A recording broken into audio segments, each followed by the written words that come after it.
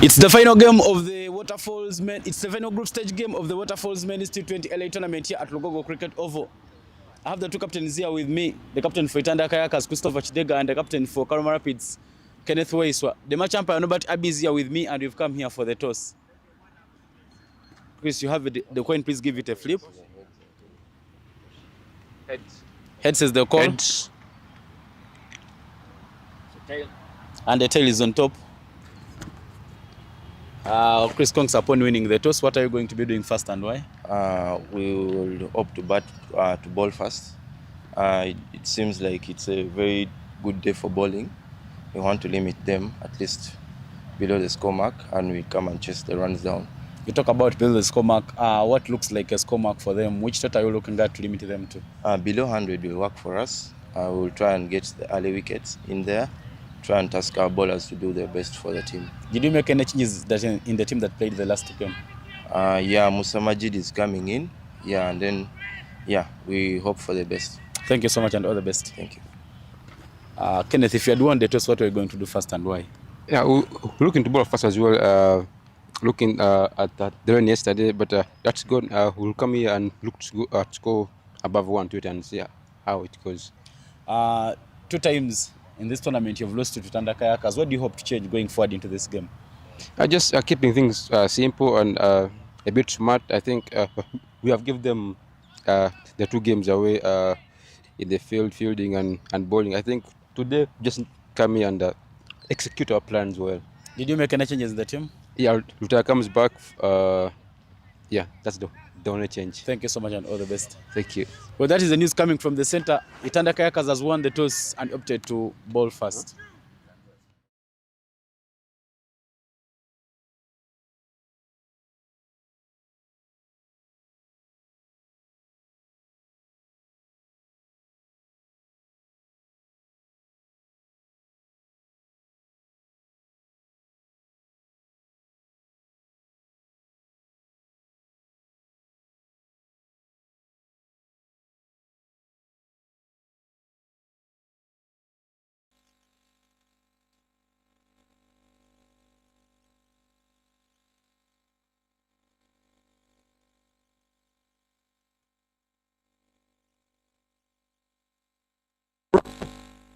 Tournament, but I'm not alone in the commentary box. I'm together with Yasin Gobi. Very good morning to you, Yasin. Very good morning, Davis Karashani. Good to see you in this new year. How is it so far?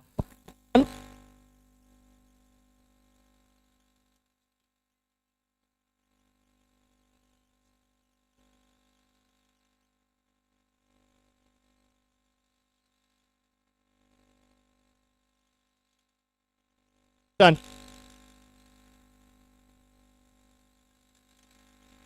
As they look to progress further into the tournament. Must be a very interesting game to start off the World Cup, keeping in mind that the allegations, the Pakistan boycotting the India game, and of course keeping in mind that the rules concerning ICC tournaments whereby the team forfeiting the game has a serious impact on their net run rate. So Pakistan knows, just in case they go ahead and boycott the India game, they don't have to make any error if they are to progress. But however, there's been some very, I would say, informal developments with the ICC informally in talks with Pakistan to see that they go on to play that game.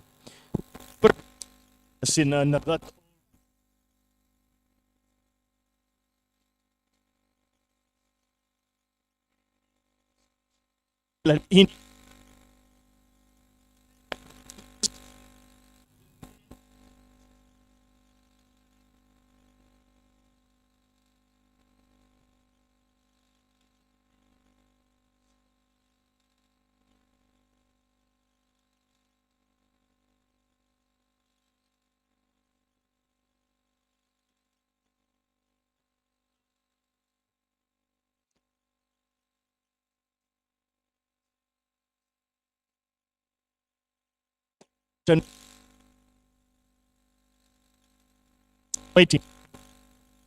just to make more spice. What especially brings more spice, Davis, to this particular fixture is that you're very well familiar with Karuma Rapids skipper Kenneth Weiser, who has been for every team. He has been quite successful there, just fresh from December, winning a championship.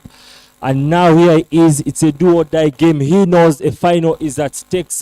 But again, Christopher Kidega alongside the likes of Steve Wabose, Pius Soloka, and then Anas Beg are there to see that Kenneth Waiswa does not go on that good run. So that creates a very, very interesting fixture.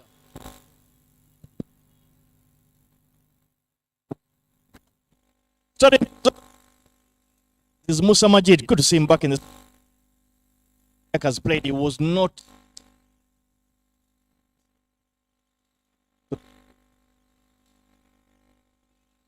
be hoping for the Karuma Rapid. No, sir. Cricket Cranes International, Ronald Lutaya is on one.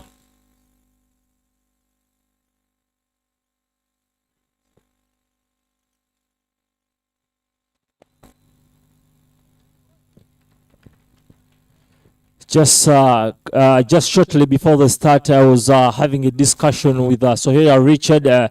He was speaking about Charles Musemeza being a one-sided, I would say one-trick pony, maybe call it that way, that is more of the one who plays the ball that gets closer to him, and that is not such a good puller. And we know now opening batters are known for being good pullers. So there he was already looking comfortable after that very fast ball.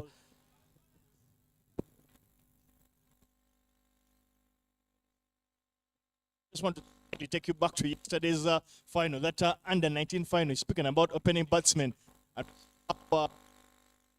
youngster from the Western Royals yesterday led for his team, of course, against what looked like a very strong English setup. For Suraj to get 175 off just 80 deliveries was not just a statement, but a statement of utmost and determination. It showed him as an individual was very brutal onto those English bowlers, ensuring that India gets 19 crown. But back to the cricket here, finally, Charles Musheza and the Karuma run scoring underway, gets that right over the infield, and mid-on picks up boundary and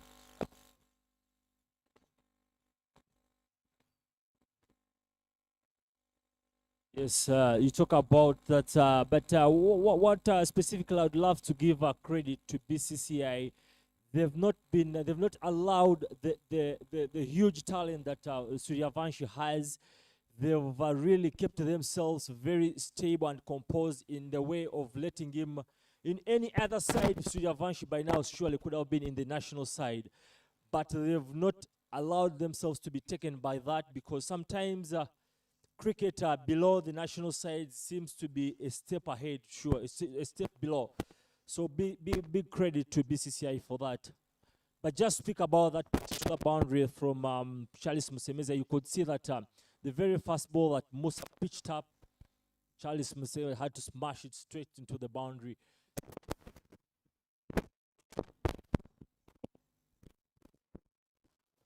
delivery to bring to one end of this particular clash. An out-and-out semi-final of sorts. The winner here plays in that afternoon final against the Bujjagali Raptors. Charles Shemiza takes a little shimmy down the wicket, unable to get bat on that one, and that brings an end to the first over in this 10-over game. The Karuma Rapids are 4 for no loss.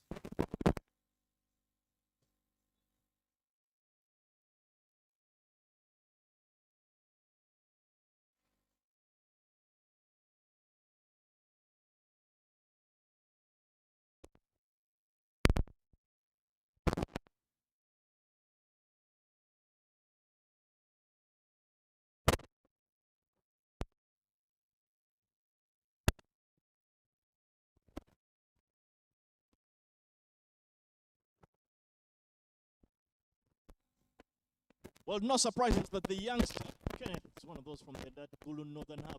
He's been one of the revelations and the finds of the tournament. He will be opening the bowling from that shell end. He'll be hoping that in this particular clash can actually put in the big performance that the Itanda Kayakers need to to ensure that they get into that final that will be played in the afternoon. It's had a very good tournament. It's very impressive. Good action. He's got a good gather, but more importantly, just the smoothness in his run-up and his approach to that bowling crease. It's testament to the good work that has been put in by the coaches and those that are in charge of that Northern Hub. Great test for him. He will be up against Ronald.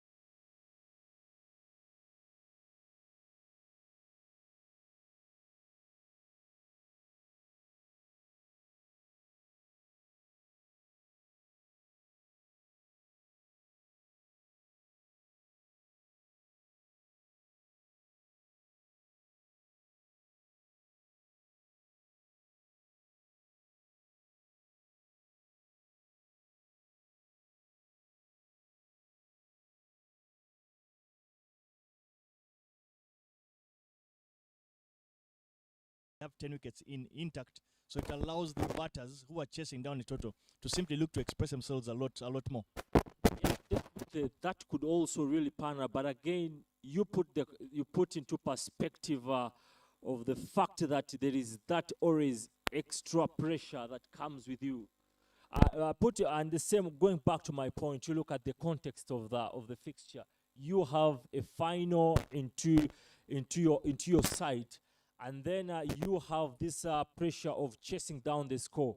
So definitely, I would really go for batting first. We're already starting to see a bit of signs of wear and tear in the wicket. Felt Ronald Lutaya might have been a little bit too early in that shot. Ball starting to hold.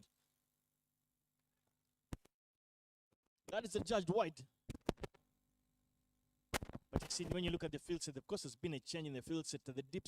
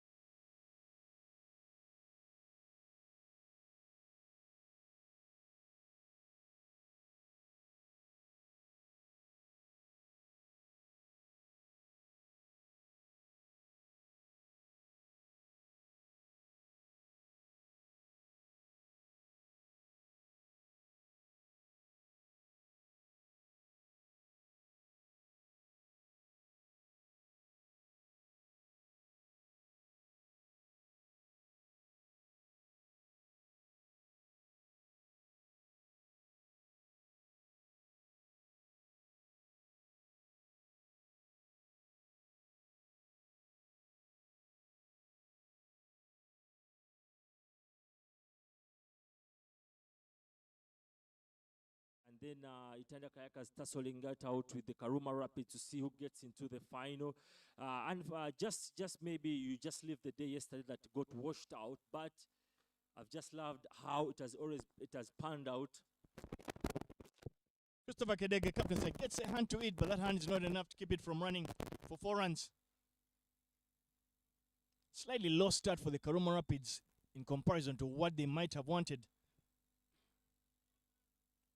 But in walks Brian Asawa, walks in at number 3. He's had a bit of a quiet tournament, especially for a player that has been on the rise. You felt he might have used this tournament to try and remind people about his name so that his name is part of those in the selection debate. But he'll be hoping to do well, especially today in this semi-final and the afternoon game if they manage to make it there.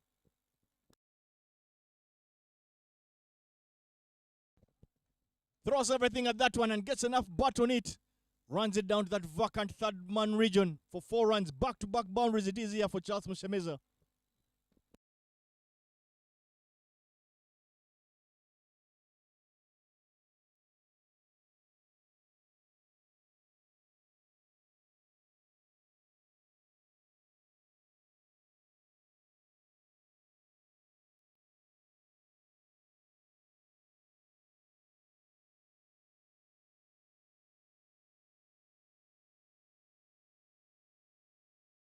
There again, Musemeza Charles continuing to pounce on anything full, anything in his hitting arc.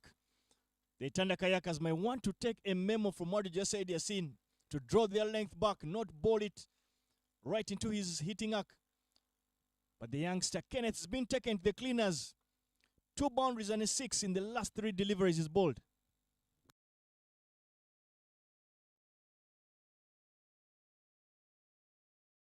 Just to give them the feel of what is yet to come ahead of him.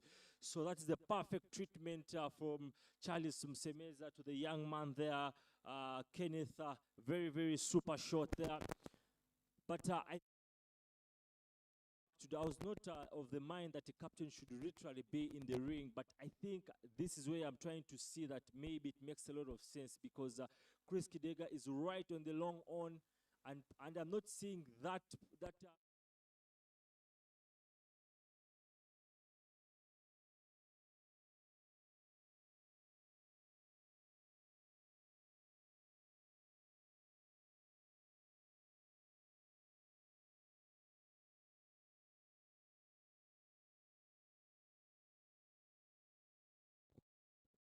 Great insights there, Yasin. But I like the fact that the youngster, Kenneth, has actually drawn his length back. He's recognized that he's being smashed for following anything full. So for me, the intelligence to know that then I need to change something, and perhaps he overcompensated, bowled a short ball and went for wide. But finishing off his over with that dot ball brings an end to the 4th. The Karuma Rapids are rapiding away at 35 for 1.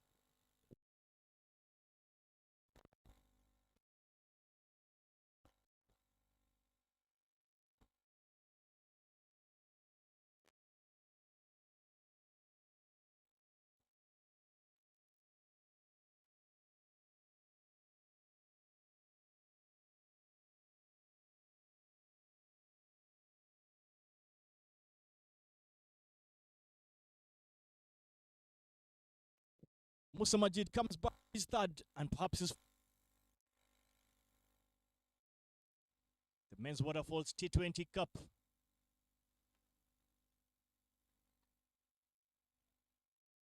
It's had good returns so far. He's pulled that back of a length, you will say. He's learnt his lesson. Last time around, his last delivery in that second over, he bowled 2 full and Charles Musemeza hit it right over his head into the screen.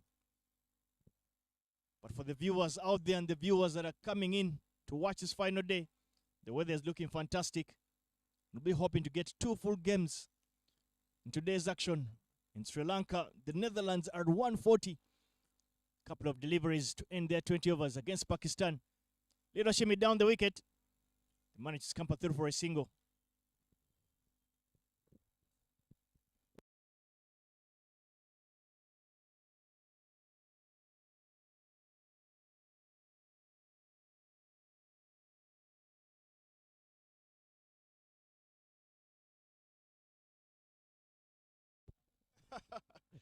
Well, perhaps you probably read my mind. I was probably going to do that. But you get a feeling that whoever made their way yesterday to the Harare Sports Ground got value for money following the quality. And there it is, another short ball. Yassini spoke about it. Only gets height on it. And the gentleman there, Simon Sessas, he completes an easy catch to get rid of a hot blazing Charles Mushemeza. The Rapids lose their second.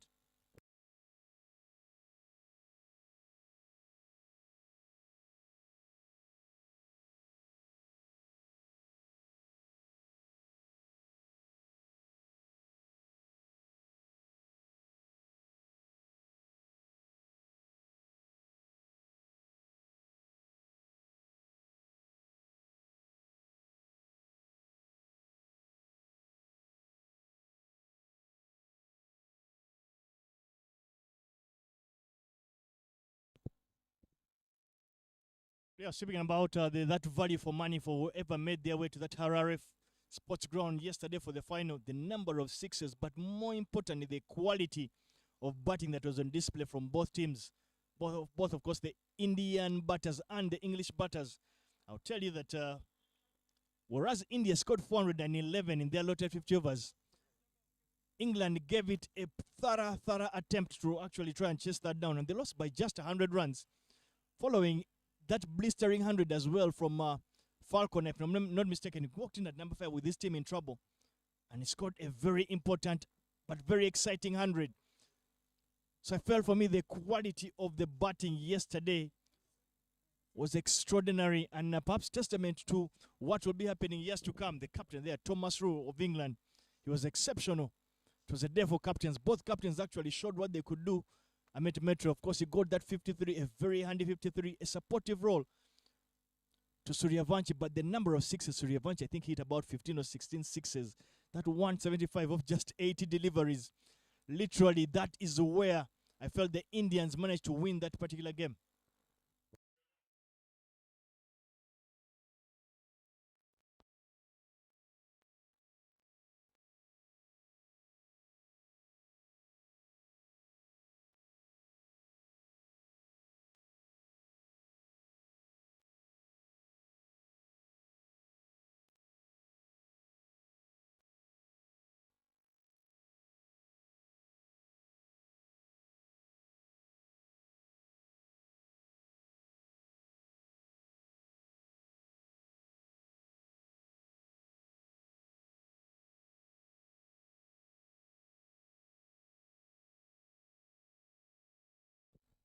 Well, back to the cricket, the second of the men's Waterfalls T20 Cup.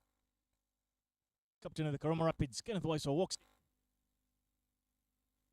Beautifully balled there by Musa Majid, beats the out edge of a big booming drive from Kenneth Waiswa. Listen, do you feel the wicket, the fact that the wicket has been used for, I think, four match days in a row, do you think we're starting to see aspects of wear and tear in it?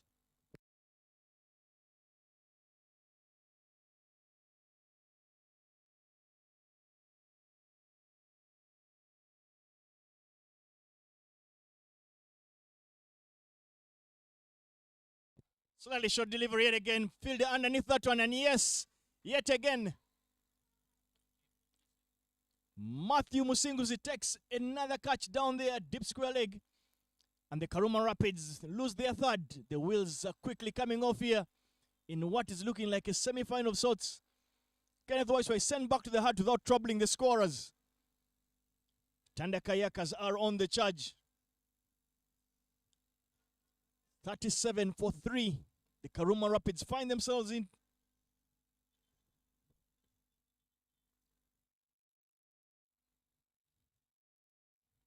That's been a very high traffic area. That area, deep square leg.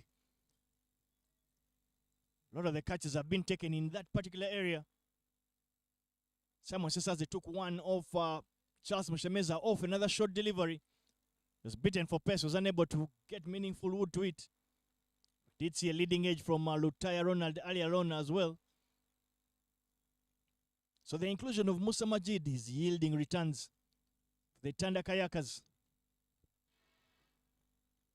In walks Kakuru Saras with work to do for his team.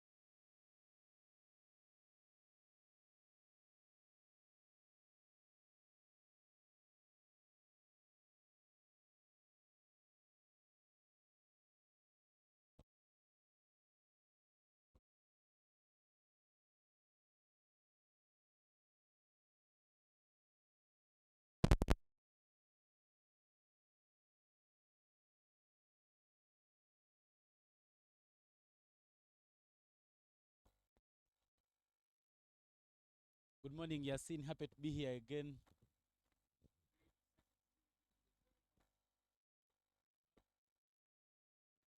The new year has been so good, but despite the new year being good, 37 for 3 is not a very good position for the Karuma Rapids.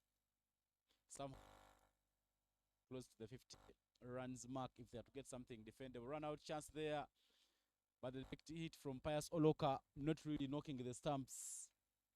Not sure why Cyrus Kakuru and Brian Asava are under some sorts of pressure.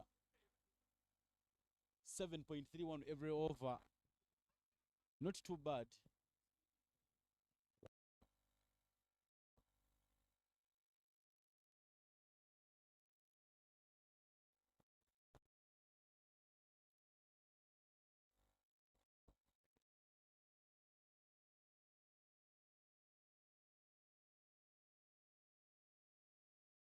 Straight back to the bowler, and you could see and you can see the way pressure is, as you've said it earlier on. You can see the pressure they're trying to every sort of to bring back themselves into the game. You could see that rushed decision from Asaba, wanted to sneak in that single. What do you see moving?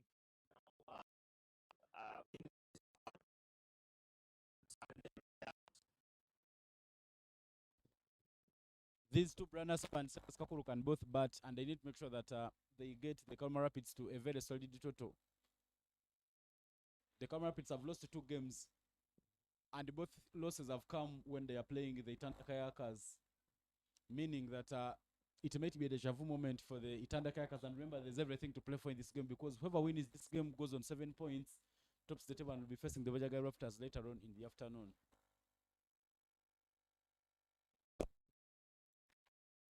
From Brian Asava. The previous ball,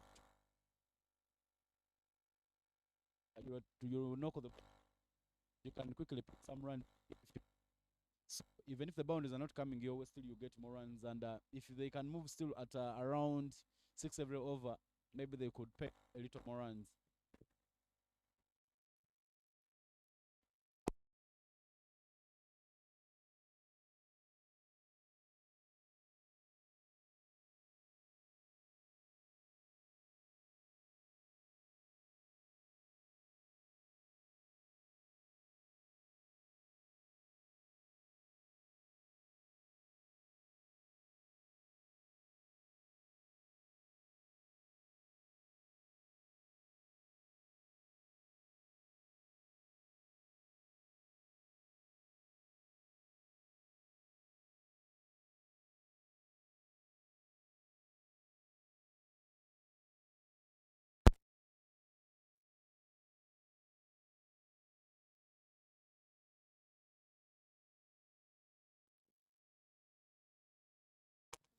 There will be a bowling change. Christopher Chidega, the captain for the Itanda Kayakers, tossing the ball to Abrez Mir Ali. Abrez will be coming to bowl, replacing Mosamajid Ramadan, who's done a fine job for the Itanda Kayakers, picking up 3 wickets for just 16 runs in 3 overs.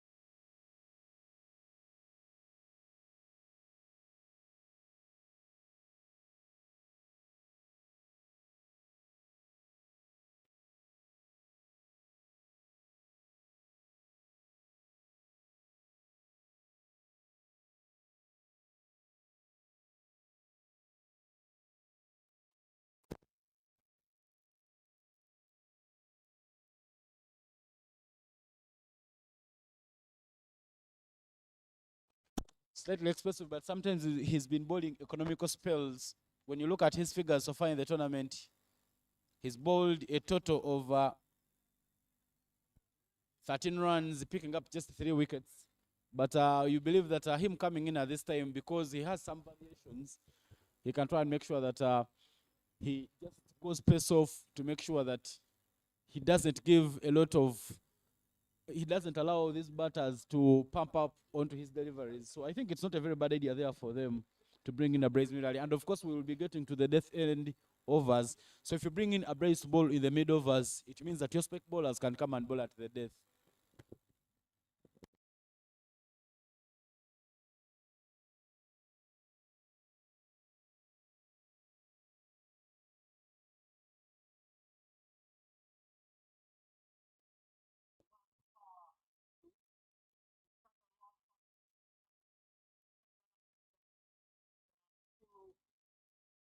Yep. Cyrus Kakuru, he goes down on one knee and make sure that keeps square leg and deep mid wicket to make sure that he brings up a boundary there for the Karuma Rapids. In the previous over, there was no boundary, so somehow Cyrus Kakuru and Brana Saba feel that this is the over for them to make sure that they make amends for the previous over.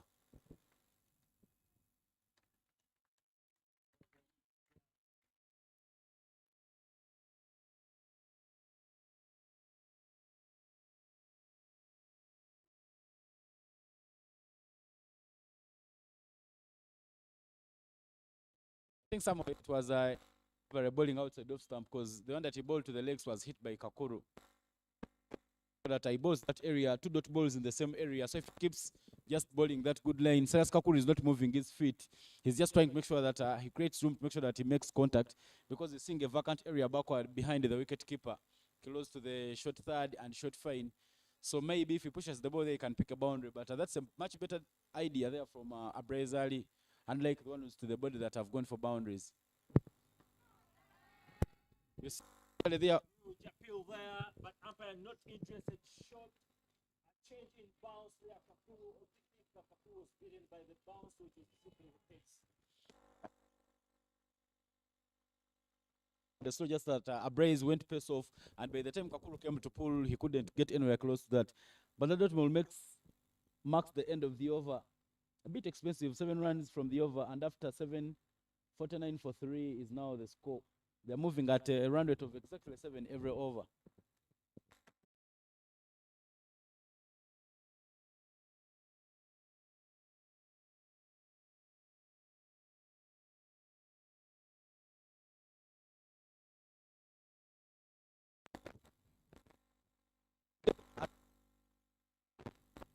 A winner here will make it to the final and will face the Bujjagali.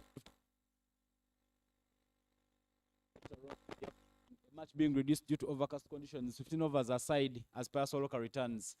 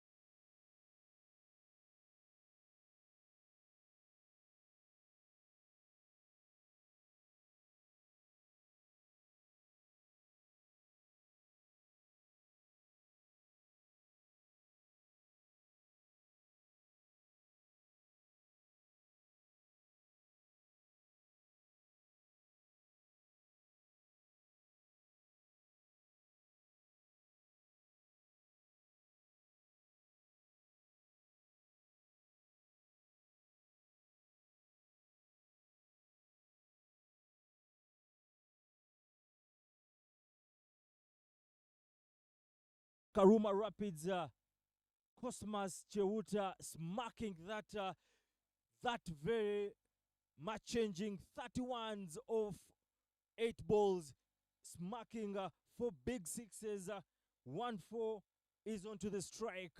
Is that danger? Are we seeing another turnaround for the Karuma Rapids with the Cosmas onto the strike? Good idea there from Pius. Rapids.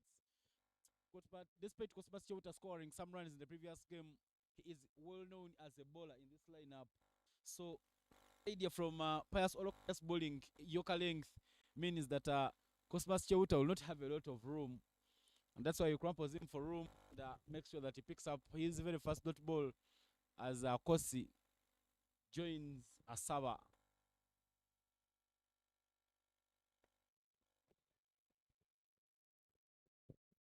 Shot there, smack towards long off and managed to get one. Ivan, you speak about Cosmas being known as a bowler. We've seen bowlers taking teams over the edge. We just see the concluded Ashes.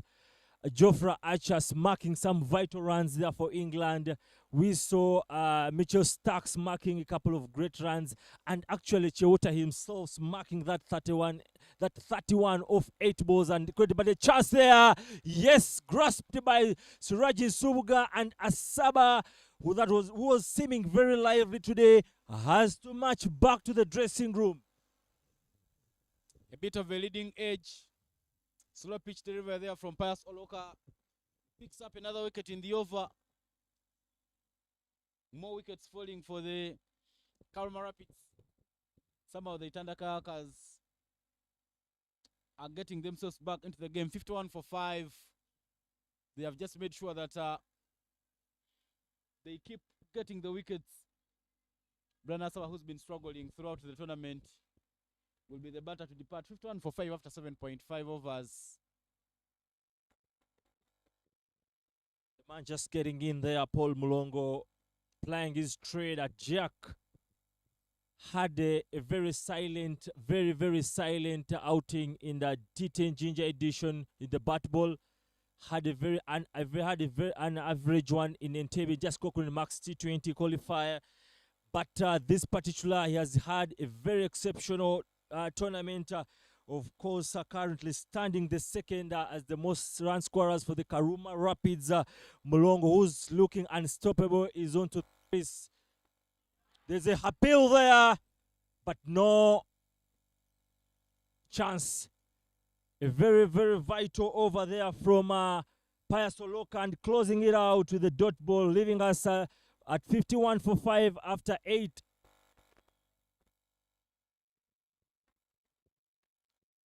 Fine over there from Pius Oloka. He just given away 2 runs, picking up 2 wickets in the over. He is so far bowling so well for the Itanda Kayakers. He so far bowled 2 overs, he's posted 5 runs, and he has picked up 2 wickets. The run rate is now dropping down 6.38. This tournament is sponsored by Nyakasura Alumni League, Scope Energy, Raj Gas Pro, Laika Mobile, Cricket Uganda being the organizers of this tournament. Bowling change. Bowling change. Will now get the ball up early from the Ginger. Ivan Sajabi, you've watched, I guess you watched a lot of cricket happening down in Entebbe in 2025. And you saw a lot of teams batting fast, but now we're having a turnaround in this particular. I don't know if it's just the new year, but we're seeing so far there's a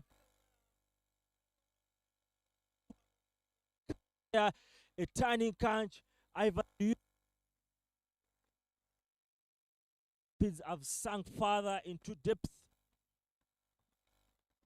That ball was drifting away from Cosmas Cheuta.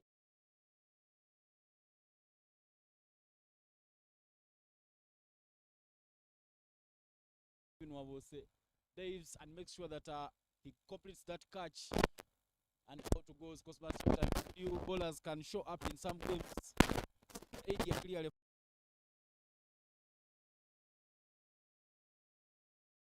is more of a batter, so they brought a bowler to try and make sure that they up the scoring rate. But nonetheless, Cosmas Cheuta departs 51 for 6 after 8.1. First wicket for Christopher Chidega as he comes into the bowling attack. And Ismail Munil is the new batter in for the Karoma Rapids. And you should have really spoken that very slowly and lowly, because the moment that message reaches Cosmas Cheuta, next time you're into the crease, balls, I feel, oh, there's a short ball there. He must be hurt. He must be in pain there. Must be in some serious pain there. Not nice images to really see. Yes, getting down there.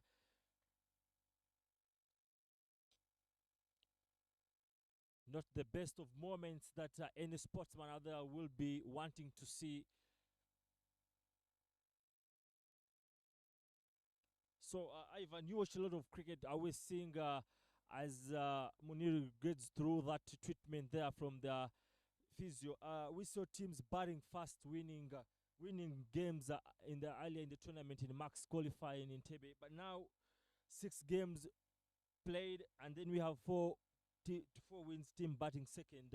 What do you see? What do you think could be the result in this panning out? And 2 wins for teams batting fast. I think somehow when the team bats fast and puts a total on board, it becomes a calculative, it gives the advantage to the team chasing, because somehow you know what you'll need in every over. So for you to win fast, when you look at the games that have been won fast, they have been in those games where the Bujjagali Rafters have been scoring many runs.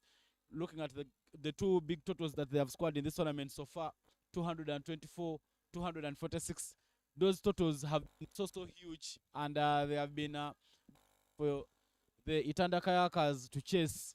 But now looking at the games between the Bujjagali Rafters, a big opening between the Itanda Kayakers and the Karoma Rapids, Itanda Kayakers have won both games chasing. So meaning every time they give the Karoma Rapids a chance to bat fast, they make sure that they get early wickets, limit them to a very small total, then they come out and chase that total. Interesting insights there from Ivan Sajabi.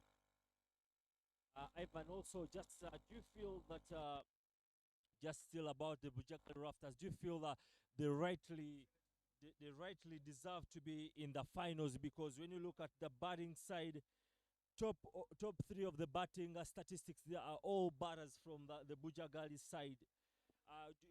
Do you really give them the honors or the credit for being into the final? Yeah, somehow when you look at the Raptors have been batting in this tournament, they have always been making sure that they get very huge totals. Olipa had 174 runs, Fadim Tagan 166, and Obia Robinson 161. So these batters have been making sure that they take care of the net run rate for the Bujjagali Rafters. Karoma Rapids also has Charles Musemezo has 145 runs in position number 4, and it's only Itanda Kayakers and Aspeg who has 104 runs. But now Ismail Munil has gotten medical attention and will be coming back to play. Christopher Chidega there will be bowling again to Munil Ismail.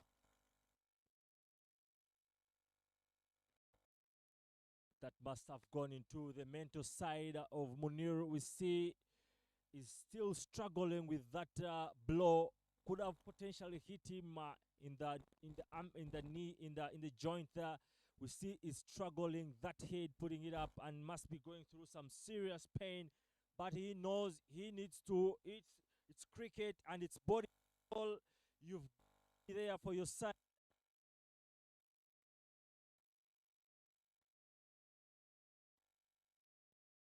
Slower ball, taken the bait and up in the air, comfortably taken by a brace. The Itanda Kayakers sailing and sailing.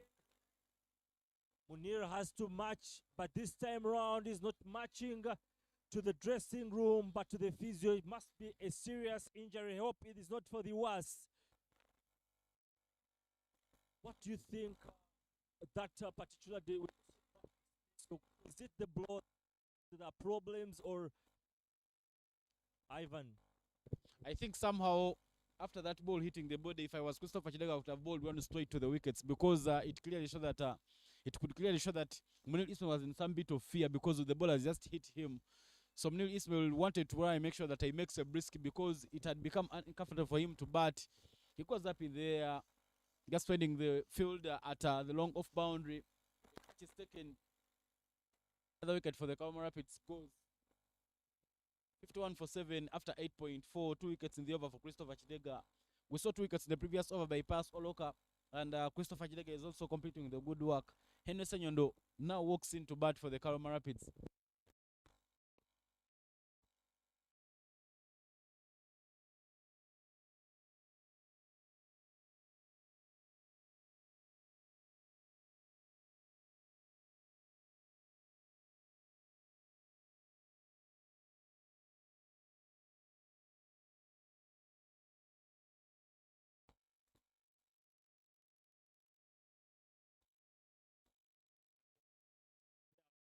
Chidega straight to the wicket keeper, leaving us at 1 ball from the particular over. A fine over there from Christopher Chidega. He hasn't considered any runs in this over. And when you see the area there from Henry Sonyo, he's not moving his feet, he's just trying to hold the ball with his bat. He can quickly give edge one to the wicket keeper. Earlier on, so Stephen Wabose taking a blind of a catch in this game. So don't need to test him. And that will be the final ball to complete the over. This time round,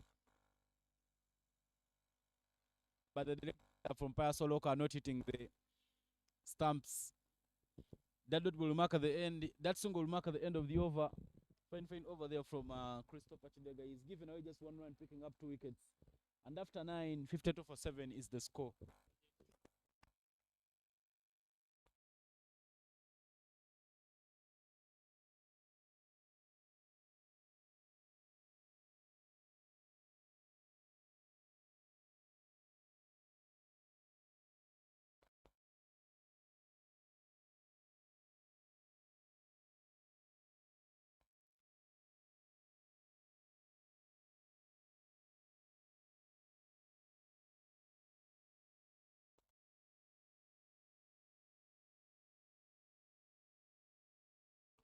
Karuma Rapids are seeming the position no return, but saying goes that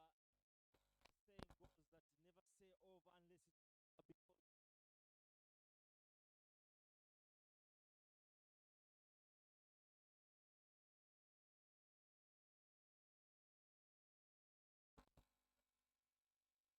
Karuma Rapids and just to keep in mind, Mulongo was getting in the danger zone.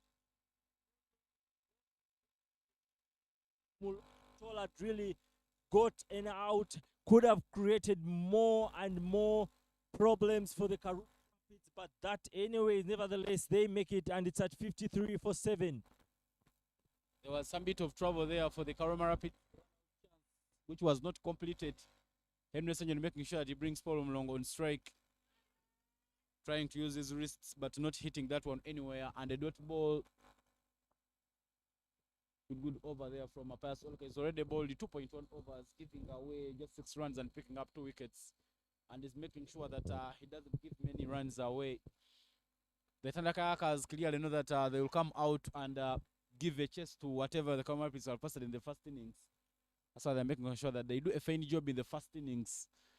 At the toss, Kenneth West was looking at a total of 120. But as it stands, it will be hard. That is edged, but passes past the wicket keeper. A bit of a dive from Stephen Wabos and a chase from Bryce Mir Ali. But that will have enough legs to run to the boundary. Welcoming boundary for the Kalama Rapids as they now keep trading on.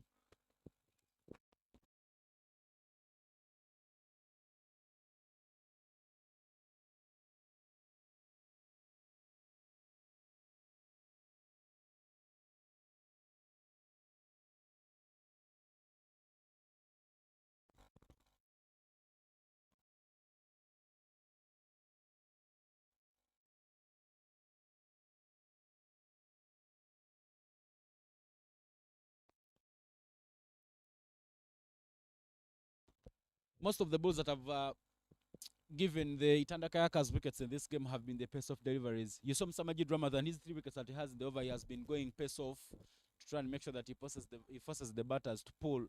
And most of the balls have been left there and catches have been taken. You look at the dismissals for the Itanda Kayakers in the game. Most of them have been catches and the result of pace off, but that is very straight, hit like a roller. The two fielders at long on and long off will see that one, dissect them. Another boundary in the over there. Polo Mulongo somehow making sure that he keeps the Karoma Rapids alive in this game. Has been a very vital of the Rapids in this overs. To look at the couple of matches he's played, putting up those big important runs there in the middle.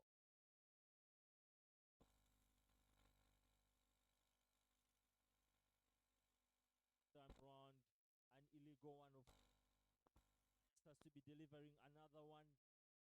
So very good decision there. Credit has to be given to the change in bowling. Raise the lead from the Kampala Road and Soroka waiting a great turnaround for this. Final ball of the over driven to the cover, to the covers to give them just 1 run. That single will mark the end of the over. A very fruitful over. 11 runs from this over, and after 10, 63 for 7 is the score.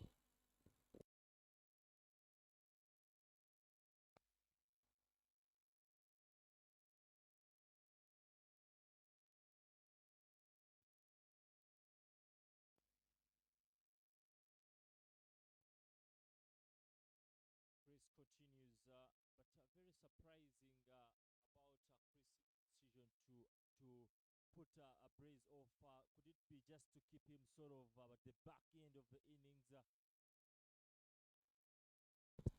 I don't think that may not be the idea for Christopher Chidega. Keeping a brace mere early. Chidega starts with the bounce delivery, and that just gets to the edge of Paul Mlongo's bat. Paul Mlongo is swinging at everything, and out of nowhere he manages to start the over with a boundary. Fine work he's doing for the Karoma Rapids. Brace Ali's only over went for 8 runs.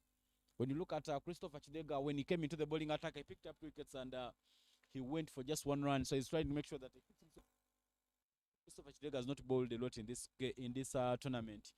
He's been playing as more of a batter, so somehow he's trying to make sure he does the work for the Kayakers.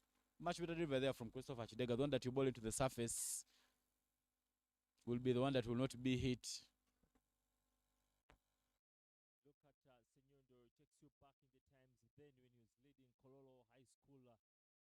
Big-time champions in the school's boys cricket tournament. I remember vividly, of course, my playing times alongside him. Of course, serious rivals, him at Kololo, me at St. James. Used to be such a match with. We yet to see him do that back in the time trend. Up in the air, yes, but no. The call for 2 runs, a possible run out. Big shout there, but nobody being not interested. Yeah, good idea there from Musa Majid Ramadan taking a shot at the stumps, but somehow you feel that there was a lot of distance for Henry Senyono to make ground at the wicketkeeper's end, call it the striker's end. So if the threat gone that end, maybe there could have been trouble for the Karoma Rapids, but that's a very good running between the wickets. Henry Senyono and Paul Mulongo just making sure that they push to pick up that second run. Henry Senyono was an opening batter back in the days, but then we see change in trade every time players make to the national team. And could you have made that run easily? A slower ball there, but wide. You're still talking about the batters changing their trades. I remember Simon Cesars in 2014 and 15 was the best bowler, but currently he's operating as the opening batter for the national team. So somehow when players make it to the national team, they tend to change their trades. Henderson in the national team has been batting at number 11 because he is more of a bowler. So at the national setup, players always tend to specialize. Good stuff from Ivan Sajabi. But just again, could you have made that run easily, Ivan, yourself? How do you rate yourself? Maybe yes, maybe no. But that's a fantastic short ball from Christopher Didega, sticking to the short ball and exactly the play now.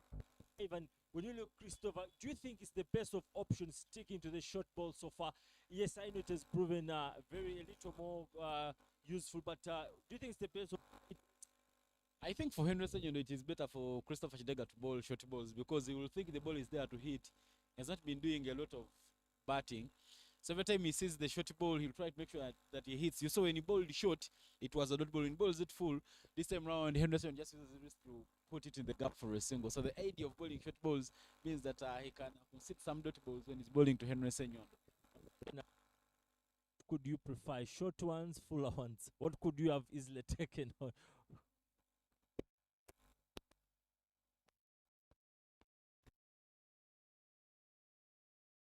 I think the shorter one is a much better delivery because it has been paying for the Itanda Kayakers.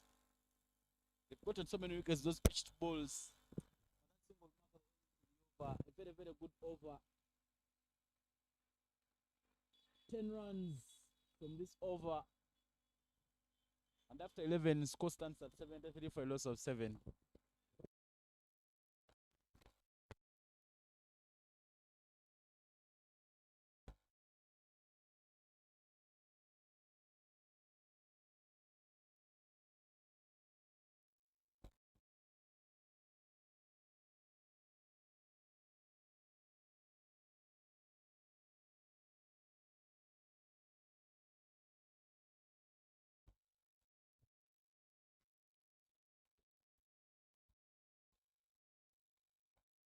Matthew Musinguzi gets into the attack.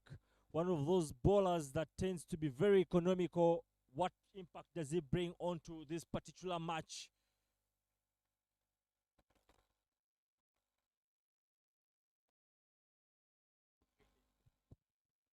First time we see a spin into this game, Matthew Musinguzi starts with a short ball.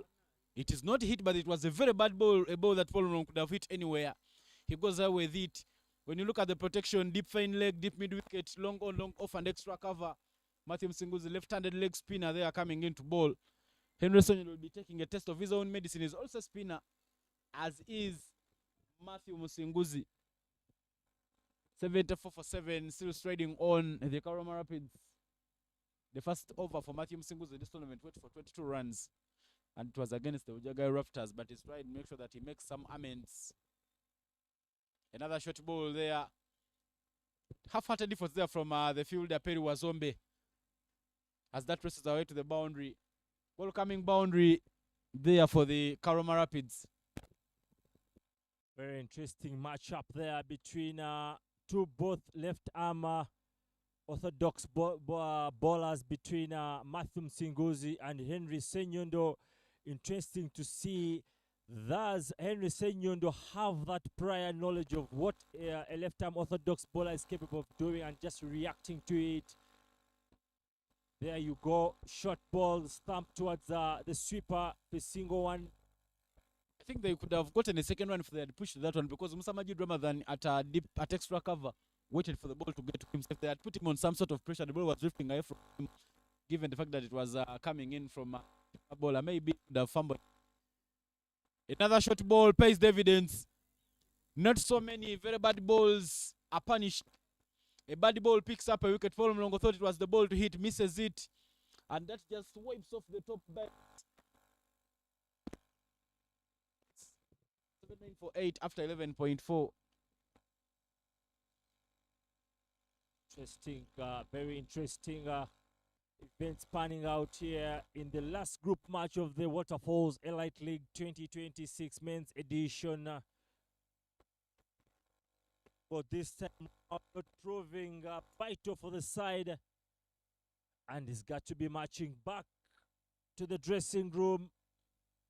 Are we seeing the Itanda Kayakers planting their foot into the finals that is yet to happen at the iconic Lugogo Cricket Oval? a facility, public facility with a lot of cricket happening here, tennis, hockey, and games just right behind the Lugogo, the cricket over itself.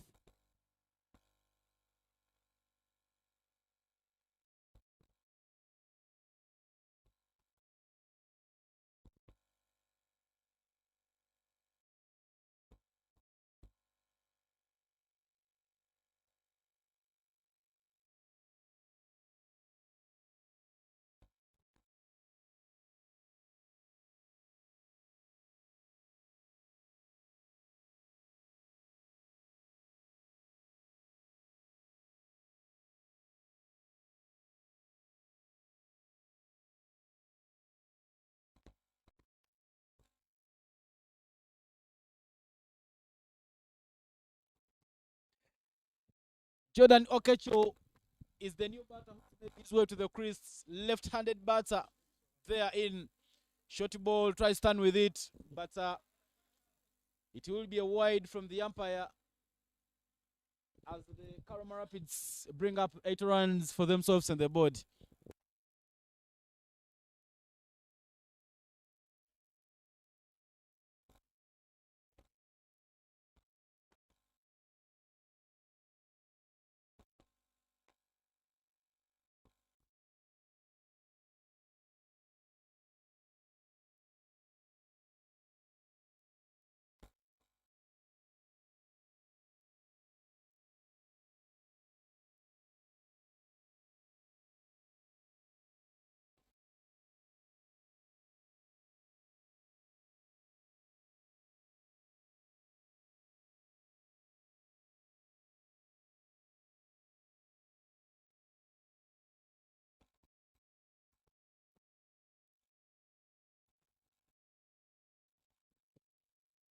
Great room and plays that one to extra cover.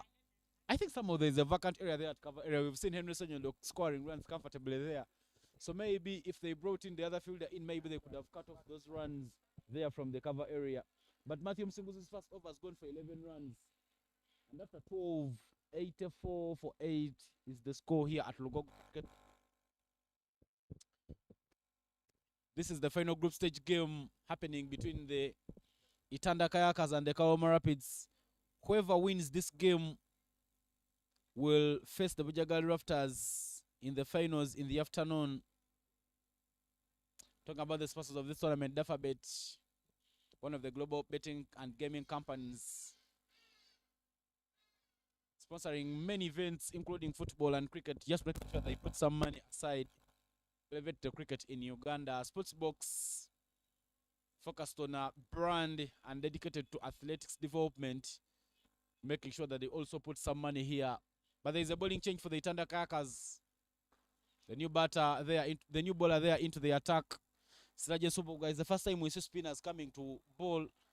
We saw the seamers enjoying the lion's share of this match so far. Dot ball there to start the over. Siraje Subuga. When you look at his field, deep square leg, extra cover, deep mid wicket, long on and long off, all patrolling the boundary.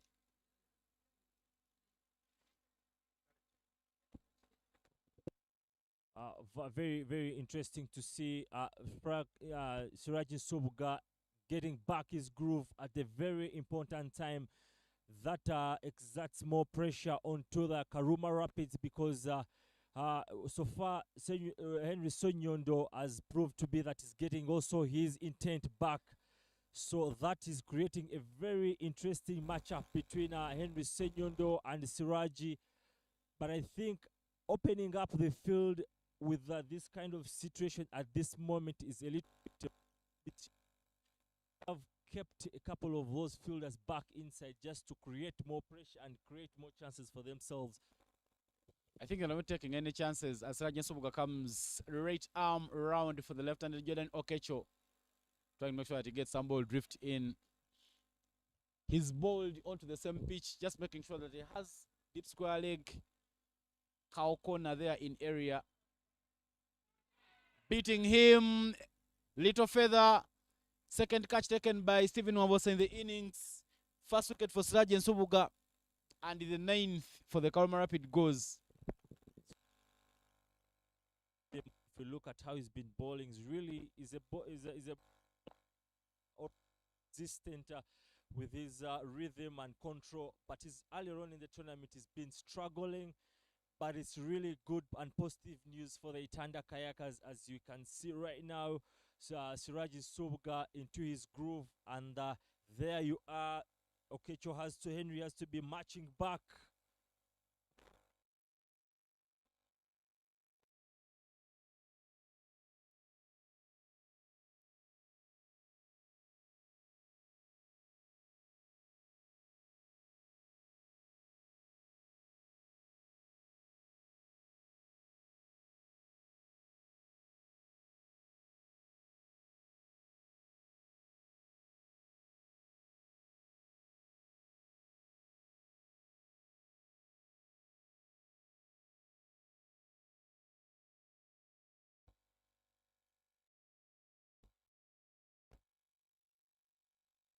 Last batter in, Felix Ochan. Not a very good area there from Felix Ochan. Just making sure that it away from his body. Could pay the dividends now.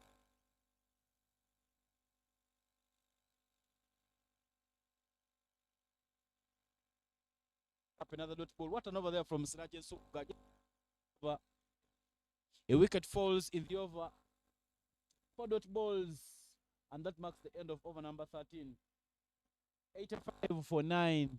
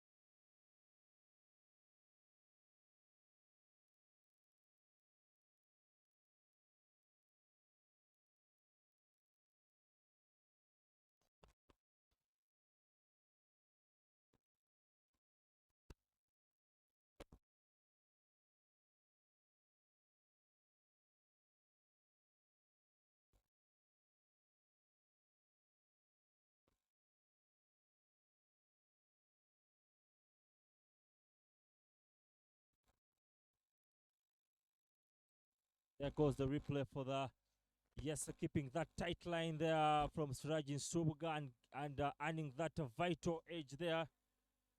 The batter was nowhere close to that ball, keeping himself back in the crease, and yes,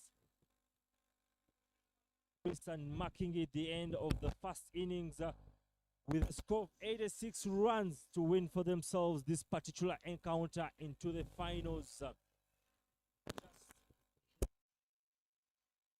Just to take you through the first innings, Charles Msemeza was proving to be very much on fire, marking that 27 runs of 15 balls, and then support there from Paul Mulongo, 16 of 11, bringing us to that score of 85 for loss of 10 wickets. But only Charles Msemeza standing out. Some bit of generosity there. But you look at the bowling card, 3 wickets from Samajid Ramadan, those 3 wickets coming early.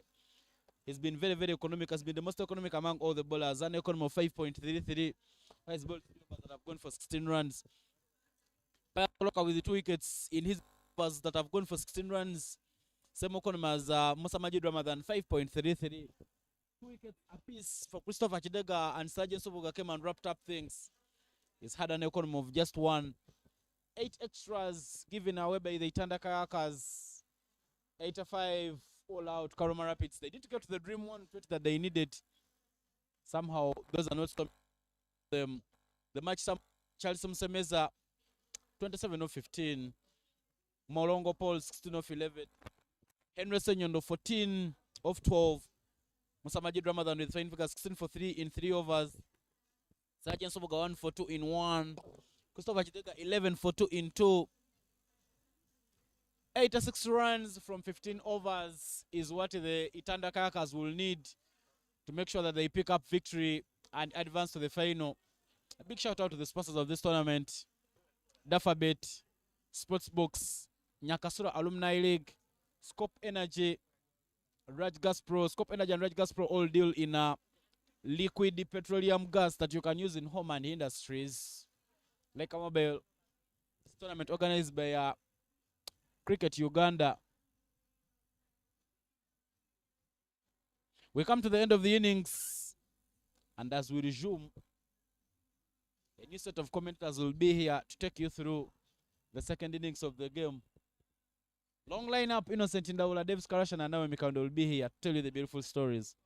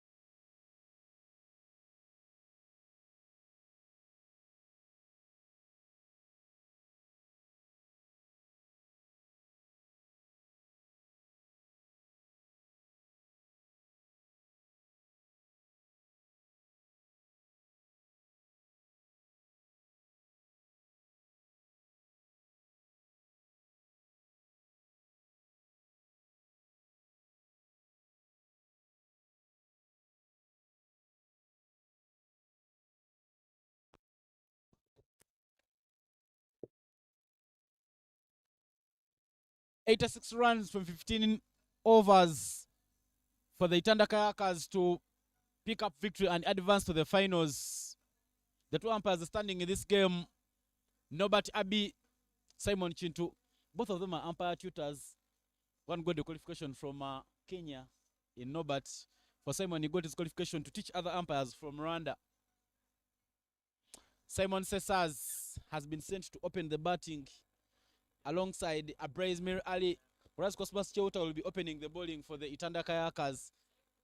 I beg your pardon for the Karoma Rapids. My name is Evan Cyprian Sajabia in the comms.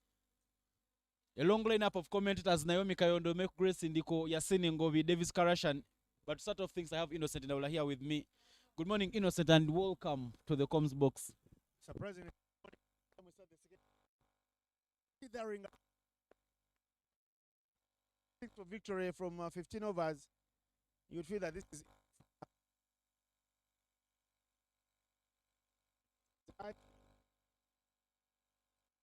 as it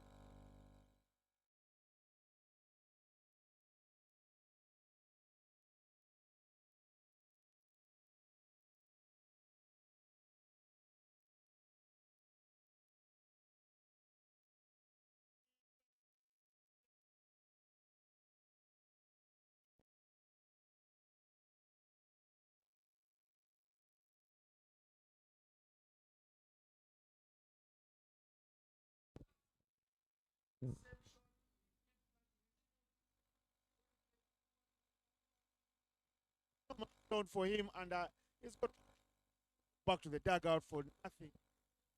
Simon Sasa is a bit lazy playing that shot. But I tell you, Innocent, this is the real start that the Karoma Rapids wanted in this game. Good work done by Silas Kakuru getting hold on to that catch. And early pressure onto the batting 11 for the Itanda Kayakers. Simon comes and Simon goes. And it parts the golden duck, but that's the replay there. The ball kept drifting away from him. Simon Sasa just keeping his bat there. I think if he had gone maybe harder, maybe that edge could have gone past the wicket keeper down to the third man for them to pick something. But 0 for 1 is where the scores stand. Karoma Rapids already making sure that they force things here at Lugogo Cricket Oval.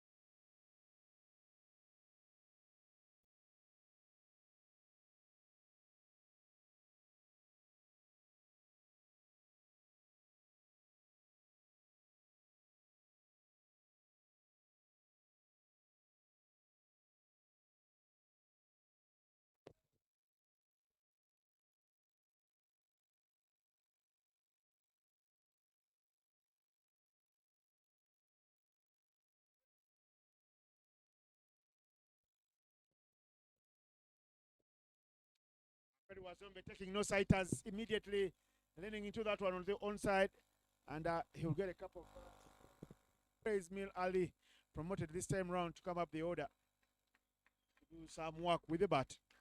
I think some of the promotion of Brazil Ali is because Devansh Patel, the son to Hitesh Patel, is out of the playing 11 this morning.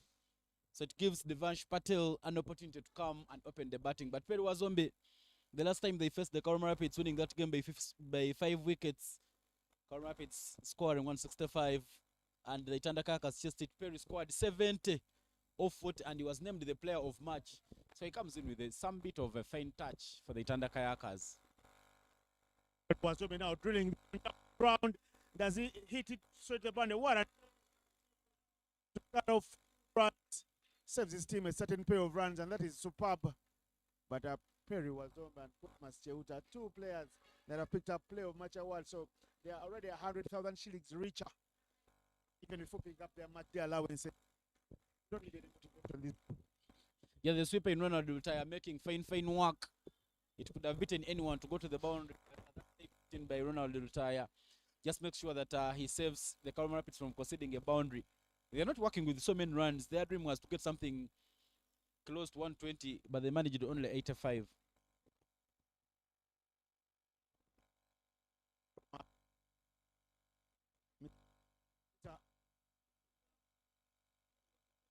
room there. I tell you what, it's both a feather, a pitch of delivery up front to this means Simon Sesazi should be looking toward the same lengths early on.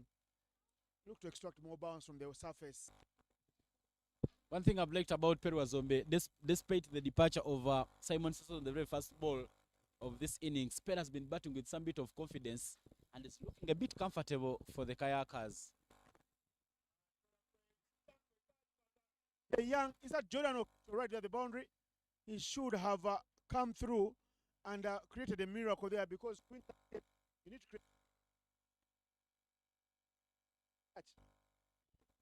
Indeed, Cosmas Chewuta will not be so happy because he feels that he has been undone by Jordan Okecho.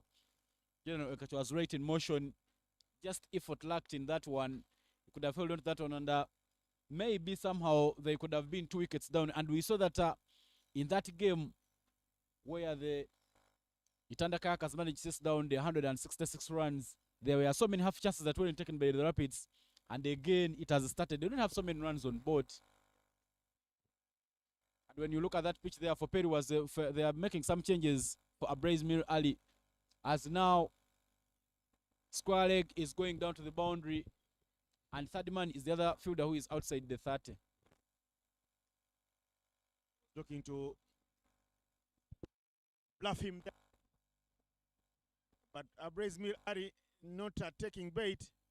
The throw from Charlie Musemeza finding Azombe sleeping at the striker's end. He will take a breather against the run of play.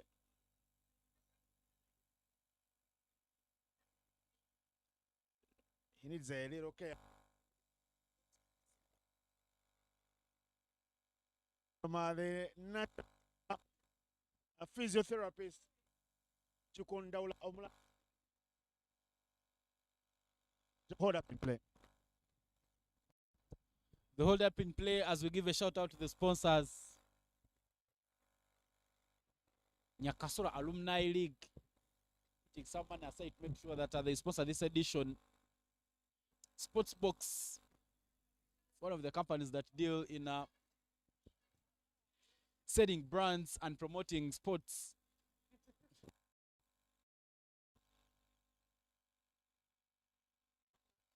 Rajgas Pro and Scope Energy all deal in liquid petroleum gas supply and distribution, installation and maintenance in factories and homes. So you need some of these products. Just make sure that you reach out to our sponsors. Make sure that you get them. Like Amabe are also part of the sponsors. And Cricket Uganda are users of this men's Waterfalls Elite Tournament. This is the final group stage game, Innocent. And the winner here will find Bujjagali Rafters waiting on the other side. A final will be happening later on today in the afternoon. I don't know why they had to dress for getting that. But looks it's good. No action yesterday.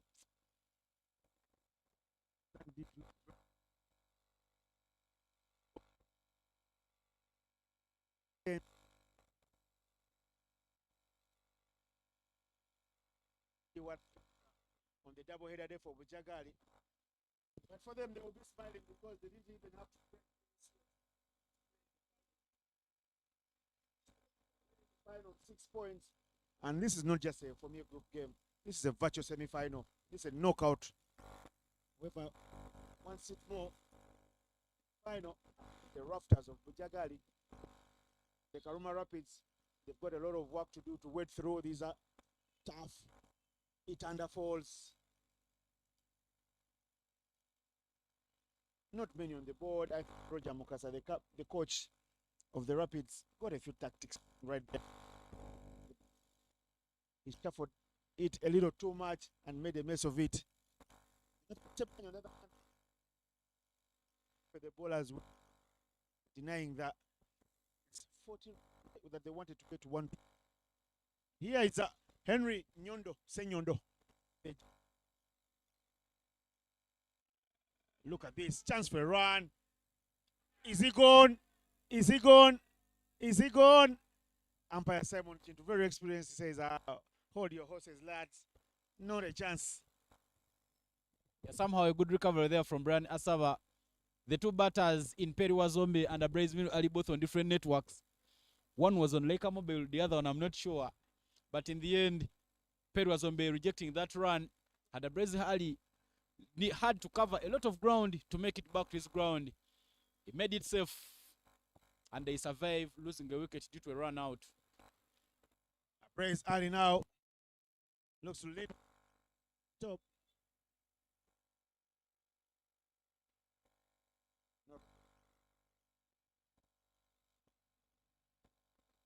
Over 5 runs.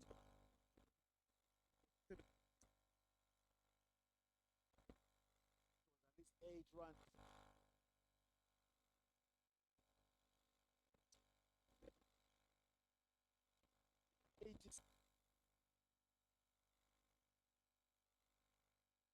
Runs on board. Emerson Nyonde is the leading wicket taker. Okay, he's tied with the 3 other bowlers, but is the most economical amongst all with an economy of 5.62. He's so far bowled 16 overs, picking up 7 wickets. And somehow if Henry can pick more wickets for the Karama Rapids early in this match, maybe they have a chance. Innocent runs on board, runs on board. You saw 6 runs coming in the first over. And as soon as Emerson Nyonde gets the ball, he's played up the runs already. Just 1 run so far from his 4 balls. Just making sure that he keeps the batters silent. A bit of advantage, but not held dearly by the wicket keeper. Even the run-out chance is not completed, but the backup very superb. Comedy of errors, many scenes happening here at Lugogo. You know, their chance. Peter run out. Took a lot of time before he reached that ball. He had all the time. This only he knows.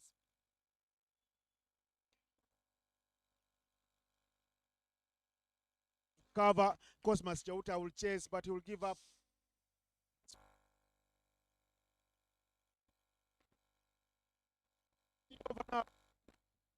Moving at 6 per over, needing 5. It's 12 for 1 after 2. Brand Sajabi has been riding the horse a little too long. Break. And I will welcome Davis Aninitwe Karashani. Morning, Davis. Morning, Innocent. Pleasure to be in the Cubs box. Pleasure to watch this particular delighted, what is turning out to be a decent enough semi-final of sorts, as both teams try to get themselves sneak into that afternoon final against Bujjagali Rafters. I felt, of course, having watched the first inning, I felt maybe the Karuma Rapids were guilty for going too hard, too soon and too early. And they ended up, unfortunately, tangling themselves in a web of sorts that they were never able to get out of, managing to only get just 86. Crawling to 86, I would say. That's a superb shot. Flicks it there with a very good hands. The intention very clear. You stray a little bit, I'll be pumping you to the boundary. Perry Wazombe with the boundary early on in the over.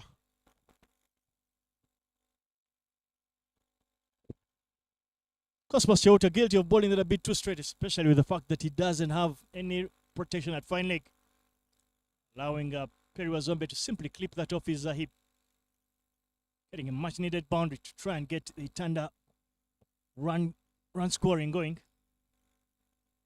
Good comeback delivery, but they managed to scamper through for a single. Karuma Rapids being found caught napping you itself, so they need to ensure that, considering they're defending just 86 runs in 15 overs, the power play requirements being 4.3 overs, they need to find out making something happen out of nothing.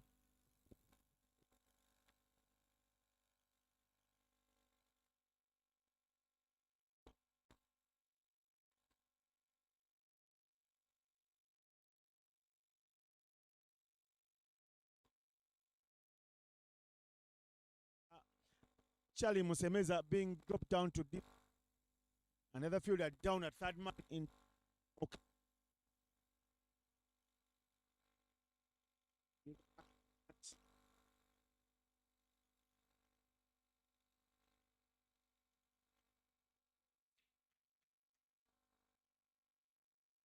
In the family, Jordan Okocho to the legend. and also quite an opening bowler for the cricket Cranes. And Henry, very proud that it's given not basketballer. Yeah, of course, kudos to him, and we will continue to thank them. We know that, especially a player like Jordan Okecho in particular, he had the option of either playing volleyball or cricket. But you get a feeling that Henry Okecho managing to ensure that Jordan opts for cricket to ensure that he yet again puts on that Ugandan yellow and red. He's played for the under-19 before, but at this particular point, he's playing in the lead league. What you'd say is the table of men, so you'll know that he needs to up his skill level. But there is a lot of learnings that he can pick from this particular working environment. Whatever she is, be very happy with what he's saying, that you know, for Jordan to play cricket, volleyball, because Alice Okecho playing for the Lady Volleyball Cranes for many years. Very good libero, very good. Of an attacker, if I remember right, but Innocent, again, just to Alice, I don't think there's even any debate about it because Jordan, I mean, is wearing the Ugandan under-19 in cricket, so really, that particular conversation could only have been won by one person, and that person is Okecho Henry. He couldn't make a very good spike of the ball, Jordan. Well, perhaps that will only happen in the next life, Innocent. It's over to you. Comes through. The chase will be on from the Gulu. The youngster will give up. Taking it more than would have loved to go. And his figures 1 for 15 in 2. And after 3 overs, this boundary was again into the body of Perry Wazombe. Perry Wazombe says, I'll take a liking to your bowling and milk you for many runs. So at the end of 3, for 1.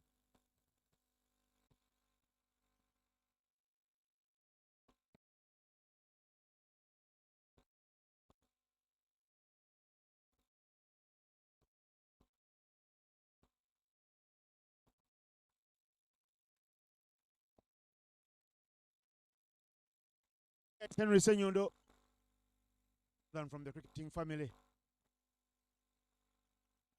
It's straight down to Cosmas Cheuta.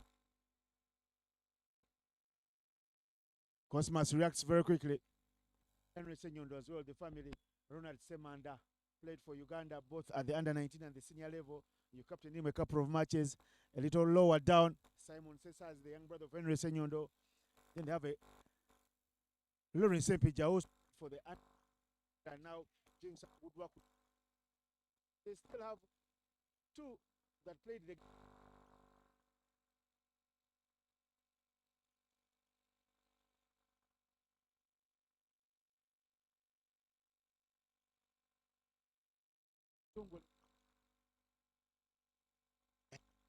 surveyor.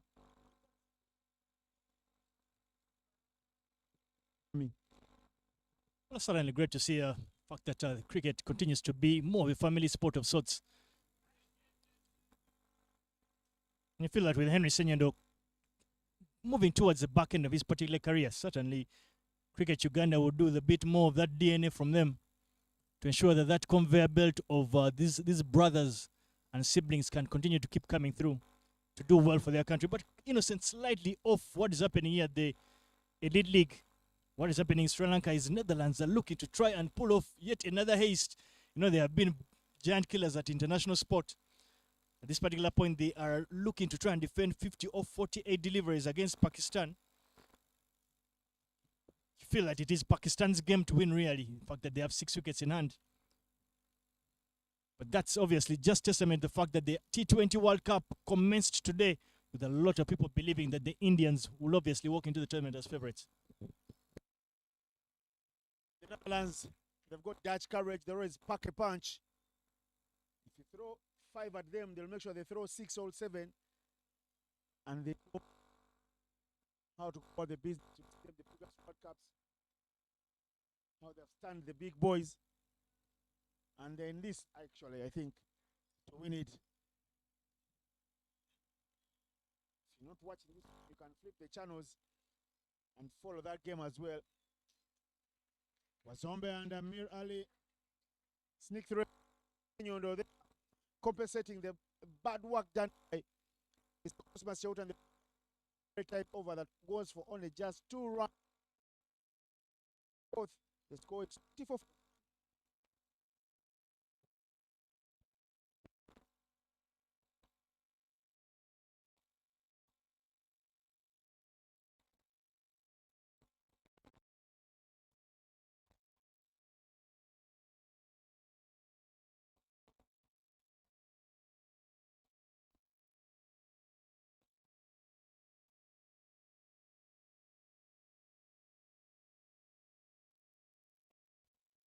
Well, and with just 3 deliveries to end the power play for the Itanda Kayakers.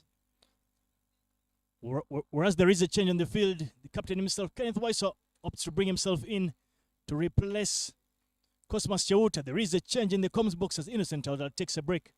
No, we will be welcoming Naomi Kayondo, former Victoria Pulse captain. Very good morning to you, Naomi. Good morning, Davis. What have you made of the proceedings so far? I am glad and happy with the passage of play for the Itanda Kayakers. I felt that the Karuma Rapids had the opportunity to put on a bigger score than they have, but they were not able to do that. And I feel that the Itanda Kayakers are in the lead in that chase, in this chase here. I feel like they are very positive. The dugout is very active. I think it will make for a good game this morning. There it is. Perry Wazombe gets height on that one. Charles Mushameza is underneath that one and completes a beautiful catch there. We did mention that for the Karuma Rapids to get a sniff of a chance, they needed to want some magic. And that might have been the magic that will start their defense of just 86 runs. Kenneth Weiser strikes on his first ball of asking.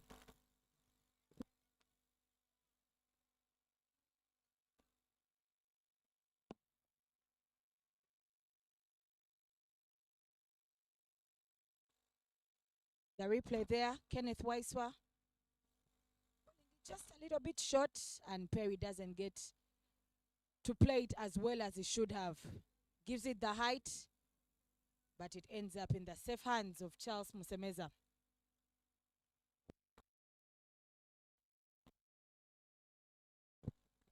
The Itanda Kayakers find themselves at 24 for the loss of 2 wickets.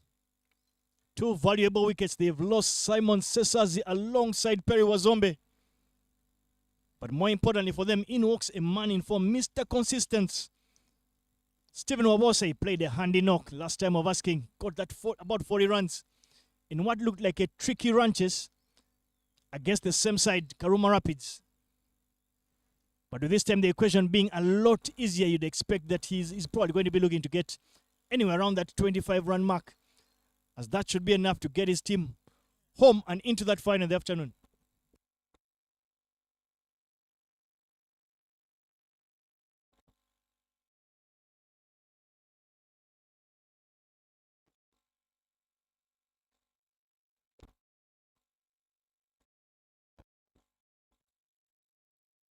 Well, as Stephen Obose takes guard, now I want to put you on the spot yet again. I know there have been quite a number of interesting ICC events happening.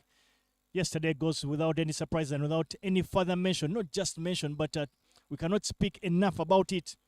411 runs scored in an under-19 final, highest ever score. But I'm sure you being an English fan, you have a lot more context to give our viewers out there. What did you make of that attempted ranches? Looking at that 411 total score posted, I felt that England had a chance to chase that score, but fell short by 100 runs. But for me, 2-3 young lads there that stood out for me. Of course, Falconer, we've talked about, but also the supportive role that Minto played, and at the back end of the chase, but also the captain himself, Drew. I felt that they put up a good display there, but it also speaks about the quality of cricket, even at that level, that low level of under 19.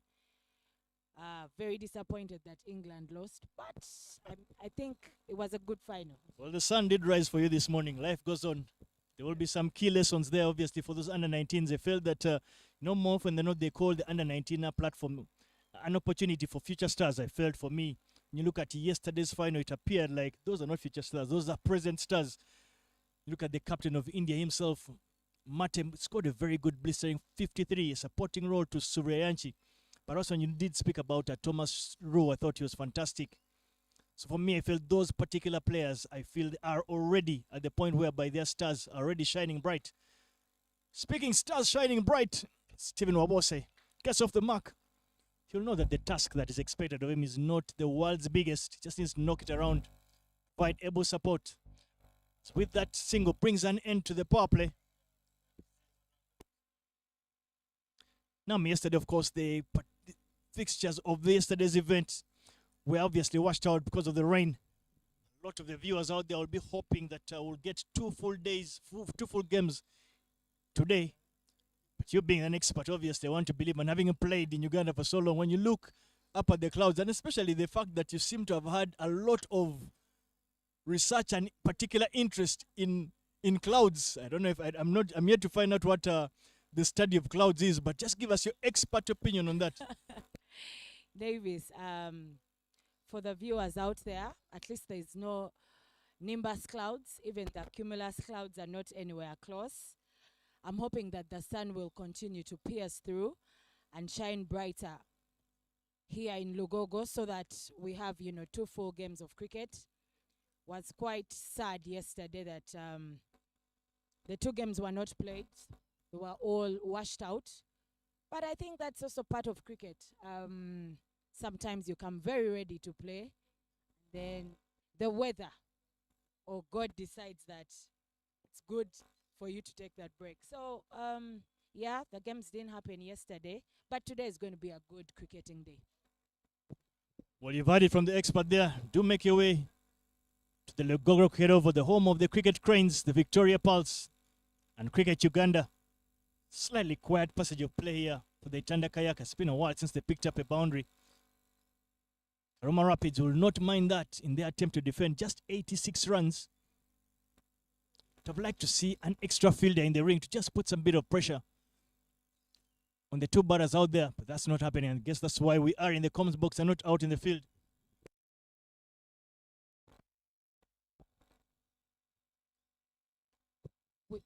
Slightly short delivery, bit too straight. Judged wide. Crazy decision there for the 2 men there standing in red and black. We don't give them their flowers enough.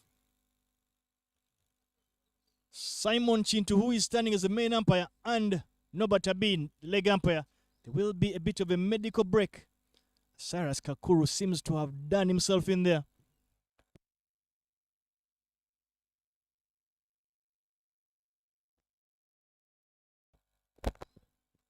Well, as they take a bit of a medical break, we'd like to thank our sponsors, Dafabet Sportsbox, Fireflies Entertainment, Scope Energy, together with Cricket Uganda for putting the Waterfalls Elite League together. We did speak about it being a tournament of both genders. We did have the first half of the event where the ladies played their tournament. The Itanda Kayakers walking away with that trophy in the second edition. Of course, they walked away with that one without the defending champions participating in it. The defending champions, in my opinion, I think, if I'm not mistaken, were the CP Trekkers. Didn't participate in this year's tournament. But this afternoon, we will be having the final of the men in this second edition of the Waterfalls T20. So to our sponsors, Dafabet Sportsbox, Fireflies Entertainment, Scope Energy, and Cricket Uganda, we cannot thank you enough. Well, the good news is that Cyrus Kakuru appears to be all right to continue.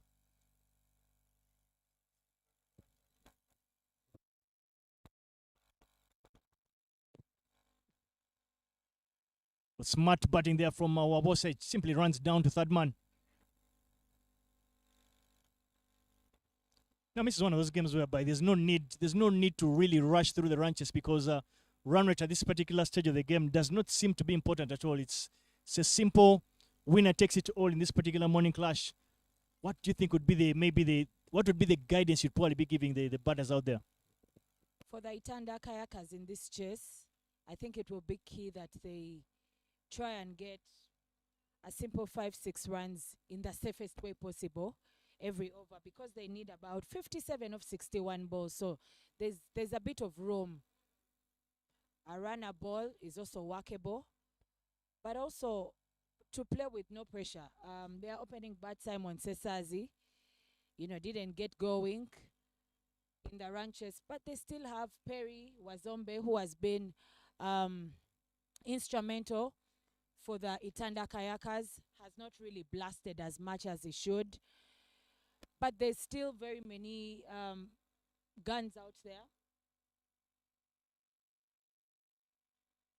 But closing off the 5th over, the Itanda Kayakers are 29 for 2.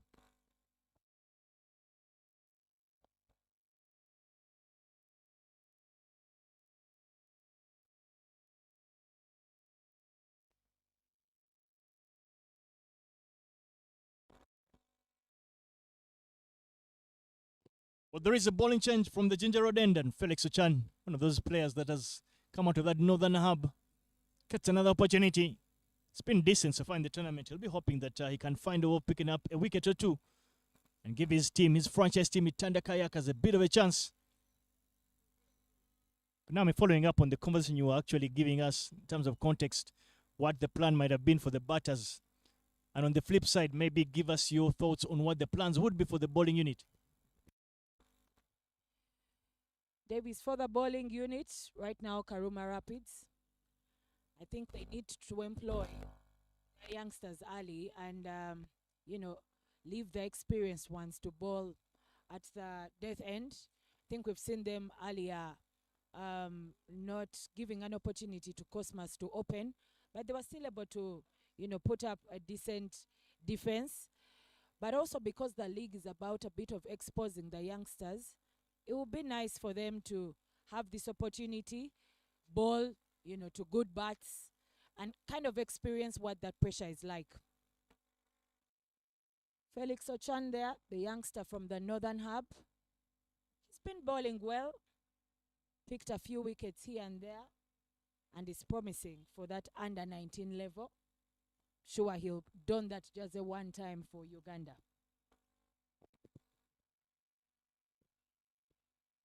Well, to the viewers out there, those that are following the World Cup itself, Pakistan need 38 runs of just 32 deliveries with 5 wickets in hand. Really, Pakistan's game to win, really. 5 wickets in hand feels like they are in control.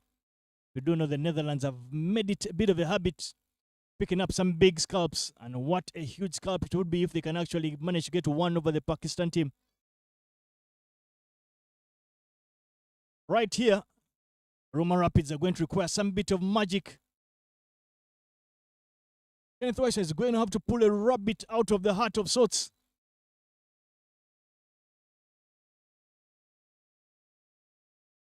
Yet again, something I spoke about, Naomi, I would have liked to see an extra fielder in the ring just to put some bit of pressure on the batters. Otherwise, at this rate, based on the field that has been set, required rate, I think, is already less than a run a ball. It will be too easy for the batters out there.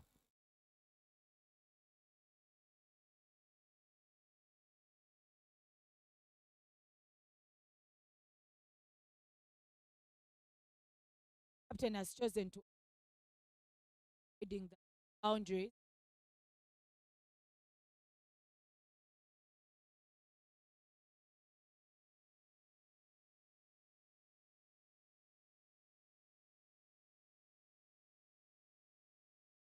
Go in comfort, changing strike.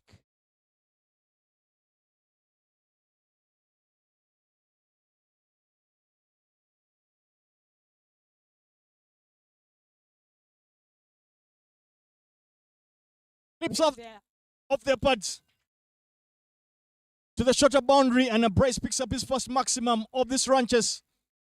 Sails over, waiting Mulongo Paul. maximum to close that 6th over.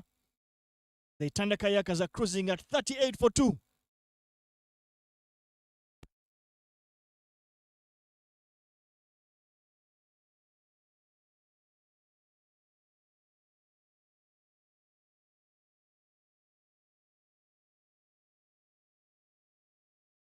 Replay.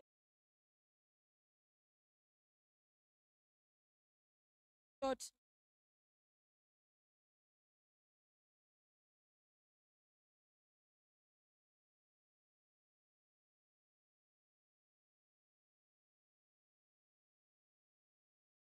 Top player as fans. These are the lessons to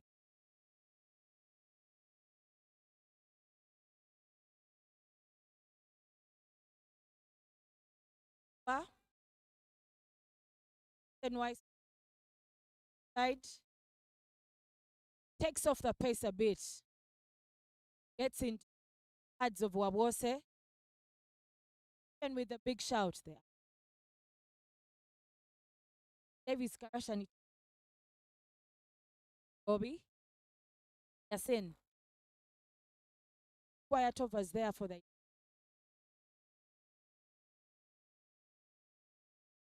Looking at the start of the tournament, Abrez has been kept silent, and he's been batting, I think, around number 6, 7.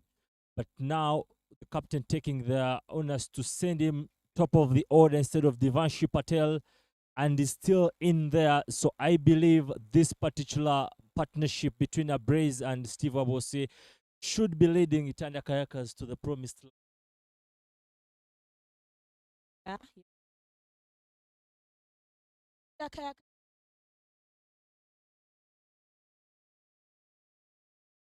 Yeah. When you see Steve Wabose, they are single-handedly bailing out rounders from sinking to the second division with his calmness, so it doesn't give you any surprise. And also Abrezali trying to bring himself into the tournament. Very crucial stage, no surprise. to be Dali plays that one to the slightly wide of cover region. Comfortably take that single. Rocking back, Abrez Ali getting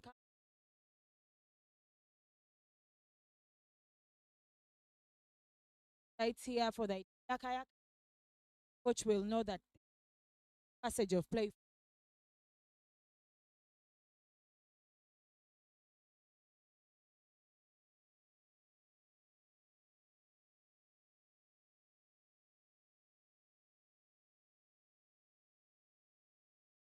Kenneth Weiss were there bowling Wabose.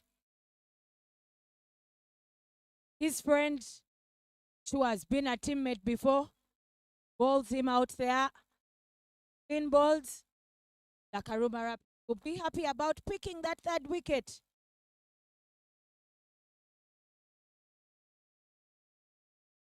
Well, Steve Wabose through there walking back, but inside his mind, he knows the sort of impact he's having on his own dismissal that it has onto himself.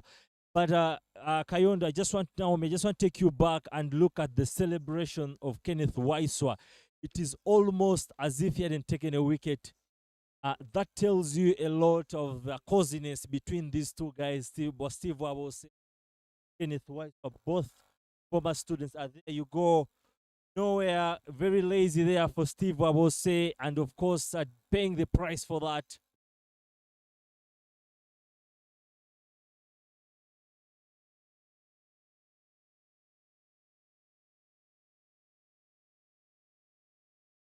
Was playing across the line. Steve was in the replay there. He has to be watching back, but just look at the replay. A very soft-hearted celebration from Kenneth Weiss. They've been long-term teammates at Ginger Aces. They've won trophies for Ginger Aces. So I know he's very excited deep inside taking out Steve Wabose, but this tells you a lot. Then, but on this of Steve Wabose, Meg joins Brace Ali at wicket. Big, the man there, has been very instrumental for Itanda Kayakers. Scored a half century. He's been consistent in scoring those runs for Itanda Kayakers. Been scoring those runs for Itanda A. And he knows that the 46 runs left will not be an easy one, but is a possible task that is doable for. You talk about consistency from Anas Beg on day 2 as we're working with Innocent. We had a discussion with Anas Beg and he spoke about the legendary dad Anas Akbar Beg banging the table for him to sort of learn how to bat into situations. And you can see how that sort of message has really impacted onto Anas Beg in this particular tournament. But that marks the end of the over, leaving us at 40 for 3 after 7.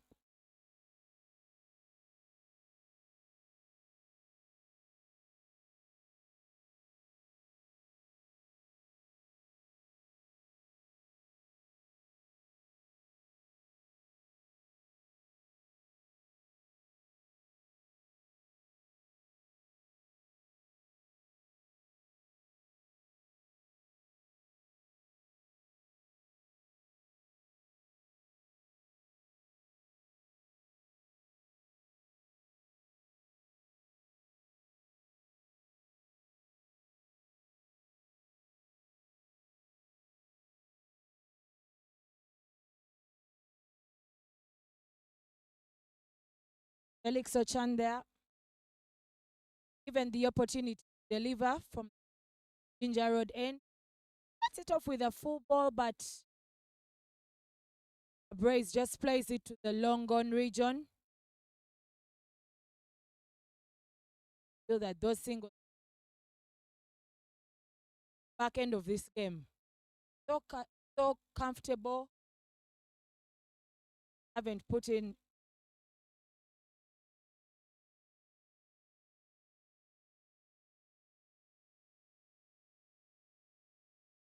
I'm not of that school of thought of always wanting to open up the very easy. Not until shot. Felix delivers that short ball to the leg side and a nice bag. Very properly down, running to the fine leg region. Then Yondo Henry doesn't have much to do about it.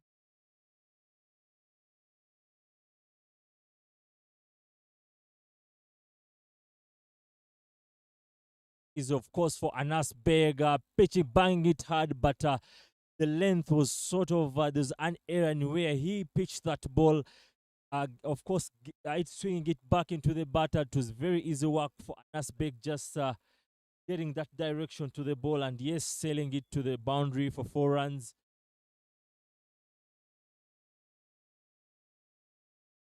Nice bag. Tipping it just a little to the early region. Unsteady.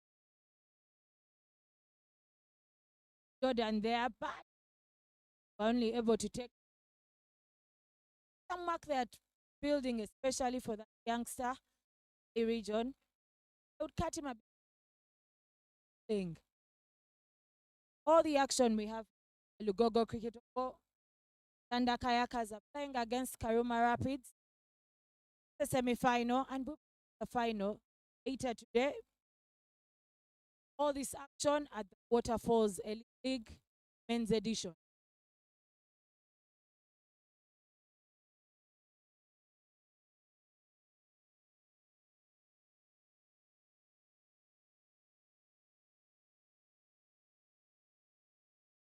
Swing and a miss. Felix Ochan, I think the deck really had a brace there, trying to take him on. Doesn't get any wood to that. Then rightly shaping the shot that he should have played. It is quite interesting. Me giving credit to that young man there, Ochan, who's running in very hard, pretty young man there, and another one there hitting it very extremely hard. But of course, it doesn't come as a surprise because they are under very, very close supervision of Grace Mutiaga, who just got a level 3 fast bowling course in Qatar just the previous year. So already giving us the signs of the fast bowling stocks in cricket, in Uganda's cricket moving forward. Grace Mutimba from Coach Grace. All those flowers are yours. Felix Church, and they're still. That's a up with the statement. But wrapping up the Kayakers are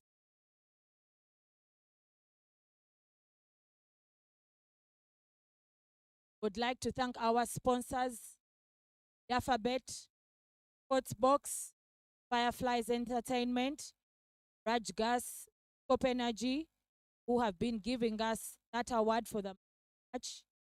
Leica Mobile, working all the way and at Uganda to ensure that tournament caliber. The Waterfalls Elite League happens. Ladies edition happened last week. The men's edition will be ending today, this evening, the final. Bujjagali Rafters will be playing the winner of this match. Aruma Rapids playing the Itanda Kayakers. The winner of this morning match will meet the Bujjagali Rafters in the afternoon in the final. Plans of coming down to Lugogo, please soon do so as soon as possible. Come and enjoy the action here at Lugogo, the home of cricket.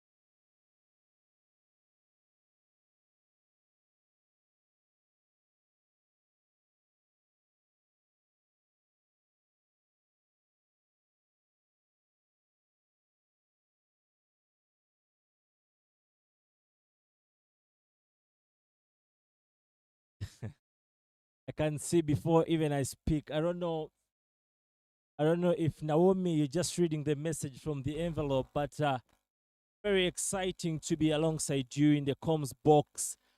Someone that was my favorite cricketer of the year 12 years down the road and here in the box together. Wow, Yasin.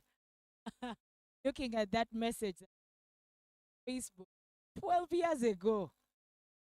Imagine 12 years later, we are here in the comms box together. Beauty of this. Definitely. Alikiba down in Tanzania has a song that is called Sumu, and it says that we are we are not mountains that don't meet, but we are humans that meet. So here we are at the Waterfalls Elite League 2026. Beautiful, beautiful stuff there. From the shell end side, Abab and that ball to work his magic.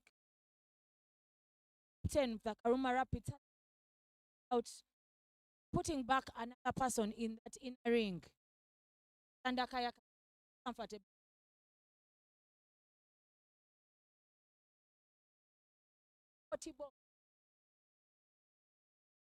Credit has to be given once again to Anas Beg and of course his legendary dad Akbar Beg for that, taking that initiative to sort of get his son into the right place.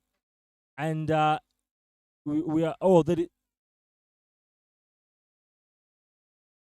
there was sort of a mess up there that almost changed the tide, but they are easily passed away with that. But anyways, credit to Akbar Beg for taking that initiative and putting Anas Beg into his place. And we can see here he is once again in a more needed moment, taking the responsibility. But again, also embrace the young man there, under 19 star, who was traveled with the team to Nigeria, also concentrating very seriously there.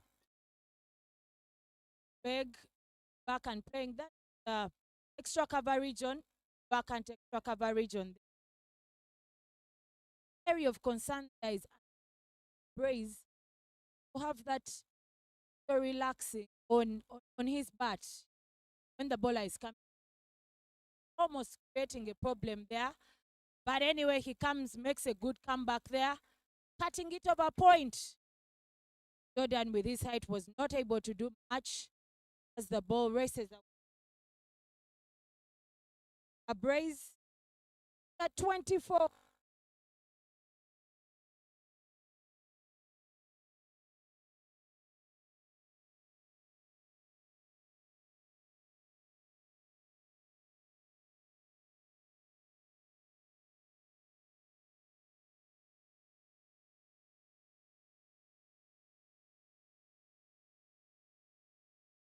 Felix Ochan, the youngster there, trying, displaying everything that he can do, even in the field there, with the ball, with the fielding, trying to put up his best, traveling all the way to play in Waterfalls.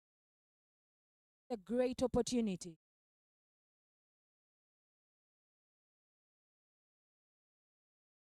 At the end of the 9th over,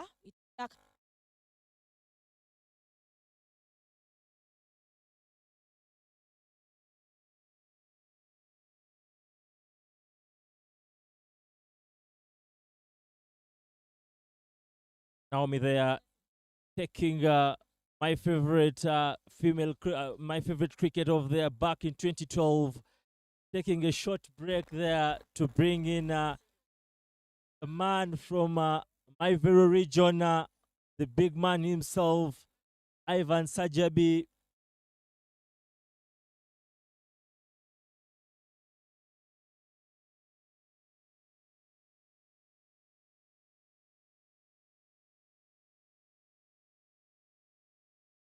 Stages for you, Ivan Sajabi.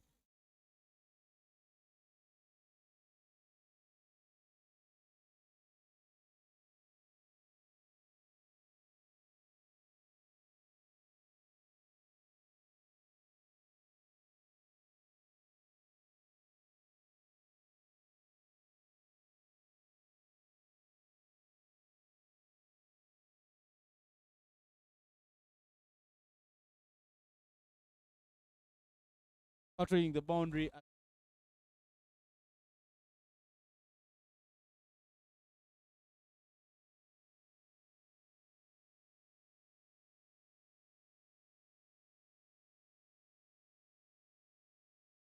And just Naomi was mentioning about it, that the Itanda guys are continuing to take those easy singles, and that is for sure. When you look at the field widely spread, simply creates easy runs for the Itanda Kayakers and taking them closer to the finals.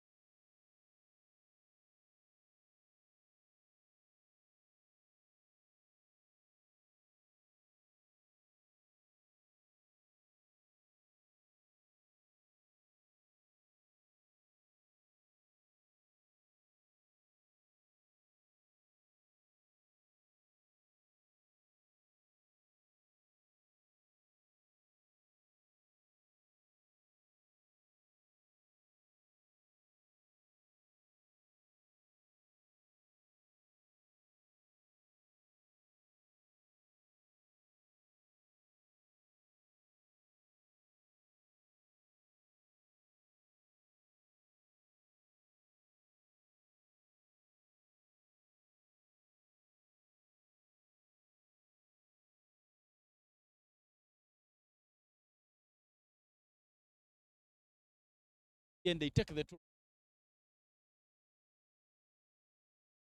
That explains, goes back to the moment, the kind of pressure that comes with moments. Every team out there know that a winner here can goes to the final. So even the most experienced ones, a player like Cosmas, of course, will make an error in that throw in the pickup just because the finals is at stake. So don't be surprised seeing such as happening even to the best of players.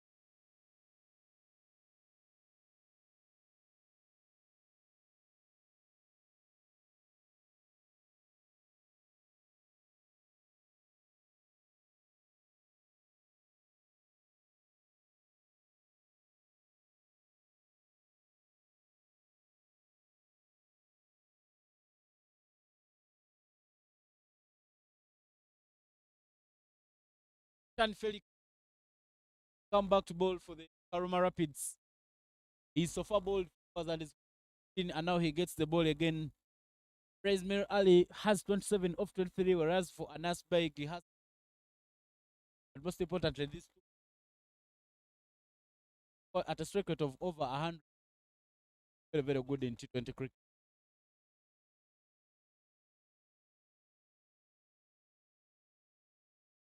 Of course, they're very good strike rate, but sometimes in such situations, picking up your form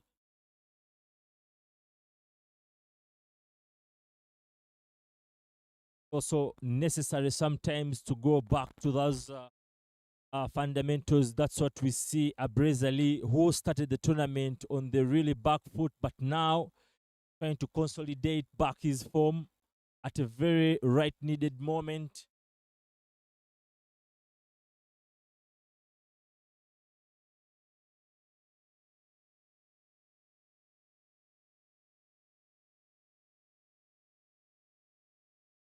For compensating and that is playing up in the air, but there's an extra cover fielder running round it. That one all over Paul Mlongo. Subsequent run out not completed. An overthrow.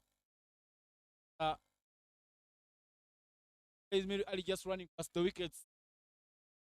Is to take run. Of course, that spill you just talked about, Ivan.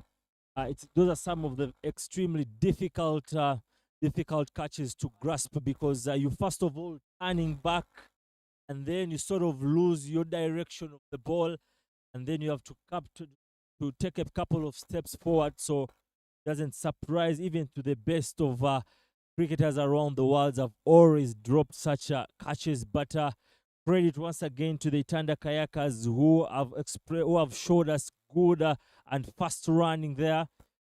Of course, those two doubles itching them closer and closer to the finals. On the ground. That's why I feel the boundary. I have not seen so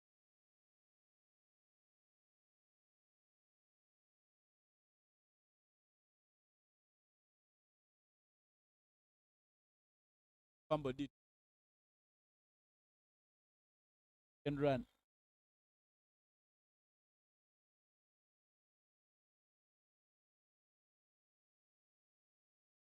Plays that one in the vacant area.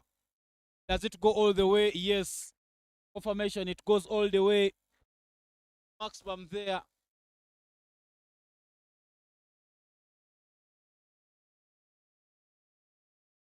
Got himself dissecting our corner and long on to bring up that boundary. Good shot there from Anas Baig. Pumps on it with all his power. It's the bowling there from the young man, but you can't put away the credit of Anas Baig just leaning back and thumping it straight for 6 runs. But it's a single there, quick one there. But Ivan, just to take you back to that continuous misfields that you've noticed, it's because it takes us back to the situation, a final at stakes, and of course taking you back to that famous drop from Herschel Gibbs in the ODI World Cup semi-final against Australia. So it tells you a lot about how moments can really even overtake the best of the best in the world.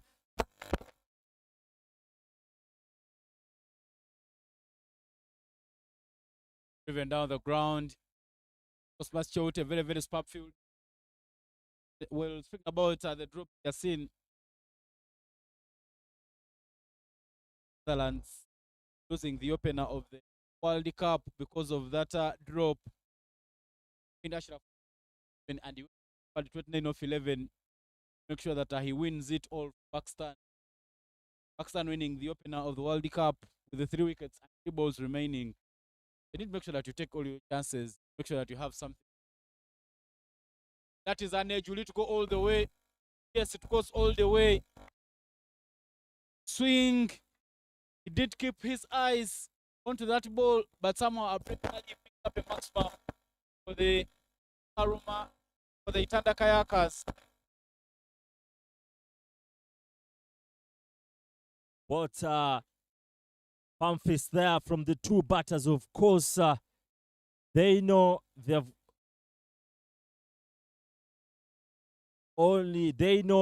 they are only a couple of balls away into the Waterfalls Elite League. There we go, buying it once again from the young man. It was a good one, but of course that lucky outside edge, top edge from Bujjagali sailing all the way for 6 runs, bring us to the end of that particular over. And of course, the Itanda Kayakers needing 4 runs from a mere 4 overs.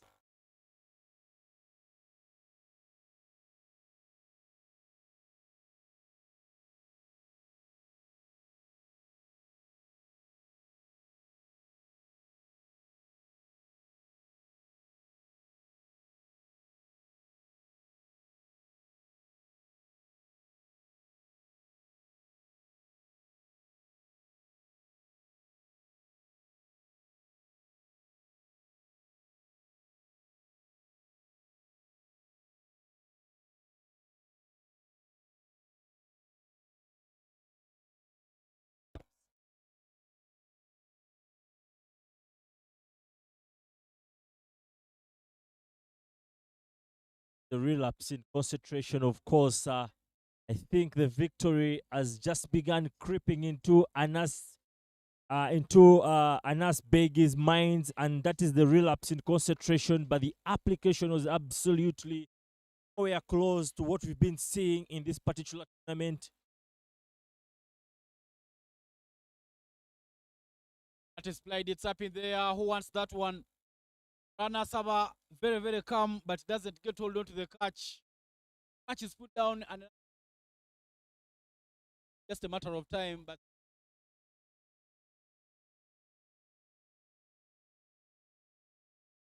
back to hunt.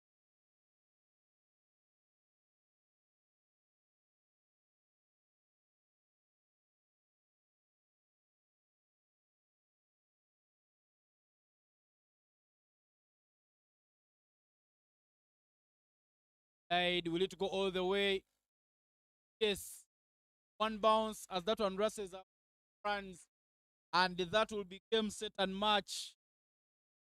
Itanda Kayakers picking up 7 wickets victory. Advance to the final. Where they will be first to go for the Rafters from Bujjagali. What a match! They back in the first. They bowled out the just 5 runs. Itanda Kayakers down. Up victory and advance. There we go. The particular boundary that has pushed the Itanda Kayakers into the finals. There we go. There you are. Yes. And now the Itanda Kayakers will be taking on Bujjagali Rafters in what seems a very exciting fixture in the afternoon. Credit should be given to those 2 young men there who have really taken on the responsibility of the situation. And then here they are. But the summary there for you, once again, Musemeza top scoring for the Karuma Rapids with a vital 25 of 15. And then Mulongo coming in handy with 16 runs of 11.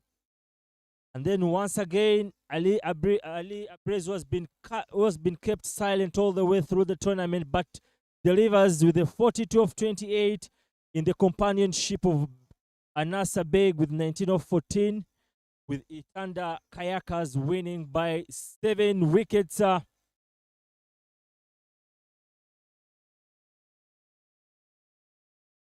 Iswa managed to bowl overs, is going to pick up 2 wickets.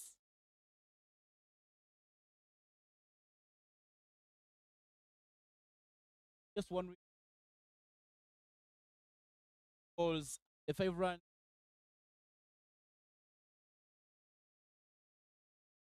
Mukasa has come go out of the tournament. a bit, flies, large gas energy. They come up. Finals will be coming your way. That behave. Yomi Kayondo.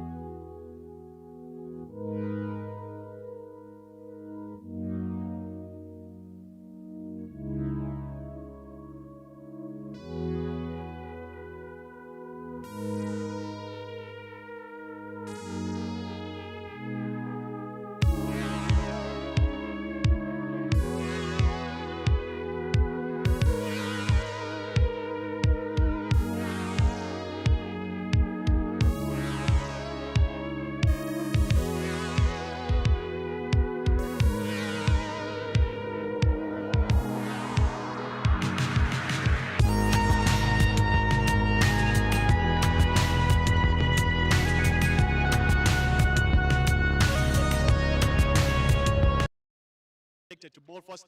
A decision that was vindicated by the bowlers as they managed to bowl the Karuma Rapids out for just 86 runs, making light work of it as they came back to chasing that run down very, very comfortably. However, I want to thank our sponsors, Dufferbet, Sportsbox, Fireflies Entertainment, Scope Energy, who are the Man of Match Award sponsors, and together the Cricket Uganda. First up, I'd like to speak the captain of Karuma Rapids, Kenneth Waiswa.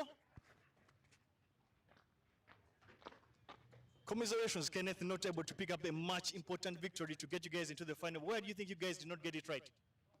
I think it's disappointing for us to not play finals, but I think the batters, we didn't bat well this tournament. I think that's where we fell short in the games we lost. We didn't stick there longer. We gave the bowlers more time to bat than us, the batters, which let the team down. In a very competitive tournament whereby I think you guys did reasonably well, what are some of the positives you think you can pick out from this tournament? I think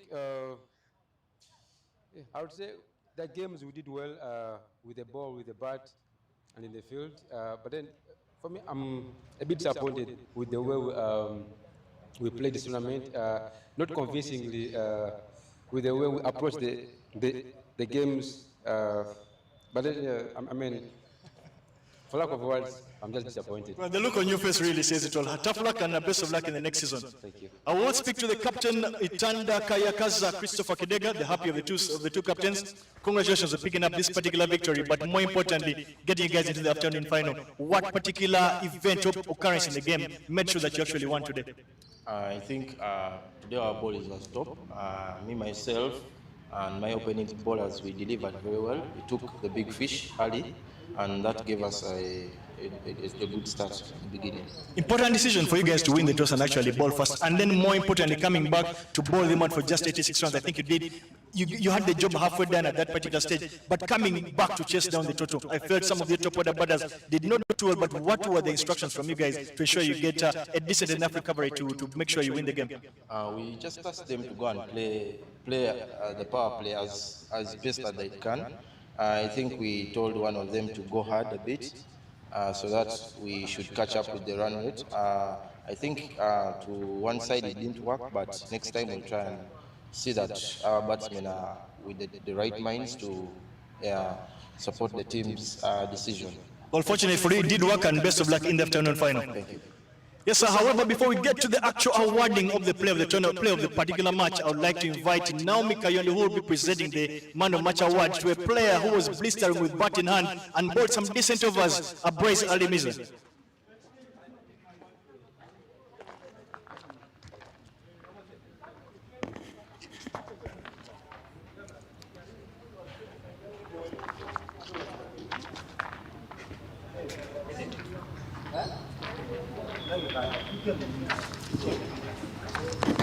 Well, congratulations, Bryce. I thought you batted exceptionally well today. But at what particular stage did you feel actually you were in control, especially after losing your opening partner, Simon Sessaze, early on?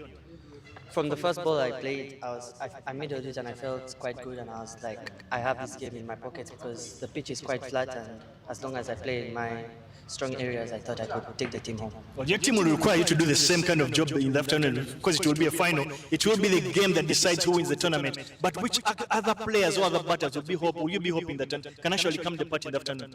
I hope my fellow openers and top order can come into the party, because if we have a good start in the beginning, I feel like we could set a good total, or if we're chasing, we could chase it down in the overs. Well, well done in this particular game, and best of luck in the final. Thank you. That brings an end to the post-match presentation. Do stay with us for the afternoon final.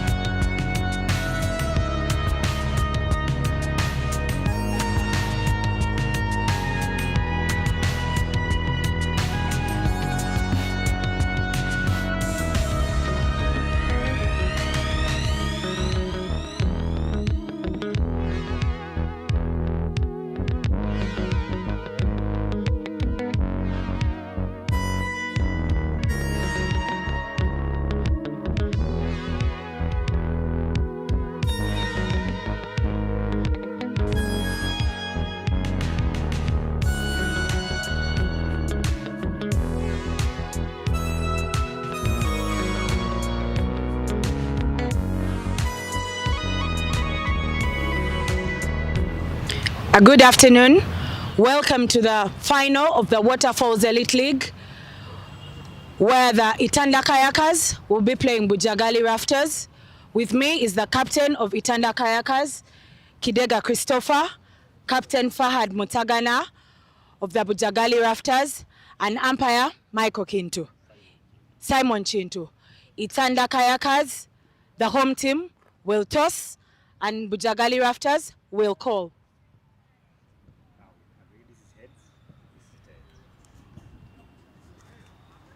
Heads. Heads is the call. And heads it is. Heads, a call by Bujjagali Rafters, wins the toss. Fahad, what will you be doing this afternoon? I shall be batting first. Why are you choosing to bat first? Because I believe the wicket is fine for us to bat, because our team is majorly comprised of batters. So a good start helps us to get going. Okay, are there any changes to your side this afternoon? No changes so far. Okay, good luck with that. Thank you. Captain Christopher, what would you have liked to do? I would have bowled first. We think we have a stronger bowling side.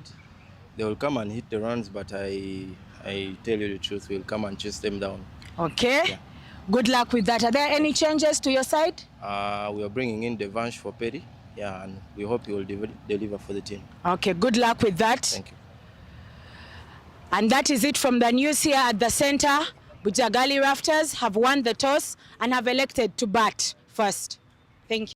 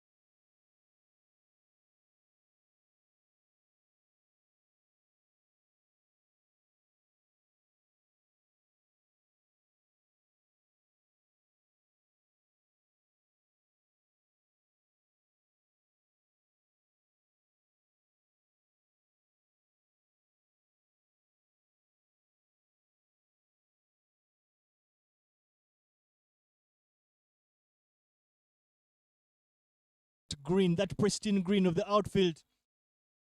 Beautiful cricket over it is, the home of the Victoria Pearls, the Cricket Cranes. Cricket Uganda. Stay with us as we get going in a couple of minutes. And maybe we could probably use this opportunity to just speak about that, looking at the team of the Bujjagali Raptors. And they are Fad Mutagana, Robinson Obuya, Ron Olipa, Gerard, Alvin Watua, Robert Ajuna, Baguma Joseph, Fred Chalam, Simon Okecho, Kajuka, Enoch, and Eunice Obi will be the 11 men tasked by the Bujjagali Raptors to go out and do a job. The kayak stars out there in the middle. Abraze Mill Ali, play of the match in the morning. Dale returned it. Steve Ose, good hands behind stamps and in front of the stamps. Christopher Kidega will captain this team. Maya Soloka, very good all-rounder. Sirajan Subuga, Matthew Musenguzi, the left armor, Musa Majid, and Kenneth Ogenwot bringing all the luck from. But I can tell you is a Perry Wazombe. He go here and there, played in the morning game, but he'll miss out this one alongside the Ivan Baidu and Jaffa.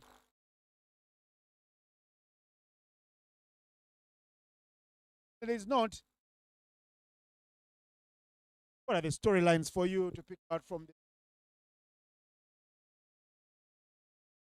But not just about the tournament. I think more importantly is that Itanda Kayakers find themselves in yet another final of the T20 World Tournament. know that they are the defending champions. Lifted this trophy 2 years ago, captained by Riazat Ali Shah, the captain of the Cricket Cranes.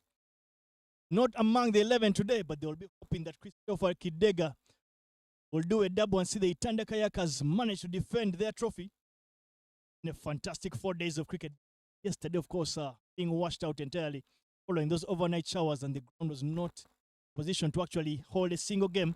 Otherwise, it's been high-quality cricket. We've seen scores of over 200 couple of days, and those scores came from the men who were in the final, Bujjagali Raptors.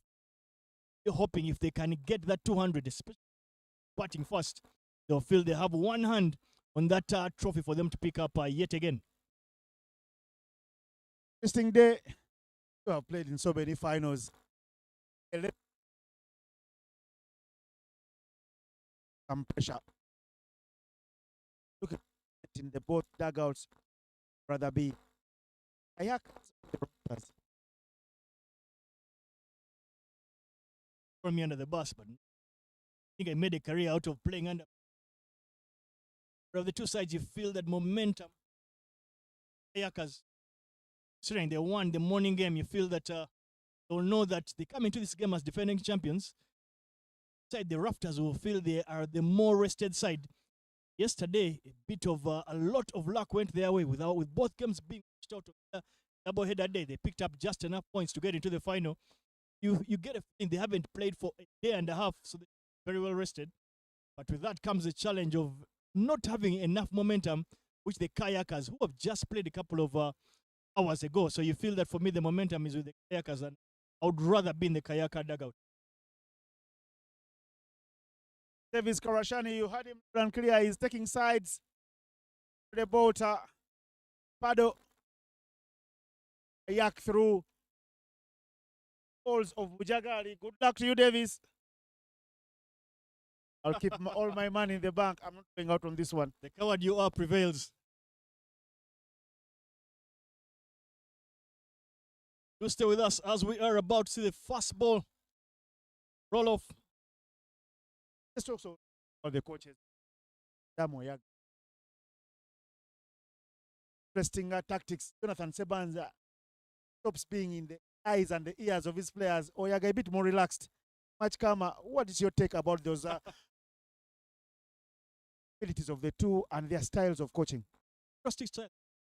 But you also know that a lot of the coaching style for play is basically rounded around how they are built in terms of character. It's not a big surprise.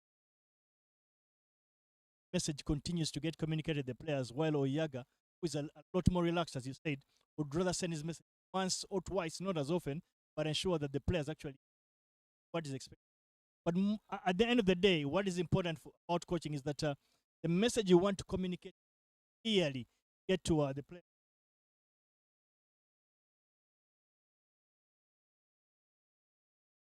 The final team talks of the two sides are done and dusted. Itanda Kayakers make their way out onto the field.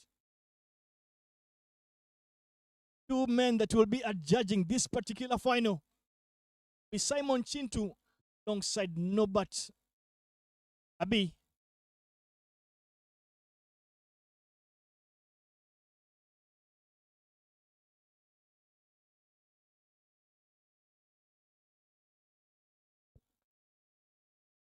And there is the men from the Bujjagali Rafters make their way out. The captain, Fad Mutegan, alongside cricket crane, Robinson Obuya.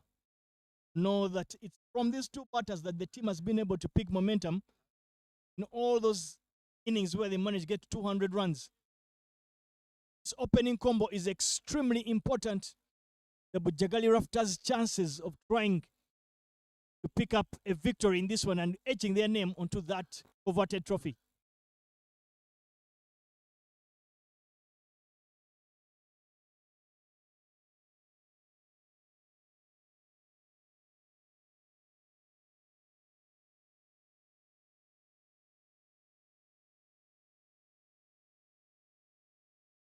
To no one's surprise, opening the bowling for the Itanda Kayakers will be Musa Majid. Will be bowling from that ginger road end. He was destructive with ball in hand in the morning in a very important game. Managed to pick up a top of the wickets, and which pegged back the Karuma Rapids. This time round, he'll have to do anything close to what he did in the morning. Peg back this very strong Bujjagali Rafters batting attack. The stage is set.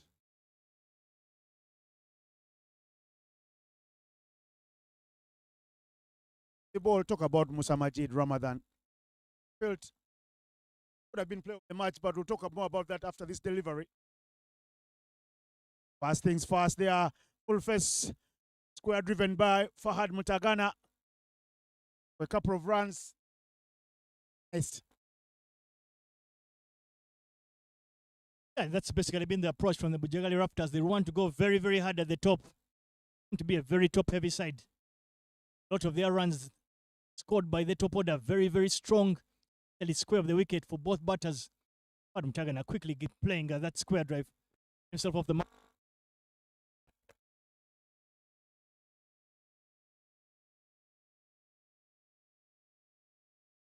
One side, it ricochets off a Pius or Loka's knee.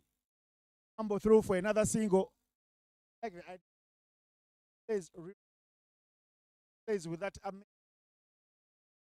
the ball hit it hard such that there is a misfield. If it finds up, it's a and I scoring a very good from a legend in Africa. The two fielders patrolling the boundary are at long on and deep square leg. A bit surprised, especially that he seems to be bowling it outside of stump, opening up the offside, and there it is, innocent. Robinson Obuya pounces and with that width and goes over the infield and the offside, picks up his first boundary. Not too sure about this line vis-a-vis the field set. He's bowling totally against what the team plan seems to be. Look at this boundary again, Davis. A very good shot from Robinson Obuya. He's been given arms outside of stump, actually like almost on the stump that invisible line. Yeah, we'll leave that one and they have protection early on here. The nothing shot. Yeah, after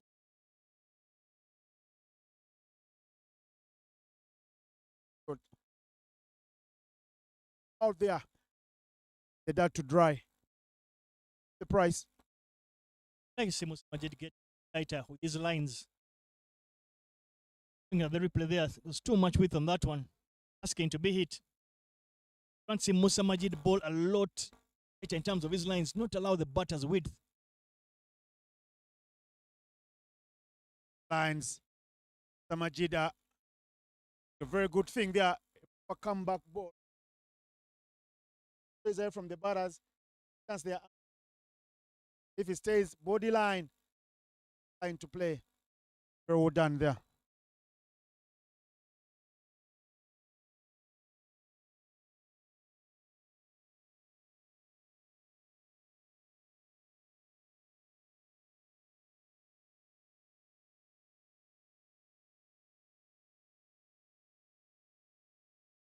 Up and round there from the two batters, Robinson Obuya. Touch. As them stamp through for a single. If that single brings an end to the first. Bujjagali Raptors are 8 for no loss.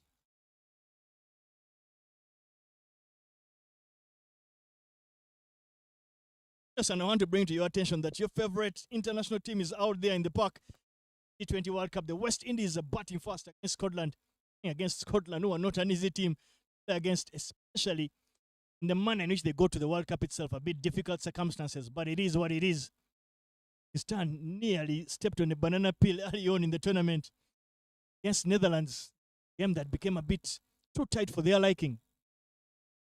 Potential banana skins Netherlands have that as their third name on the tournaments. Very slippery for the West Indies. They think they are costing.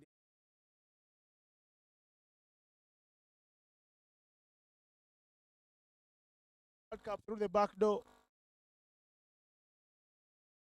Watching one. The shows and I saw period of time from the guys.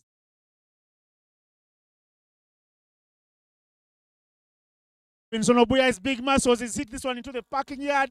Hopefully the Range Rover over the National Council of Sports General Secretary is safe.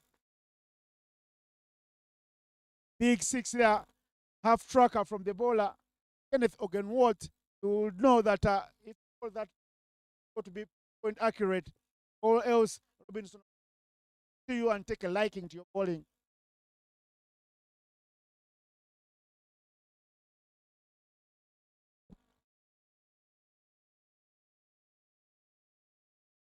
Very short delivery, first up. Does it get better than that? Gets right behind that one. All the time in the world to hit that right over that National Council Sports Office. Big six it is. Someone may want to send a little bit of a memo down there, the Itanda Kayakers, that this opening combo does get out of the blocks very quickly. They will pounce on anything ball loose. This game can be very easily taken away by the two batters. We did see Innocent how Sovrayanchi did take away that World Cup final away from England. He did not give them a chance. 175 runs that he managed to get off 80 deliveries. He felt India were already home and dry when they were 230 in just 25 overs, making life very difficult for the Englishmen. You feel runs will never be enough. Many of the when they win the toss, Scotland also unit. They say you come around, show us your big muscles. Them will catch you napping. Well, not out of touching distance. Back in the day. One of the days, how cricket evolves. Now, mind-boggling. Testament to the evolution of the T20 game. A lot of teams like to chase down total scores. It allows clarity of mind. You know exactly what the equation is. Is that other game coming up later on, India up against the United States of America.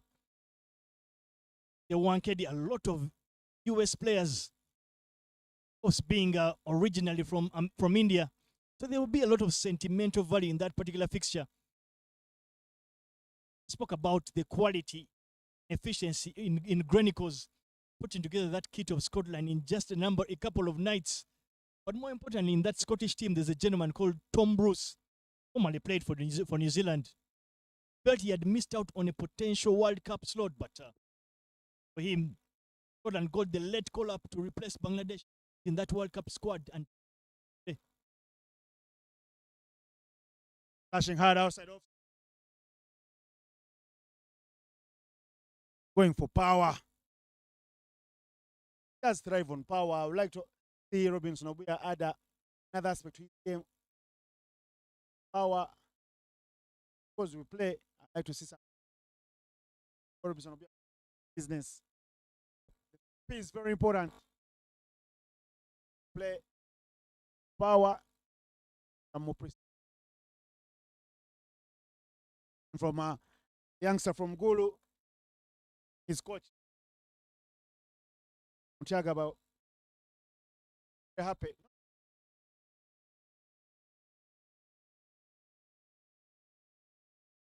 Now to see Northern Uganda, they like our rain train level.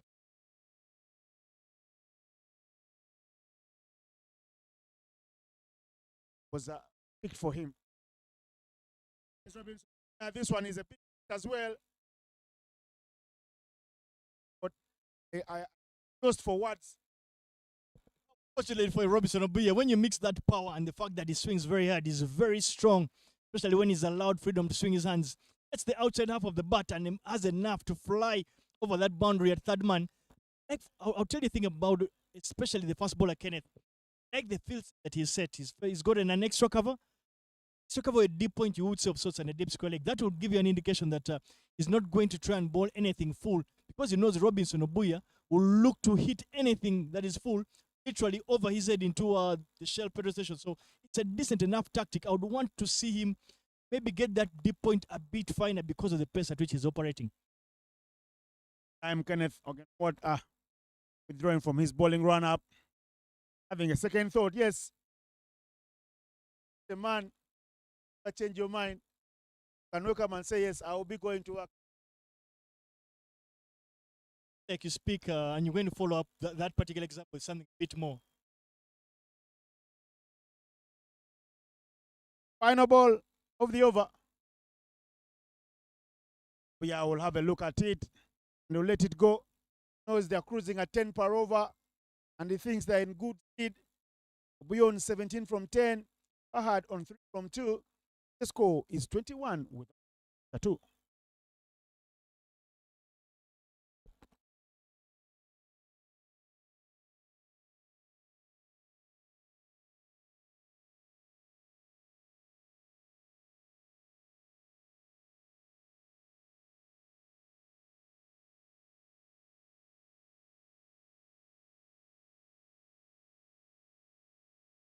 I felt of the match award in the morning because he broke the bone for the batting of Karuma Rapid. Early on, Ronald Lutai was squad praise. Looked like it was park. We just got long because they were done by the bowler. An impact player, and in my world, so you give a Brace Miller right to pick the award from Naomi.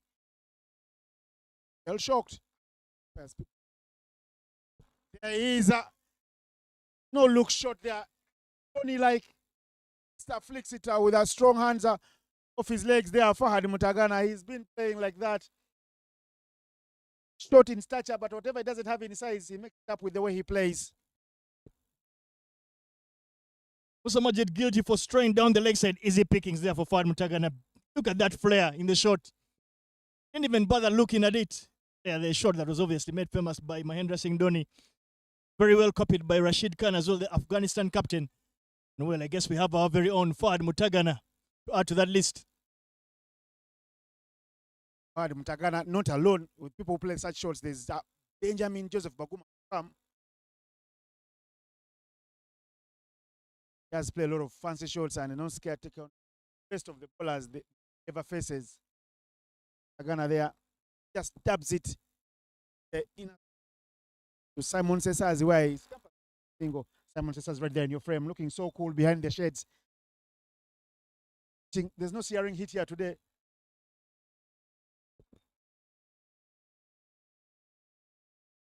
Did speak about that play of the match award a bit earlier. It was personal. I found it a little bit strange. I felt that a lot of the work had been done the first inning when the Itanda Kayakers managed to skitter out the Karuma Rapids for just 86. Yeah, I think you rightly state that maybe the award should have gone to a bowler who did the damage. And no bowler did as much damage as Musa Majid. But I guess innocent. I guess that's why we are in the comments box and the two men out there do the humping. Yes, looking at the fans there. The fans have come out in droves. Can go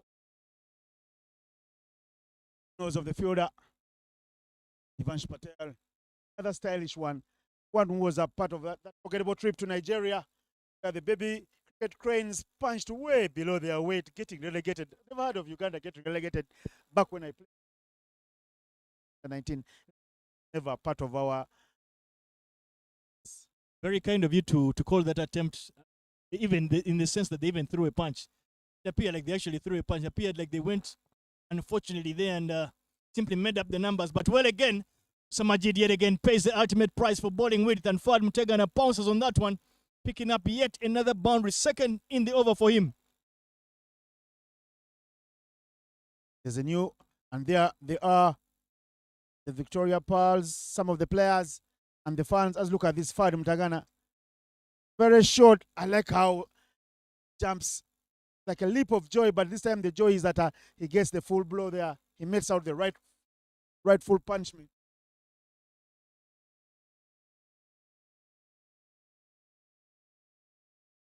Work on this match. Get cranes to fly out to Namibia. That's a light series, and I feel that he's going to have a selection migraine with a lot of emerging Ugandans putting up their hands and saying we are ready to go.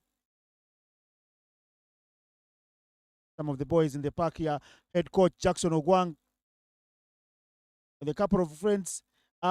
There's a Moses Otiti. based in London, UK. Former international for the Cricket Cranes. He did some very good bowling there.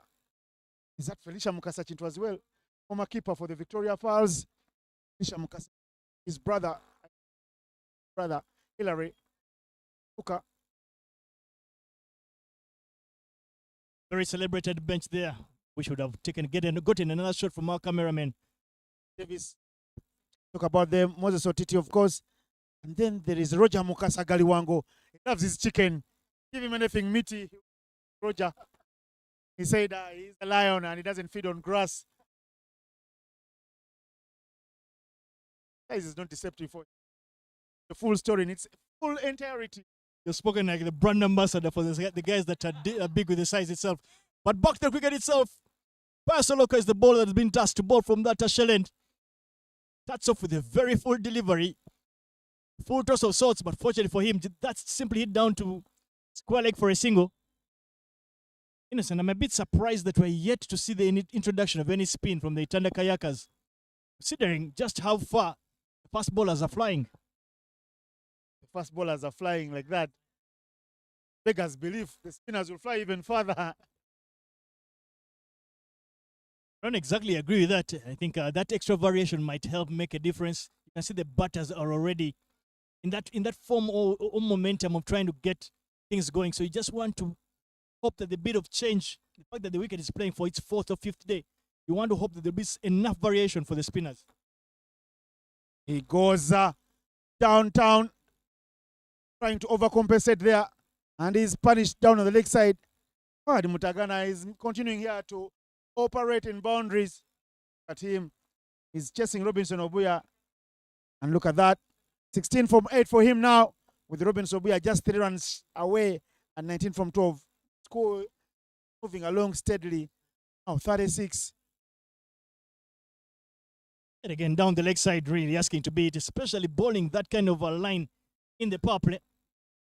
Soroka doesn't have a lot of pace to work with, so you think that it is his accuracy that needs to give him the advantage. Yet to see that. Hit there. At the boundary ropes here, Anas Beg. And Braze. Musinguzi, I beg your pardon. Imkuba, of course.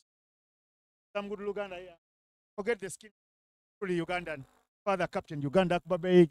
And he's also earning his mileage and pushing through the ranks slowly but steadily. Speaking about the field that actually collected that ball, Matthew Musinguzi, for me, would have been a decent enough option to bowl in the power play, especially with 2 right-handers out there. I feel that the matchup would have been in his favor to try and slow things down. The dive was early from the fielder, but looks like it works just enough. Kenneth Ogenwart cutting that one off. Experience for the Itanda Kayakers and their to rush short onside. So and over there's a over spell when from Deja comes to ball when the field spread. Weapon too as well, Innocent. I just think for him to get any better anyway, he needs to bowl, not just bowl, but bowl even in those tough times. He's a cricket crane, so he's expected. Chance for a catch now. Braze Mill will take a catch. Pace off from the young man, Pius Oloka. And because he was flashing very hard, by the time he swung his bat, the ball was nowhere within the reach. Braze the catcher. The wicket taker is Pius Oloka, and he celebrates with his arms out wide, not for love for Fahad, but for the celebration, saying we will love to be on top as the Rafters. Wicket done. On in at number 3, the man who has been on form throughout the tournament. 88 for him of 42 balls. The games. Very well ball there from Pius Oloka. Takes all the pace off that one. Unfortunately for him, Fahad Muchega can only get just enough bat to fly that to point. A much needed wicket. They've broken a very strong opening combo. Got rid of one of the 2 big hitters. Bujjagali Raptors, Itanda will be hoping they can now look to try and pull some form of momentum back in their favor. Very well ball there from Pius Oloka. Good skills on offer. But you can see that extra variation. The 2-pest nature of the wicket allowing for that deception to work in Itanda Kayakers' favor. Flowers, the man walking in there. Frame 8 is Robinson Obuya with the red helmet. And the person will be on strike for the final ball right there. Gerard Olipa, his big brother, played for the Cricket Cranes. Made a very big debut at this stadium against Kenya. On cheering his name here in the stands. But it was a debut to forget. But here is one who everyone thinks is for the future. Player of the match already in the tournament. One of the leading run scorers in the tournament. Gerard Olipa. Captain also for the baby Cricket Cranes. On the wrong hand of the headlines because he was the captain of the team that got relegated. But says little about his abilities as a player. Mark already there, Olipa. Come back through for the second. Running around is a nice bike. And they get a couple. Not only end the over, but also for him to get off the mark. And Davis Karashani and Innocent Dawla will be taking a break from the combs. And allow me to introduce one general coach for the Cricket Cranes, Victoria Pearls, international, who played across like 4 generations for the Cricket Cranes. Michael Grace Ndiko, call him the teacher and the mouthpiece for the Uganda, Ivan Sajabi. Guys, enjoy it. Thank you, Innocent. Thank you, Davis. Happy to be here yet again. Sun already out of the skies here at Lugogo Cricket Oval. You've just joined us. It's an affair between the Bujjagali Rafters and the Itanda Kayakers. The Raptors won the toss. They never change a winning formula. They have won batting first against Itanda Kayakers twice in this tournament so far. They stick on the same formula in the finals. As it stands, 39 for 1 overs is the score as Samajid returns to ball with 1 short and wide. But Robinson Obi are not managing to bounce onto that one. Not able to start off the over. Michael, come to the comms. Thank you, Ivan. Of course, after such a spectacular introduction from Innocent, the very kind man, attention is definitely on these 2 interesting lads in the middle now, Robinson Obuya and Olipa Gerald. That is very full, a bit of a yoker length. Robinson Obuya, good use of the wrist as he manages to guide it towards the square leg area. Pick up that single, the scoreboard ticking for the Bujjagali Rafters. You know, I say that the attention turns to these 2 because they missed out on a partnership in the very first fixture. Of course, you remember the Itanda Kayakers bowling to the Bujjagali Rafters. That time, Robinson Obuya was the first wicket to fall. This time, it's been Fad Mutagana. And today, it will be an interesting combination to see for the second wicket. And also credit to the young man there, Musa Majid. He's come of age, he's been around, he's knocking, and certainly will be asking some of the questions he wants to get that attention as a pace bowler, opening bowler. It's good to see that he's able to ask the batters of the questions right now. Samajid Ramadan was going pace off, bowling a few short balls in the first game that gave him 3 quick wickets. Fine spell, managed to see the Itanda Kayak.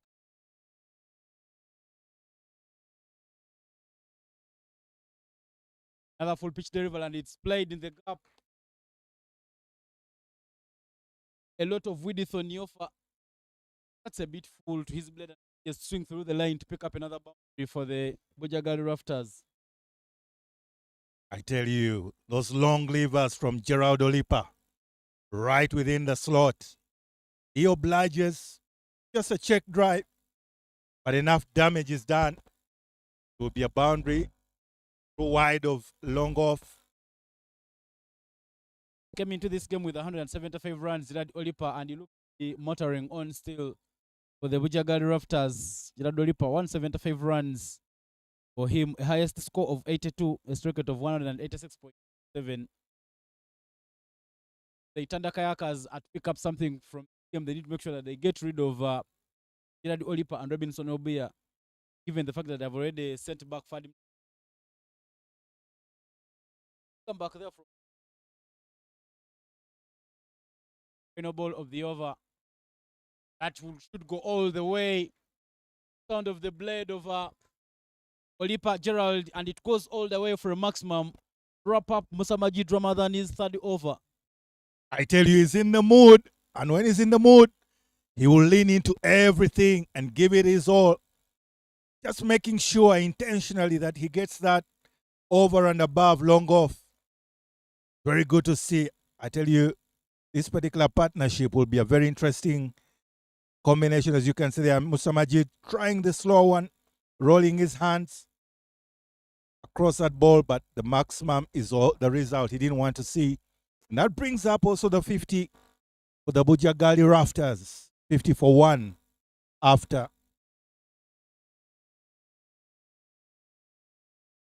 In the power play.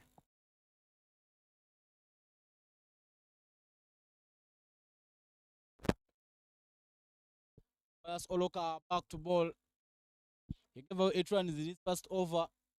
Now he returns with the ball. The Itanda Kayakers. That has included home. Vincent Obia 22.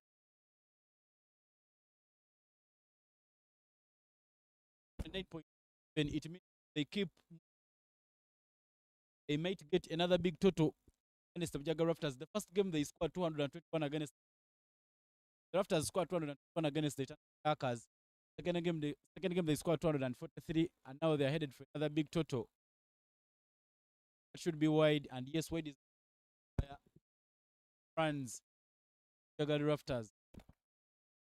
You know, Ivan, the good thing about this particular tournament, the Waterfalls edition, is to see the contest between the different combination of youngsters. We've just seen Fad Mutagana's contribution for the Bujjagali Rafters, and now Gerald Olipa has come to the fore. But look at the bowlers as well, the combination of Musa Majid and Pius Soloka. This time round, he again plays that one straight and long enough. Should be another boundary for Gerald Olipa. Sending that one all the way past the screen. Up another maximum for the Rafters. I tell you, straight in as a whistle, as the saying goes. It doesn't get any better than that. And even gives the photographers the opportunity to take that particular shot. Gerald Olipa in the mood this day. It is the final. It is the particular match that he wants to perform. And so far, he's going well at 17, just off the 6 balls so far. But that was also pitched up there in the slot. Once again, young Pius Soloka trying the pace off. But because it is within the slot, Gerald Olipa ensures that he remains with a rightful balance and gets a full bat onto that ball right from the middle of the bat. Beautiful 6 again. You look at the field setup for Pius Oloka. Had Kaukona and Longo on. Yeah. Because he knows that Gerald Olipa will try to play front of the square. Some changes.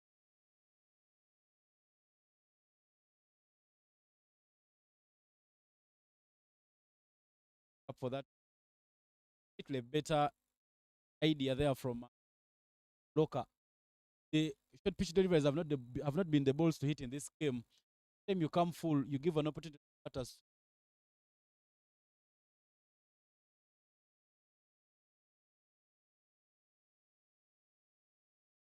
It's surely a good contest here. Ball against the bat. The perfect final for you. Another full ball, and it driven through the cover area. Becoming very, very hard for Pius Oloka to learn. Somehow undone by the field that covers, but that was traveling quick as a bullet. You know, Ivan, I spoke to Gerald Olipa after their first inning in that first game. When I asked him what was his kind of framework of mind. And, you know, just listening to how he's going about his thought processes. And right here in Lugogo Cricket Oval, it means that he feels he's come of age. I think for Gerald Olipa,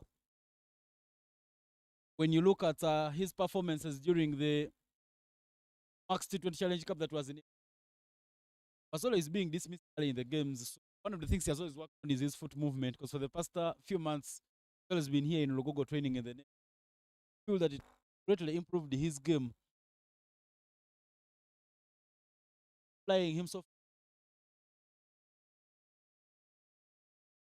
Now it will power play it backward of the square there by Robinson Obeya for that single. What a power play they have had. 22 of 16 for Robinson Obeya, 22 of 9 for Chad Olipa. At the end of the first 6 overs, the score is 4 for a loss of 1.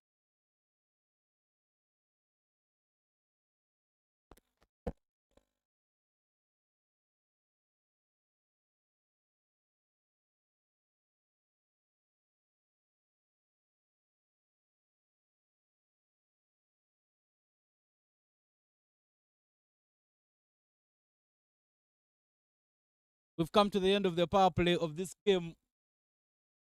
The Rafters clearly winning that power. Wicket of Fahadim Tagana. Unless they are not looking back. Gerard Olipa just carried where Fad had left it. And talking the sponsors of the tournament. Alphabet, Sports Box, Fireflies Entertainment, Raj Gas Pro, Hope Energy, the sponsors of the Player of Match. Come on, babe. You know, Ivan, like I was mentioning about the thought process of young Gerald Olipa, he feels that this is a great opportunity for him, especially with some of these tournaments coming in thick and fast, that he can actually make a good account of himself as a batter to be reckoned with. But more importantly, he decided to bury all the negative thoughts of the previous year and left it into the past year. He's come on with a very positive mindset, and definitely that is showing in his expression this time as a batter. Bowling change for the Kayakers. Matthew Msinguzi into the attack. The first game between the Bujjagali Raptors. Matthew Msinguzi very first. When you look at his that somehow lines always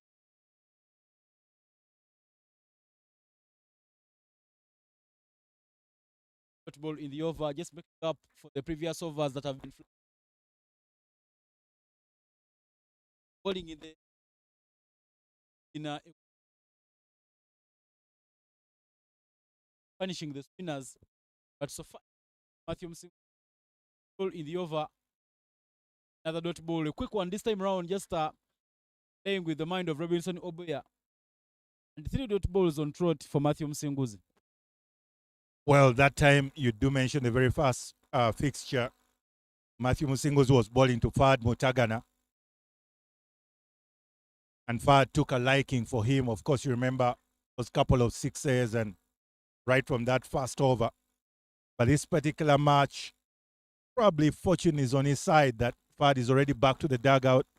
And Robinson Obeya is giving him some due respect as a bowler in the top order. He goes for a reverse sweep, but brilliant work there from Sirajan Subuga cutting off that one. I tell you, that ball was going so quick to Sirajan Subuga, but Sirajan Subuga diving forward and making sure that he cuts off what could have been a boundary. I tell you, this is the kind of stuff that a final is made of. Everyone gives their very best, putting their very lives on the line, because diving forward is never an easy task. As you can see there, very well timed by Robinson Obeya, reverse, and young Sirajin Subuga has the courage to dive. That ball could easily bounce, but he's fortunate that he's able to just block it, but will still get a bit of some mandatory attention from the physio in Juko Ndaula. I think that ball might have ended up still on the side of his head. It's a mandatory concussion test there. 1 after 6.5 overs.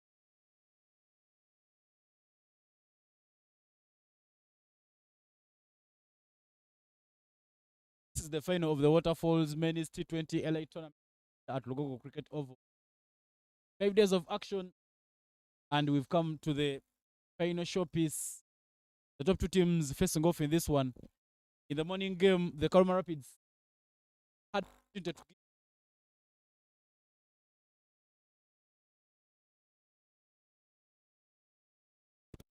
was the Kayakers who advanced. Close for the final was one Rafters who said can't change a winning formula. They have opted to bat first, and runs are still flowing for them. We are back to play. All of the 7th over.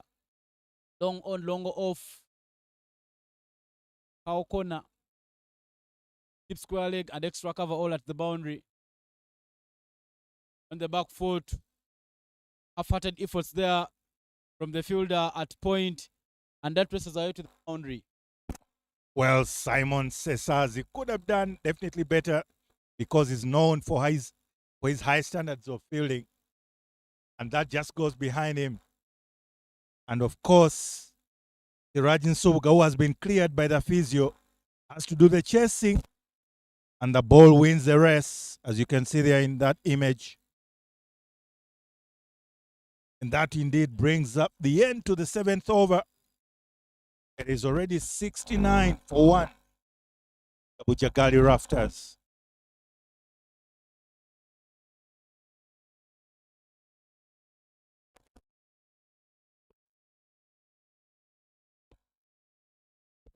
Another bowling change for the Itanda Kayakers. Another spinner back. Sergeant Subuga to the bowling from the shell end. That was just outside of stump. The left-arm orthodox giving the room to young Gerald Olipa, who obliges picking up that boundary. But as you already mentioned, Ivan, it is Rajin Subuga now to come and do the job for the Itanda Kayakers. Just use wrist there from Beer. Just bring up that single. Somehow you feel that Itanda Kayakers had the chance of not conceding a boundary in the previous over, but somehow undone by the field at point. It was really a final of goals in the over. A single boundary for to wrap up that over. Now Sergeant Subuga starts with just giving away single. That up with another dot. Batters in Flip and Robinson Obiang.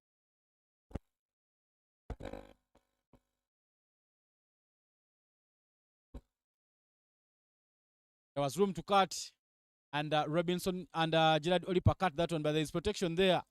Masamajid, rather than doing the sweeper roll, cutting that one off to just 1 run. Bit of a mop-up job by the two spinners, left-arm orthodox and then right-arm off-spin from Siraj Subuga. That one late, just getting it back out of the square, and it is fumbled by the fielder, giving the batters. Even though the boundaries have been dried up, but and Gerard Olipa have kept running very nicely.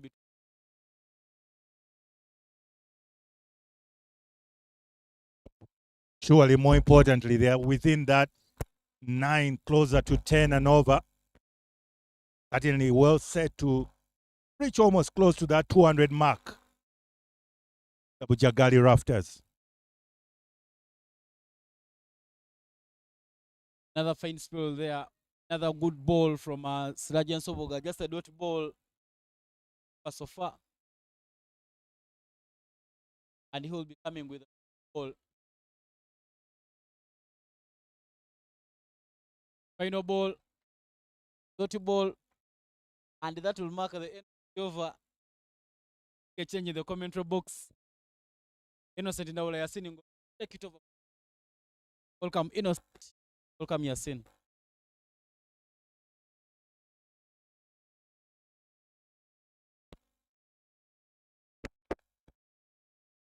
Good afternoon, Yasin. But a very long lunch break. I don't know what you had for lunch. I'd love to have some of the same. But first things first, good afternoon.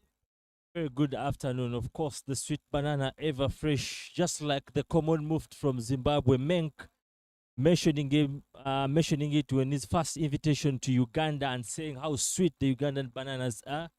complementing my meal. How about you, Innocent? About a banana, I don't know if they serve sweet bananas on large plates. Because I saw you carrying a large plate filtered with so many things that are not green. But you, as a healthy man, a sportsman, an athlete, the plate must be full of green things. You let me down sometimes. Sometimes you just have to satisfy the cravings, Innocent. A little fumble there from Oloka in your frame, but he recovers nicely. The two batters out there come into the comms box have laid themselves a very good platform to explode further. Olipa came in much later after Fahad fell, but look at he's taken over the striking of the ball. And Robinson will be an elderly statesman. He's happy to play in Fido here. Olipa on 29 from 15 balls, striking it at a 200. And then Robinson Obuya being much calmer, 27 from 27 on a ball. 100% strike rate for the elderly statesman, younger one. As the owner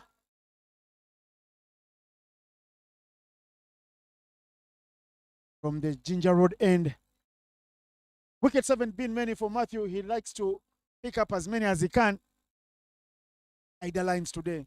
He's looking like the real Matthew we know, who made his debut for the Cricket Cranes last year during the Pearl of Africa series. Beaten him now on 3 successive deliveries. Look at that. Turn and bounce.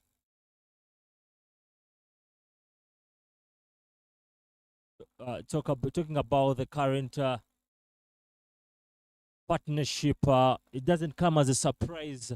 One at 100 to strike rate, one at 200. They've been Bujjagali Rafters top 3. Actually, when you look at the batting standings, there is the top. The 3 batters coming from Bujjagali Rafters, so it doesn't come as a surprise to me.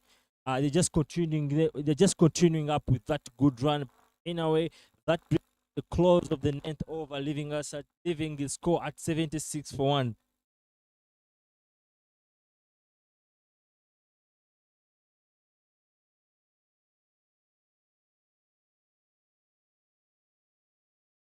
Siraj and Subuga to continue operating from the shell end.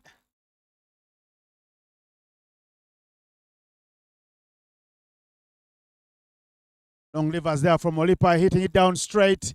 Is that straight enough? No, there's a good fielding effort there from Christopher Chidega. The skip of the side. Raj's first over went for 4 runs. It was a very tight affair. And that happens a lot when you play cricket and you're doing things the right way. Even when you come to ball, you're even better. The fielding effort. Put on the line for the team. It's a half tracker. I tell you what, that was going to go all the way to the hockey grounds. Rajan Subuka will be lucky he's considered just 1 wide. Looked like it was going to go all the way. To give credit, Innocent, to the Itanda Kayakers in their previous match against the same opponents. At this very point, Bujjagali Rafters was all sailing at 111 for none, but here they are 79 for 1. So huge credit to the Itanda Kayakers coming in a little more stronger. Have done very well, and you know very well that every time the Raptors have batted first, they've been getting 200 plus, and they deal in the 200s. This time around, I don't see that happening because already I knew the figures at 9 overs in the previous game. They were 101 for 1. Currently, it's 84 for 1. Tells you a lot. And then secondly, Siraji has gotten back his groove. You can see the sort of pressure is exerting on the batters alongside Matthew Msinguzi. Hit very big. That will be a 6 on any part of the world, in any ground. Beautiful 6 and a very beautiful shot. Of course, what do you expect? Bowling it up, pitching up in the channel to a big man like Robinson Obuya. definitely you're going to be deposited onto the stands. And yes, 6 runs for Bujjagali Rafters. There you are. Long length at a very long time. Of course, trying out that floater there, but getting it all wrong. And yes, fetching 6 runs for him. Bring us to the enforced 2.5 minutes break. So the umpires maybe should call the drinks break now. Look at that shot from Obuya. Those are big muscles here from Obuya, and he's flexing them nicely.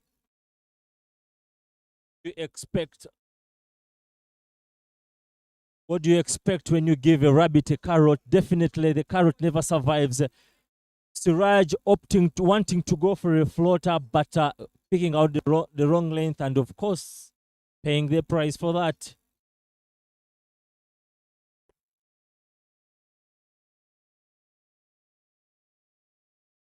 Yeah, KCCA Football Club, Mbarara City Football Club, Ginger Association Cricket Clubs. Traditionally, we used to Manchester City. We used to clubs having their names from cities. But right here, we are having the Waterfalls Elite League. Interesting for sure. Very good things happening here. All the 3 franchises named after the beautiful Uganda. All of Africa back in the day. Winston Churchill, the man. And it's not a mistake. On Baruma, Itanda to Bujjagali. Half tracker. Who wants that? Somebody's running after underneath. Christopher Kidega will swallow this one. The celebration is on. It was a half track of a delivery. Obuya had the muscles and the time anywhere inside he holds out to the throat of Kidega and he swallows it. Yeah.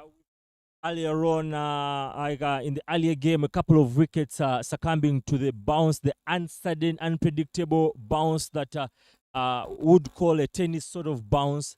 Of course, we're seeing now him succumbing to the same issue there. Half tracker that would have expected to be sailing into the stands, but Obuya is caught by the bounce that is coming off the pitch. And yes, danger for the Bujjagali Rafters, comfortably taken. The water break now. They've been taken a little earlier for me, 2 balls earlier. But look at what Siraj and Subuga picks up a wicket. He's fast. And the celebration will also give them a necessary drinks break. The coaches working on there, Jonathan Sebanja. For the Kayakers, will have a lot of words. And for the Rafters, Damo Yaga, Kolimoksi will have words as well to share with his 2 batters in with Calvin, the cricket Watua, walking in at 2 down.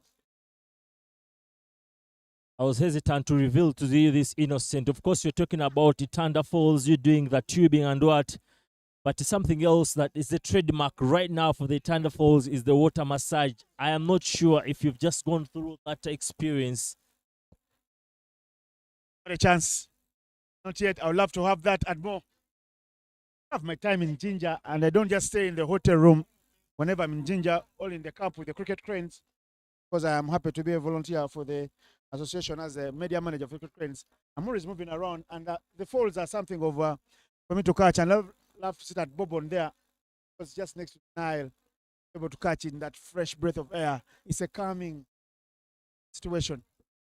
Speaking about the Bourbon, actually, my mind ran to the Bourbon Menake back in France, and I'm talking about the history 3 students. Basically, we remember that. So, are you talking about particularly the history in France? Very good student of history, I can tell you. And from French Revolution, there you'll know that they continue saying the Bourbon monarchs, they learned nothing and forgot nothing. When they didn't have money for bread, they were told by Marie Antoinette to go and buy cakes. So living so lavishly in a very expensive country, France. But I'm talking about Bourbon, Ginger, right at the source of the Nile. A very good hangout. So shocked. You have such insights, Innocent, about a city. I am born of a city where my blood, my DNA blood flows in, and you're telling me about Babon that I really, really don't know about. But the game is really into a seesaw situation currently. Both teams tend of having a pole position in different sessions, but now we see Robin Zobuya shortly before that particular break departing, and again Itanda Kayakers sort of getting an edge over Bujjagali Rafters. No, ginger does flow in my blood as well. Was a captain for Ginger, chain of clubs for 2 years. So games under my stewardship. So when you talk about legends made in Ginger, I am happy I can call myself one. I had to travel from Kampala to come play in Ginger. End of the over. We'll come back with those stories and more. Yasin is full of stories here. That's the over. 10 overs, halfway stage.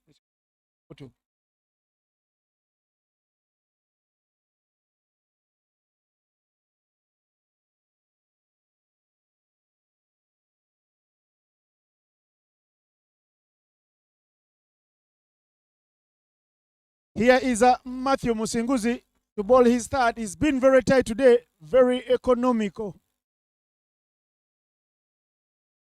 Fantastic drive, but seems Itanda Kayaka are giving themselves the better chance at the championship, because when you look at how the tournament has been, the top three for Bujjagali Rafters have been batting exceptionally well, batting out the overs and actually commanding totals. But now we are seeing them at 90 for 2. Robin Sobuya back to the stand.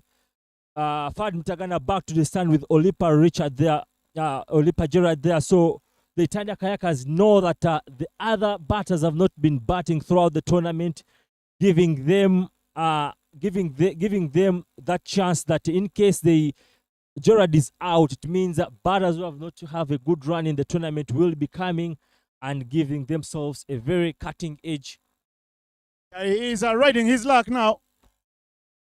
Miss Edge didn't know too much about that, but again, he was trying to take off a run to Neverland. Calvin ought to know better. Matthew Musinguzi today with fail final. 9 for 9 in 2.3 in the difference for the bowling of the Kayakers. I spoke a little too early. Calvin Watua leaning into it and hitting him with a straight one down to the side screen, but it's not a straight drive, it's a slap.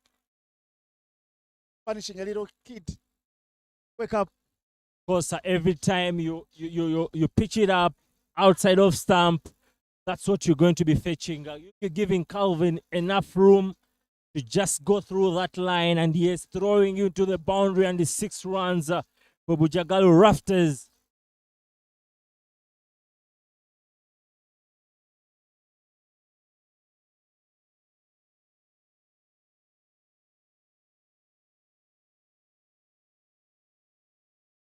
Go pitched up off pace, just granting Calvin that ample space that you'd want to free his arms, and yes, sending it to all the way to the boundary.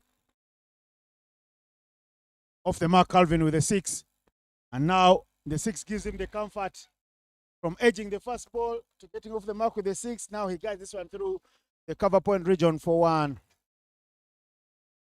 I just love the way you're shaping that sort of can I call it a back foot punch? I just wonder, was that your favorite shot, or was a slog? Big appeal there. The tall man survives. At the end of the over, Matthew, despite going for the 6, still has very respectable figures. 9 for 16 in 3. And at the end of the 11th, 98 for 2.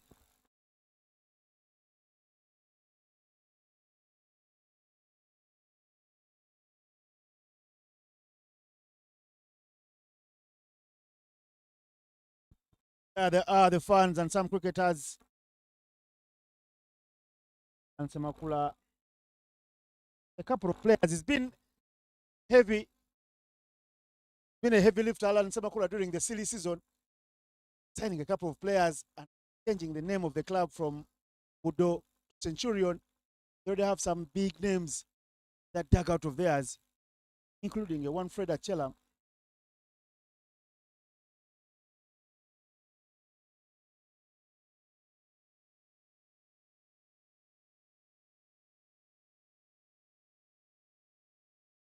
Ball is given to the man who knows how to cut the ball here. Bit pat bowler.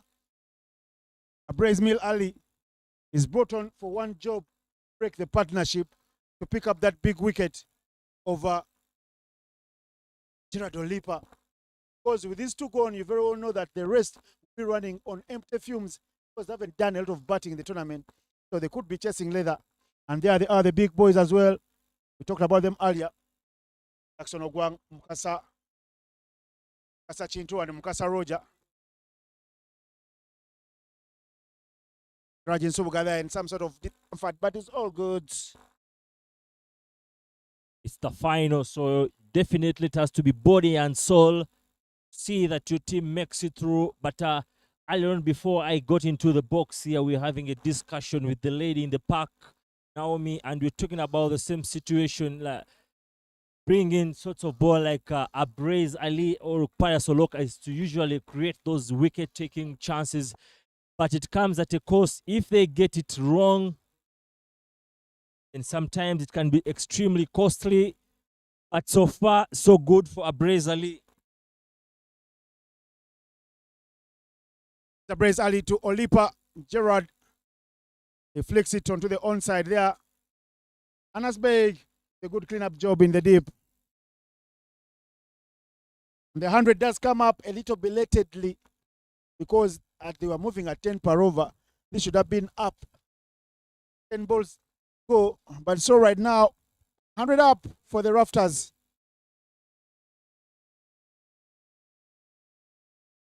Big swing across the line. Umpire doesn't agree. He says that Calvin is all right. They should now, for me, it is important for them to mix hits. Some singles, but looks like they're only going one-way traffic, trying to go for the big gives and not trying to get a few singles here. The idea should be that catch the pacemen, then milk the spinners like that. That tells you already the sort of pressure that has already shifted towards the Bujjagali Rafters. But that marks the end of the over, giving us 101 for 2 after 10, after 12. There will be a change in the comms box. Naomi Kayondo will be coming through with Davis Karashani.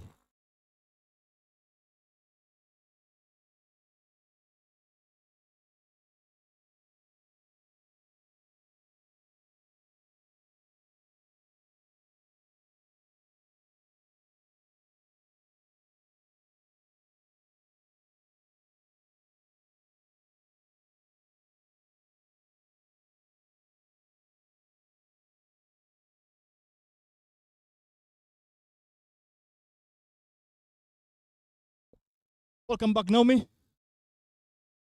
Score is just touch over 100, 101 for the loss of 2 wickets. After 12 overs, we are getting to that final bend of this inning. Get a feeling the Bujjagali Raptors will want to get anywhere close to that 200-run mark. Know that the dimensions and the size of the ground is not the world's biggest, so they'll know that they need a decent enough total to pick up a victory. Thank you very much, Davis. Good to be back here. Final. The Bujjagali Rafters have been quietened for some time. Those last 2-3 overs. Looking at the previous match days, they have been cruising at over 10, 12, 15 per over. The story has not been the same in this final.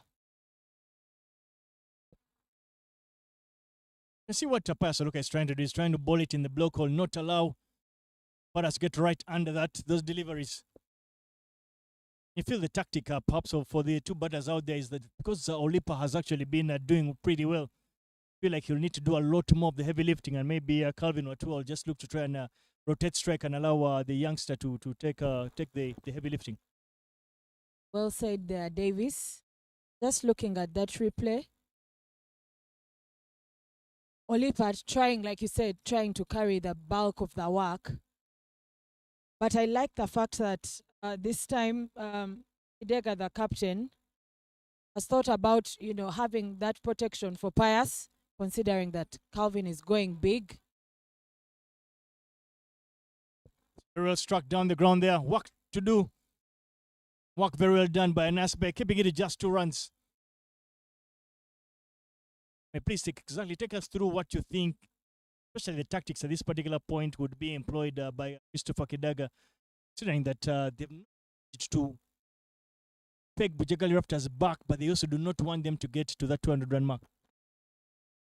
Davis, early at the toss when I asked Kidaga what they want, idea was to keep the Rafters a bit quiet, score less than they have been scoring. And you can see that they've done a bulk of that work. And in 12 overs, the Rafters 100, slightly over 100, shows that they have worked towards their target.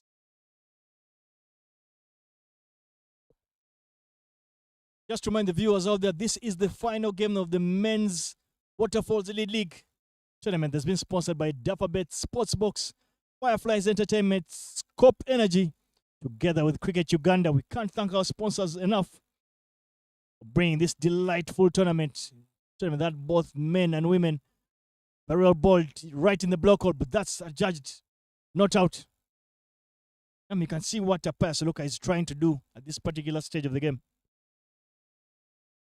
Pushing that ball into his feet, into his pads there. Try and get to him to play maybe on the long side. And with that protection there, maybe a chance can be created. Maybe a chance can be created. A breakthrough, because this partnership steadily moving on for the Rafters. Back-to-back dot balls it is there, and bringing an end to the 13th.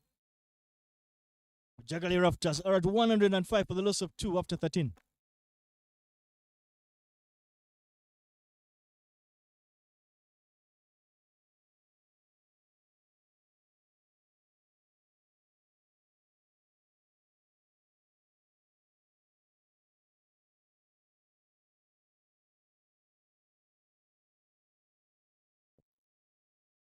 Labraze Ali will continue to operate from that shell end.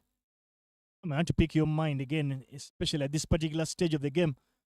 How many runs do you think the Bujjagali Raptors might be content with at the end of their 20 overs? Davis, with these 7 overs that the Rafters still have to play, and with 8 wickets in hand, I think that the Rafters this time will try and get to the 180 mark. I would expect the Rafters batters to now express themselves even more, keep going. The captain and Robinson did their part, but it's now time for Olipa and Calvin to keep going for the Rafters. So I think 180, 170, 180 will be a good target. Well, so Siraj Nsubga has been kept busy there at point. Would be an unfamiliar position, fielding position for him, but he finds himself right in the hot seat. There is nowhere to hide in T20 cricket. I think you're spot on, Naomi. That 180 run mark will be something that the Bujjagali Raptors will be looking to get to. Wicket is reasonably flat wicket it is. And with 180, you feel that the Itanda Kayakers will be happy with that. Great work there by Daval Patel, keeping it to just 1 run. Any particular bowling changes you think maybe the Itanda Kayakers can employ? We've seen them introduce a bit of the spinners in the middle phase of the game. With that field now really open and with so much protection, the captain, Christopher, could consider bringing in pace bowler, but with that massive 6, brings in Olipa's half century there, 53 of 32. That is Olipa's 3rd half century. league. Struck, pulled right in the block there from Bujjagali. This time around, hot blazing Gerard Olipa is able to pierce that boundary. Big boundary at deep mid wicket, picks up a maximum. But you just get a feeling that the Bujjagali Raptors are starting to engage yet another gear. Do not mind picking up the singles if they can keep finding that boundary. Get 8, 9, or even 10 runs and over to get to as close as possible to that 200-run mark. Davis Olipa has been consistent in his scoring runs for the Rafters. I think that now the captain there, Fahad, knows that if anything goes south, there is a one Olipa Gerald. Very well struck there. That single brings an end. End of the 14th over, and a brace will take a break. Bujjagali Raptors are 119 for the loss of 2 wickets after 14.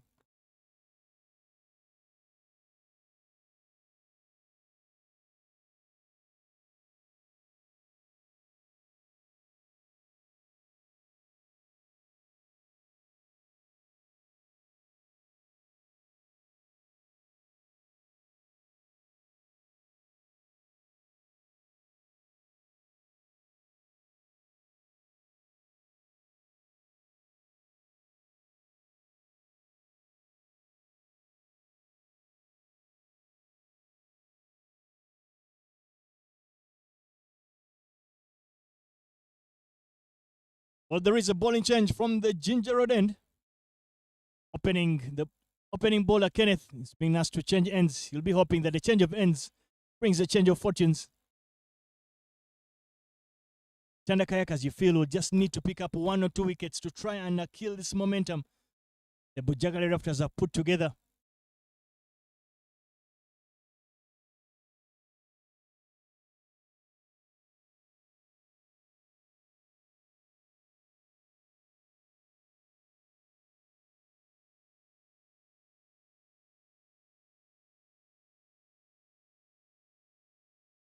Starts off with the dot ball. Felt that was a little bit in the arc, a bit of width on that one. Allowed Calvin Watua to free his arms. He wasn't able to get any butt to it. Davis, I think he must have looked at this vacant region, maybe trying to get over Kidega there in the cover region, yeah. Swinging his arms, maybe trying to get here, but with no contact. There'll be no result for him there. Back-to-back dot balls, it is here for Kenneth. He's doing the job captain would have probably asked him for.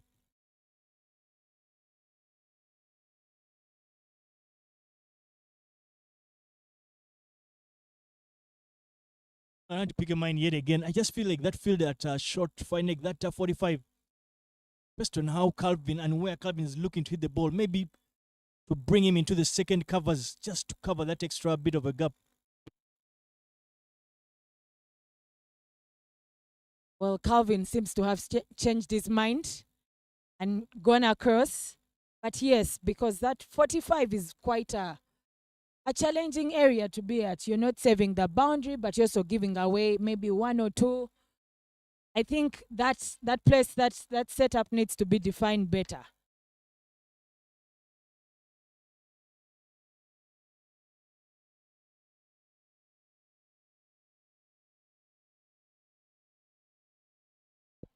I think one of the biggest winners of the men's Waterfalls League will certainly be Kenneth, because he's been asked to bowl in some very difficult positions. But I feel he has actually answered that call. He's one of those bowlers I've seen for me in the tournament who has been able to bowl in all 3 phases of the game. Bowls at the start of the inning, bowls in the middle. No, and also gives you the option that he's one of those that can bowl at the back end of the inning. So for me, I think it's been a tremendous find in this particular men's version of the T20 league. Tight on that one. Simon Sessas is under it, and this time he completes an easy catch, and Kenneth strikes, picks up a wicket, and the Bujjagali Raptors lose their third with a score at 120. And it is that big wicket of Olipa Gerard who sent back to the heart. He's done a magnificent job. Got a half century, 54 of 34 deliveries, feel he's done the job. Middle will be expected to rise to the occasion to get them anywhere close to 120, to that 200 mark.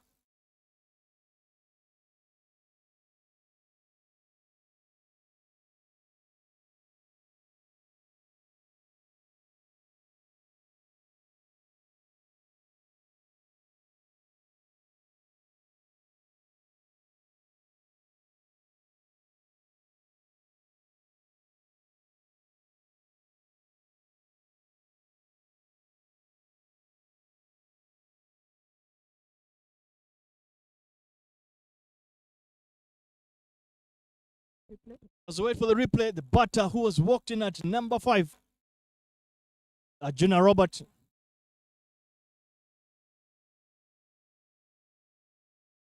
For 31 deliveries to end this particular inning, you feel that the Bujjagali anywhere close to that 50-run mark to at least get to 170 in the allotted 20 overs.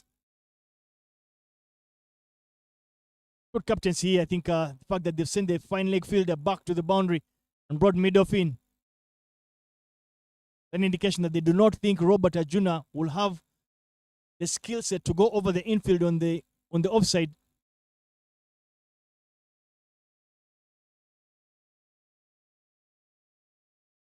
Real ball yet again, slightly in the block hole, unable to hit the stumps, but it is a dot ball, which dot ball brings an end to the 15th.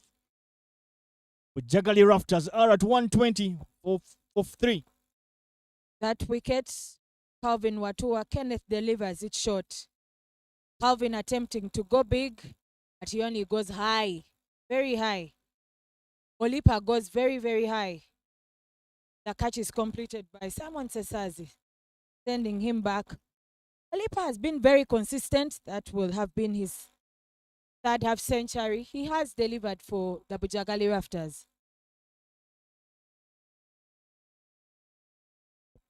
He's probably beaten slightly for pace there. Ball got to him a lot quicker than he might have expected. Played a more than handy knock. But Bryce Ali will continue to operate from that shell end. Catches the call but doesn't carry it to a waiting Anas Beg, a deep square leg.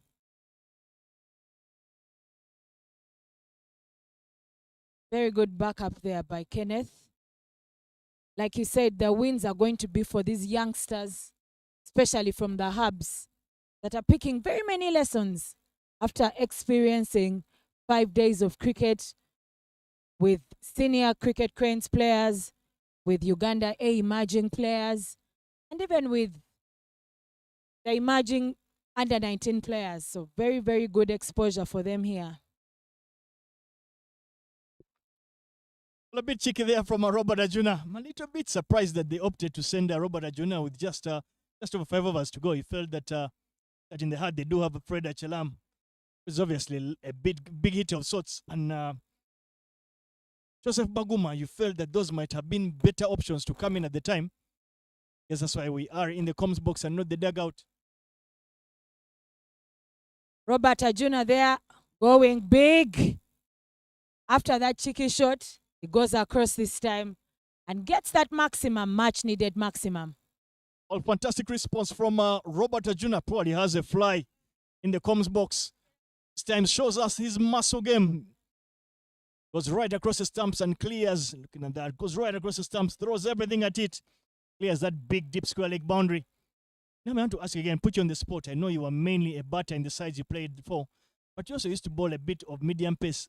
For how long can the experiment of a part-timer be used as a bowler? Davis, Robert Arjuna, after getting that maximum, doesn't continue to stay there as he's still trying to go across the line. But the catch is completed by Devansh there, sending him back for just 6 of 3 balls. Back to your question about how long the part-timer can stay. If the part-timer is having the breakthroughs, much-needed breakthroughs, then they would bowl the allotted, 4 overs for this particular case. I think I was having that discussion with Yasin earlier. The unfortunate part is if it doesn't work, then it will look like a bad decision. But if it works out, the part-timers are picking the wickets, then Why not? You've clearly spoken like Kieron Pollard kind of fan. That type of player that was in the team mainly for his batting, but could bowl a couple of overs, useful overs.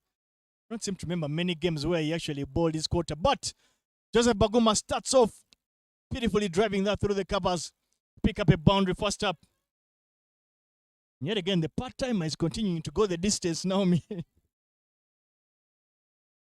Davis, considering that he has just picked that wicket, well, no one goes unbeaten. No one goes unbeaten, I should say, whether spin, pace, full-time, part-time.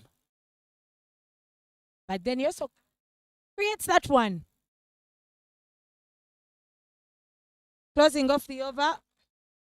After 16 overs, the Bujjagali Rafters are 131 for the loss of 4 wickets. There will be a change in the Cobbs box as Ivan Sajabi and Coach Mike Ondiko take over.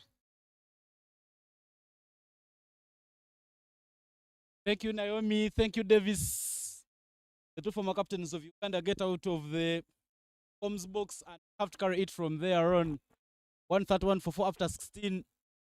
Baguma Joseph is the new batter in. He just joined Calvin Matua. Kenneth Ogen wrote ball from the Ginger Road end. My name is Ivan. Welcome back, Michael, from that brief break. Thank you, Ivan. Good cricket here. Has played with power. Not really keeping his eyes to the ball, but he manages to keep in line to make sure that he cuts off. Ends up there from the skipper. Well, an effective technique, if you ask me. Not to the liking of the officials, I'm sure, and that's why the controlling umpire would want to have a look at that ball, because that must have gone right under his studs. If you can see just in that replay. But at the end of the day, effective because he cut off that certain boundary. Had that ball gone past the captain in Christopher Kidega. Goes for a reverse sweep but doesn't make contact there. Joseph Baguma trying to innovate to make sure that he brings up a boundary. There was some interest. An appeal of LBW but not given by the umpire. Well, this is a bit of an interesting angle. Yes, that's a replay there. And effectively done by Christopher Kidega. But Ivan, what I find also interesting is, in this particular Waterfalls edition, each team is required to field some under-19 players. And thankfully, the under-19 players have really come to the fore. Of course, earlier on, while our colleagues here in Davis and Naomi in the comms box were saying Abraiz Ali was taken a bit to the cleaners there in that over. But overall, the youngsters, both for the Itanda Kayakers and the Bujjagali Rafters, have come to the party.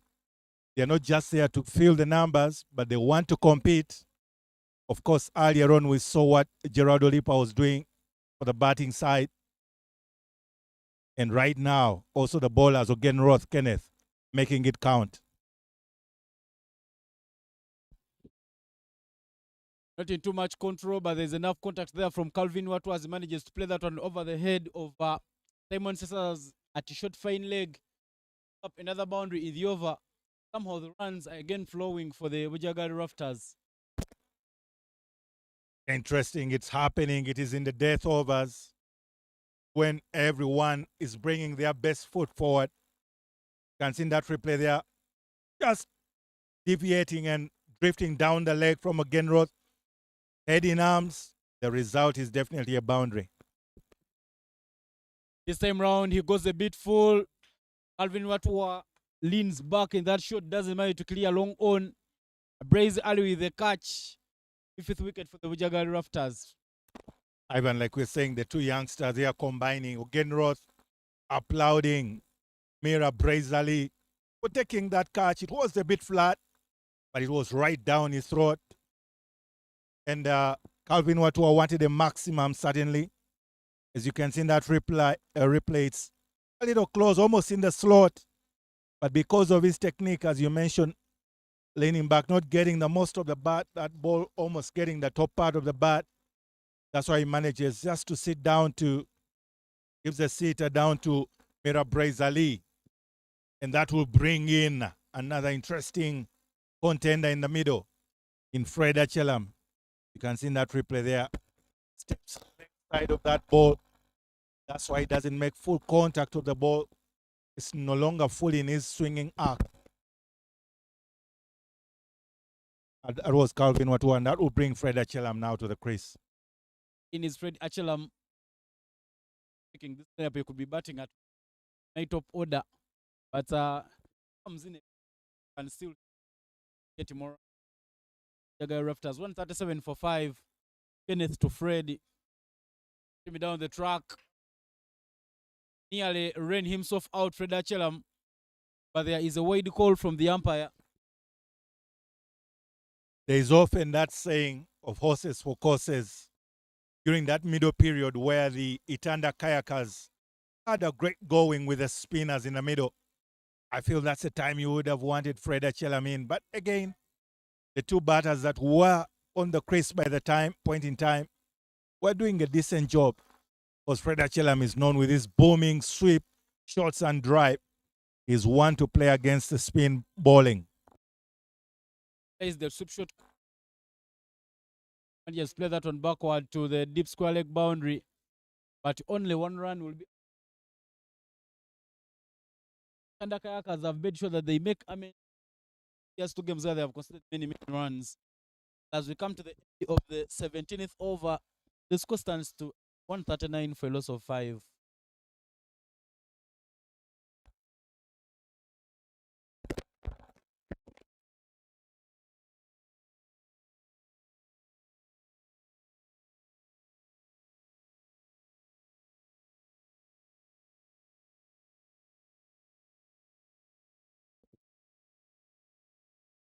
Better batting lineup for the Bujjagali Rafters.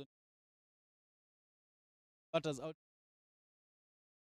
Simon Okitdanaman.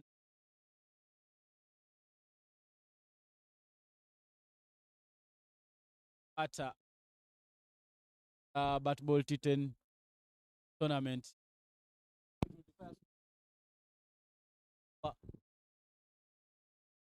Down the ground and just one run added. Up 140 runs. The Rafters. Speaking about the T10 in November in Jinja, Payasoloka demonstrated his abilities, of course, coming through as the most valuable player for his batting and bowling efforts in such periods with his pace-off and variations. That gets a lot of elevation. Will it go all the way? Fielder standing right across the boundary, but that will clear the boundary over the head of Musa Majid Ramadan and the maximum for Joseph Baguma. You have the feeling that Musa Majid gave up so early on that particular ball because he had a chance actually of jumping and catching that ball with elevated height rather than trying to be so spectacular like the modern day fielding is done, where you first juggle it from outside and back in. You have a feeling he had a chance to just jump with his height. He's not a short fellow. But anyway, the result to the joy of Baguma Benjamin, it's a maximum. And very cheeky, but well done. Switch hit there from Joseph Benjamin Baguma, another boundary. Much to the delight of the Bujjagali Rafters. Attempt of this just over, and at this time round he just uses the pace of Pius Oloka and manages to play that one to the man boundary. That one there. Fine work there from Baguma. Back boundaries 6 and 4, 10 already. Taking Pius Oloka. Back over wicket Kaokona boundary. I think this should have been a time for Pius Oloka to pace it into the surface.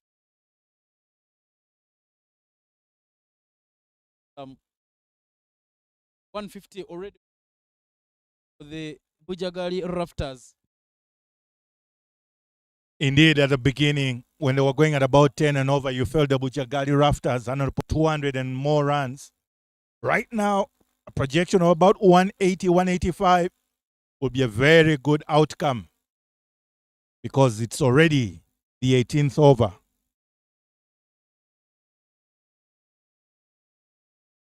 For winning this game, we'll also get a cash prize from our sponsors, Raj Gas Pro and Scope Energy. Something to play for in this. Something to play for in this. Also a player. He's also a player of much money there on the cards. However, better than other players today. Not full control in that shot, Baguma, but he's pushing very quickly, interested in taking the second run. Work to do by Anas Beg, and 2 runs there for Baguma. Very good effort from Anas by covering a lot of ground to make sure he cuts off that boundary. And that's the kind of effort and input you want from your fielding team as a bowler, especially in this death overs. But that has brought up the end to the 18th over. It is 154 for 5.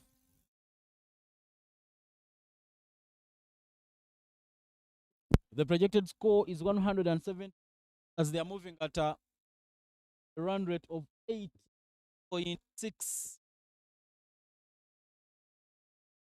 Over there to come for the Itanda Kayakers, and Kenneth Ogenroth has the ball. He's bowled 3 overs that have gone for 21 runs and he's picked up 2 wickets. Now there he comes. That was in the slot for Fred Achelam to hit and just manages to play it to the deep square leg. The tough going for Fred Achelam is not the crisp contact that he's known for. Just a couple of singles for his efforts at the moment.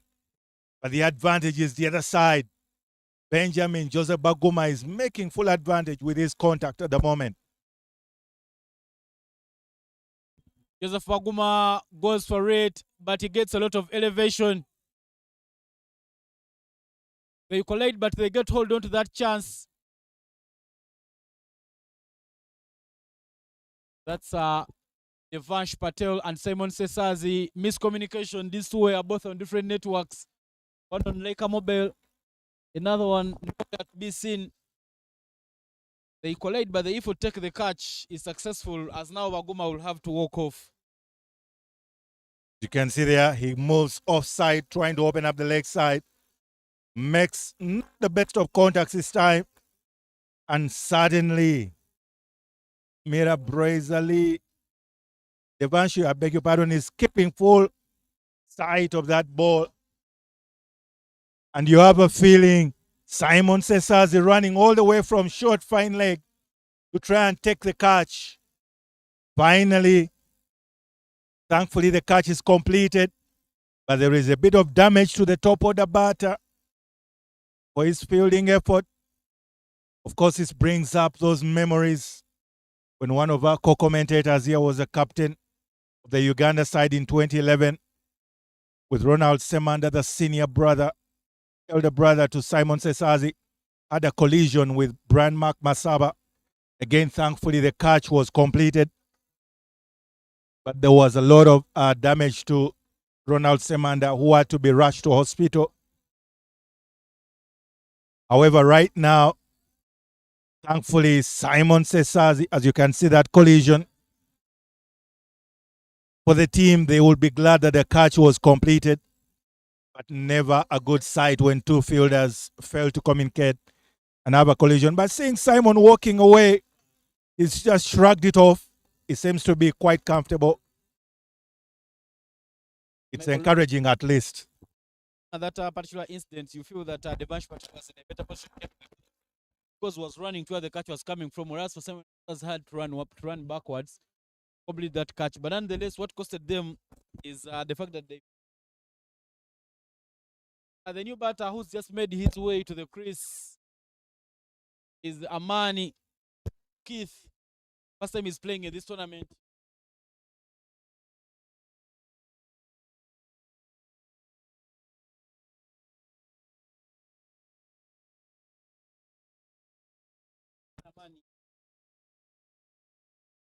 Rafters team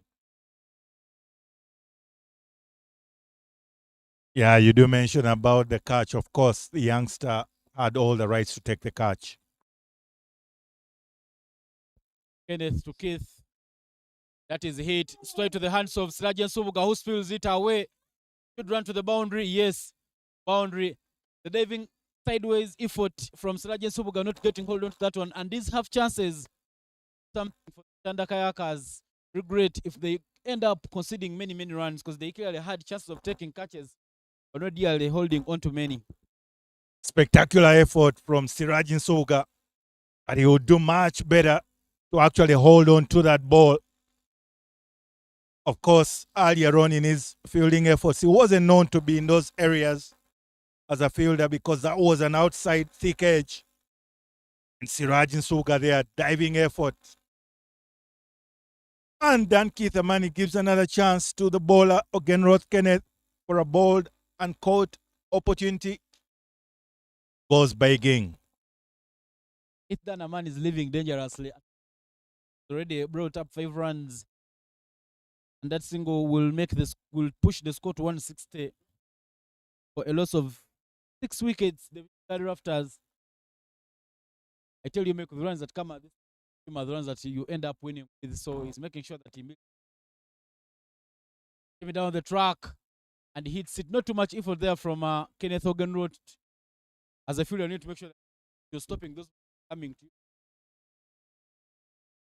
That as those half-hearted efforts, and somehow the runs are still moving the Rafters. As you can see there, he swings at that, but just doesn't get the most of that ball. Dan Keith Amani, very fortunate to still be out there in the middle.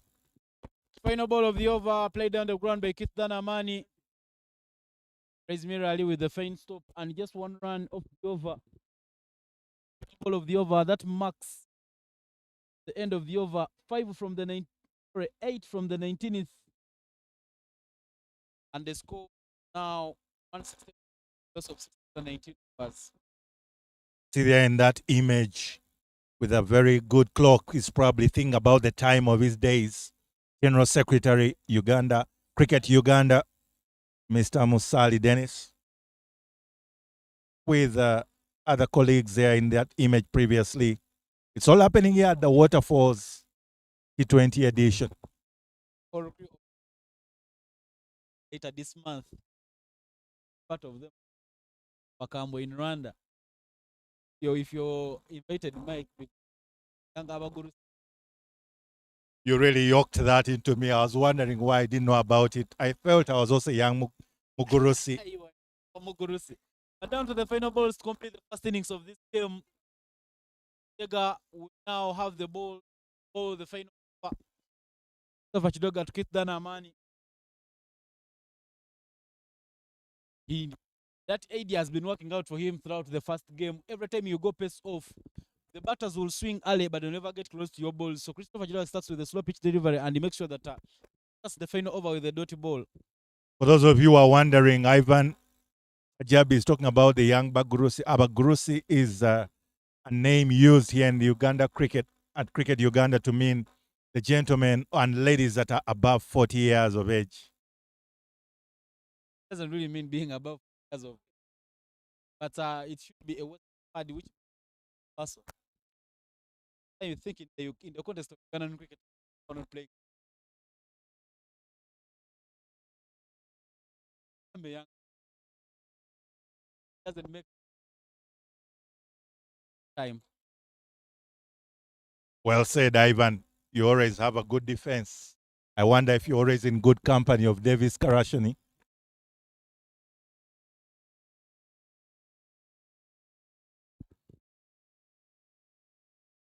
Edge by Fred Achelam there. No efforts from Devansh Patel. And that will race away to the boundary.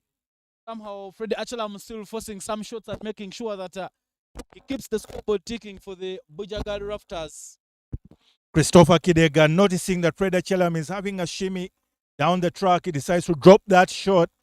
You have a feeling that probably if he had gone for the shorter, for the slower bouncer, it would have worked. But because it was pace on, even with that thick top edge, the result was a boundary or race.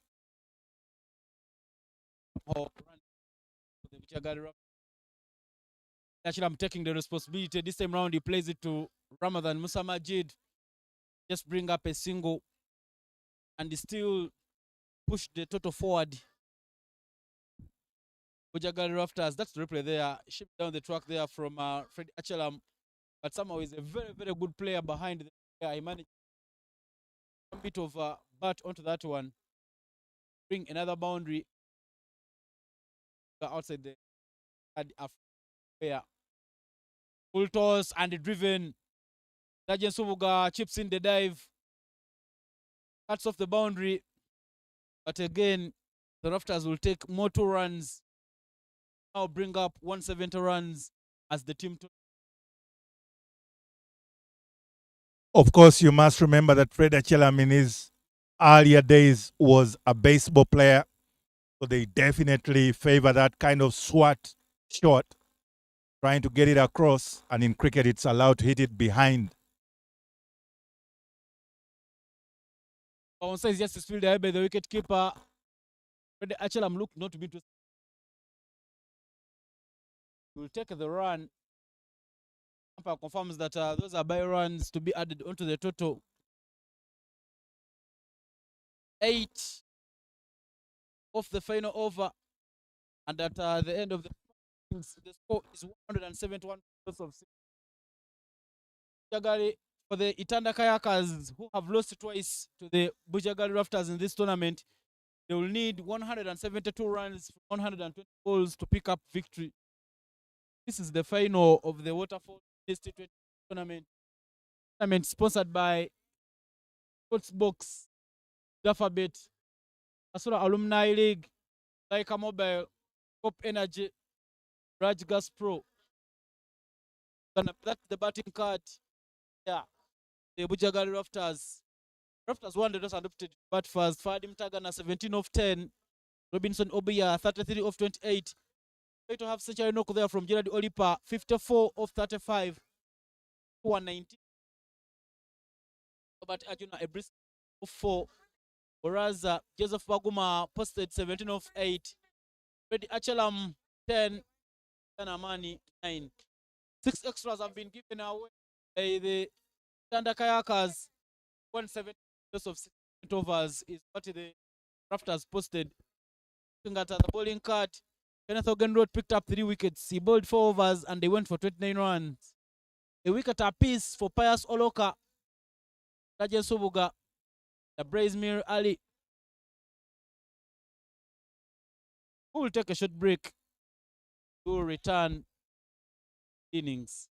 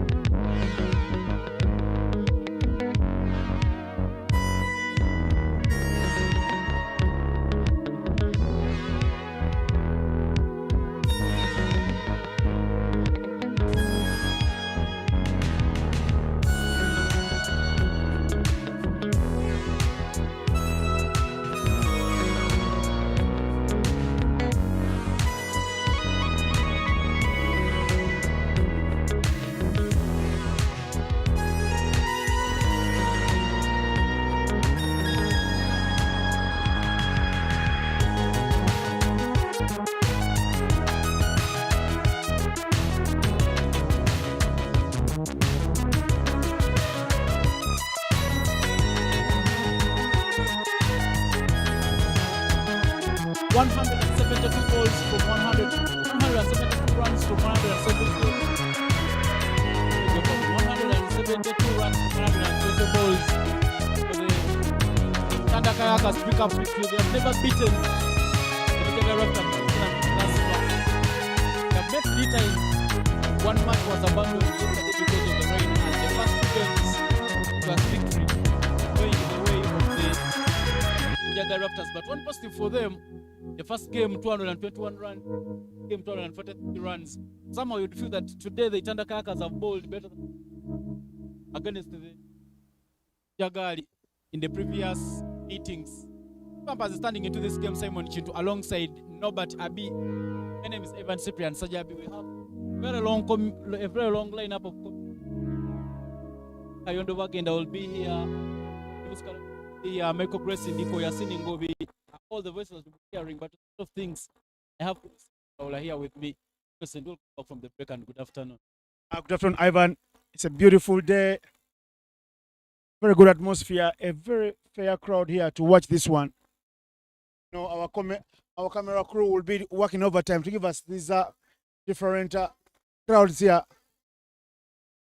and the angles to make sure you guys watching from the comfort of your homes enjoy all the action. It's the final day. Just the other day on Monday, it was match day number 1, but these tournaments, they come too fast, come and go very fast. Starting to look hit up nicely. But what happens now is the final day, last match, 10-match affair.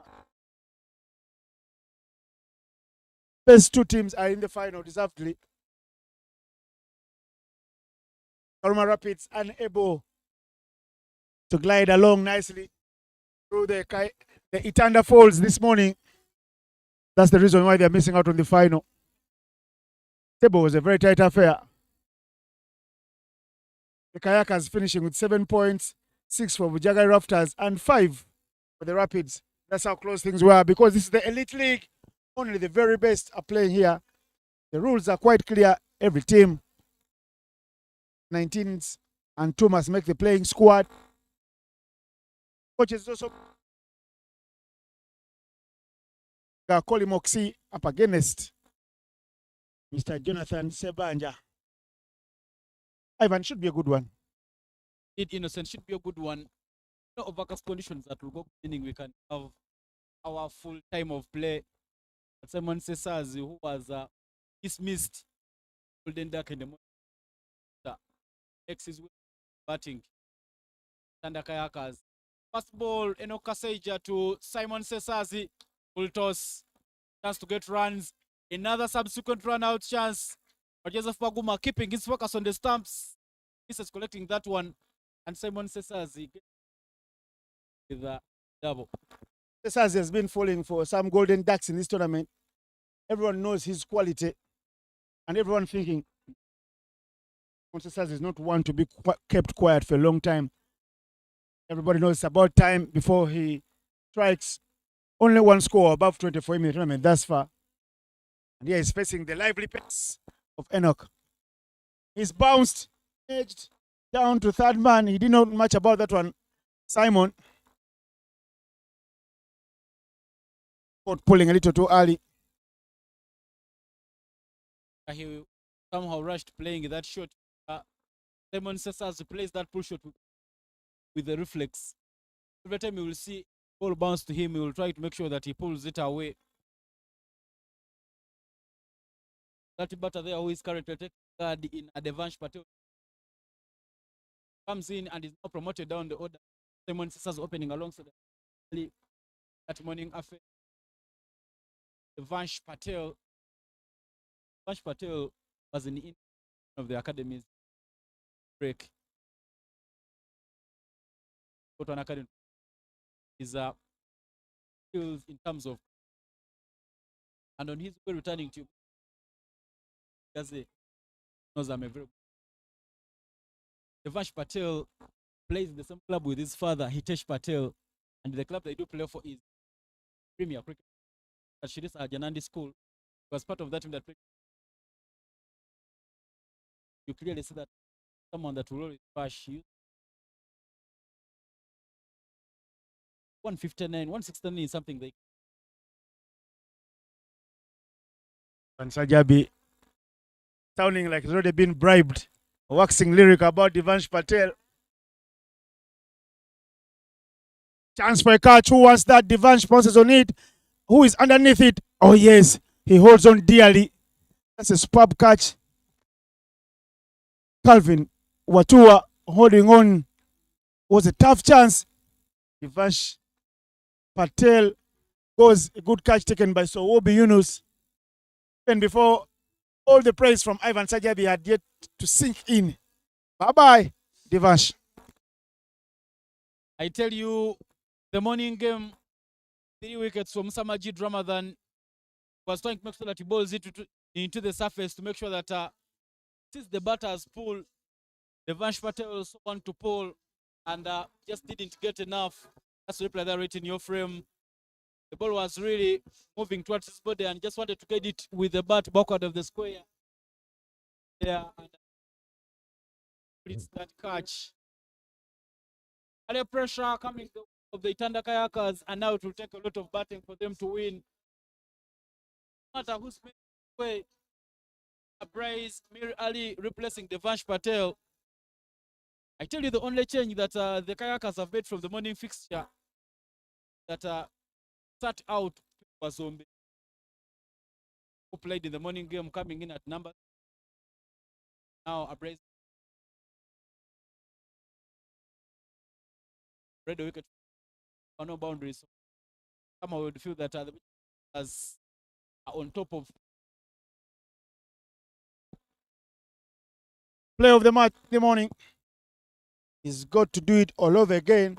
If he scores what he scored in the morning, or even better, his team will be on the front foot.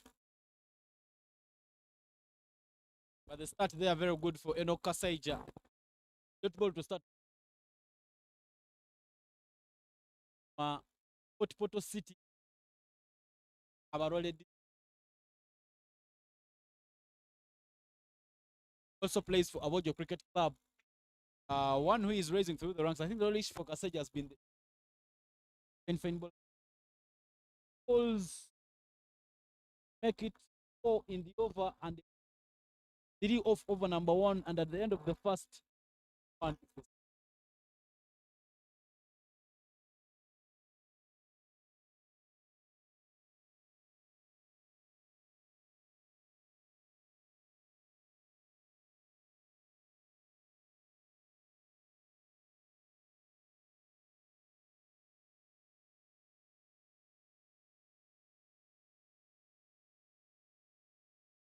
The old English adage does go, better late than never. A Johnny come lately in this Waterfalls Elite League. Dan Keith Amani. Watch out for his bowling action. I'll be asking Ivan Sajabi, who does it remind you of? Watch him come through with his bowling. Also, a very good player of the tournament in one of the bad tournaments played at the back end of last year in Ginger. Hassan Bagaga, not featuring tournament. He was there with 11s.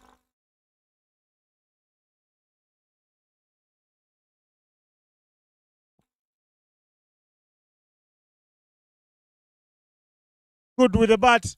Now has to do some work with the ball. Yes, Dan Keith. Amani.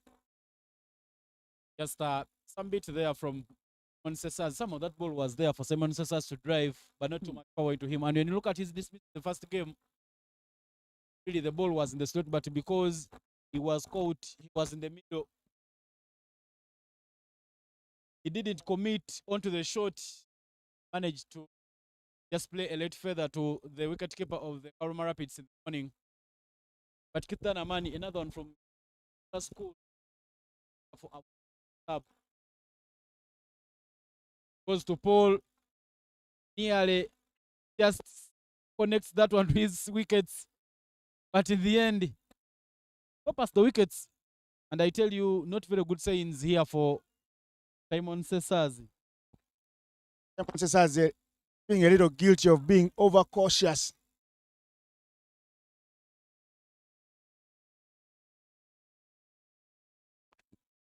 At the total 169 from 100 balls. Batters will need to give the top will need to give Kayakers very good start. Rest of the batters can come and finish back. Hold it to the surface. Simon Sessas throws everything at it, just over the head of the umpire, and that will race away to the boundary. First boundary in this run chase. First boundary for the Kayakers. First boundary for Simon Sessas. They need many more of those. That was in the air for a long while. And you can see that. Look at how the offside for the lefty has been beefed up. A galley point in Simon Okecho, Calvin at point, and the second point in Olipa, Wachelam in the covers, and Obuya at a mid-off. Tells you they know his game clearly, and they're setting traps for him here. You will be hoping he finds the gaps like that as he tackles that one for a single.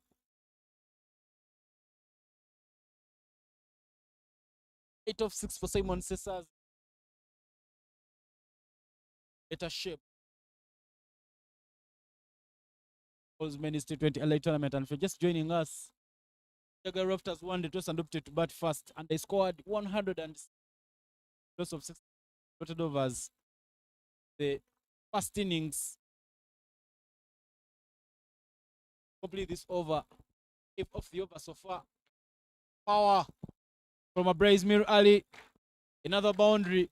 Make it 9 in the over. What a shot. At that point area. Bring up a boundary and get off the mark. Ali. It's boundaries that they will desire, and if they get many more like this, they should be fine. Fred Achelam dropping his hands.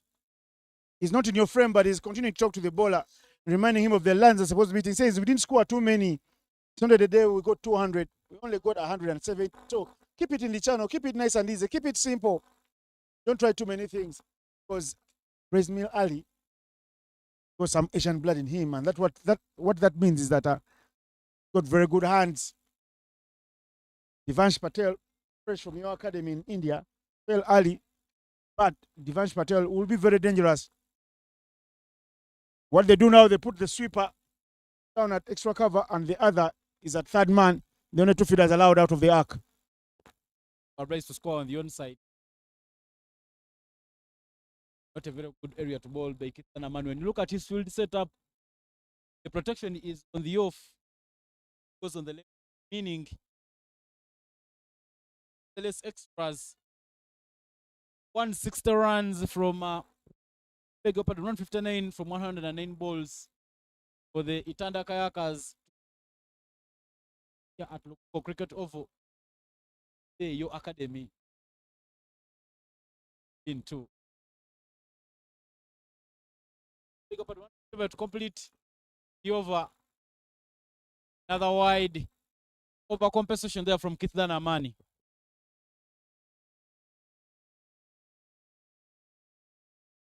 Ivan Sajabia trading the blows, going pound for pound. He's not holding back, and he's never want to hold back, really. If you know Ivan Sajabi, he lives and dies by the sword. Said your academy. I mean the academy I earlier talked about, giving a lot of praise. People have lost anyway. Final ball. I'm struggling to complete this one nicely. His over is already gone for 11. Ow! He's hold out. Achelam run underneath it. He holds on dearly, Big Freddy. A big over, but what happens in the big catch at the end? Holds on dearly with no gloves on, because the whole tournament is given the chance to keep to Arjuna, and that's the hurdle from the Rafters. They are celebrating a famous wicket. Somehow, Freddy Achelam wanted to leave it for Sohobi Yunus, but in the end, he committed on taking that catch, held dearly onto it, and the second wicket. It has fallen in each of the overs that we have seen. 1 wicket in the first over, another in the second over. And the Itanda Kayakers are in trouble. They are that unhappy. But 14-2 is the score for the Itanda Kayakers.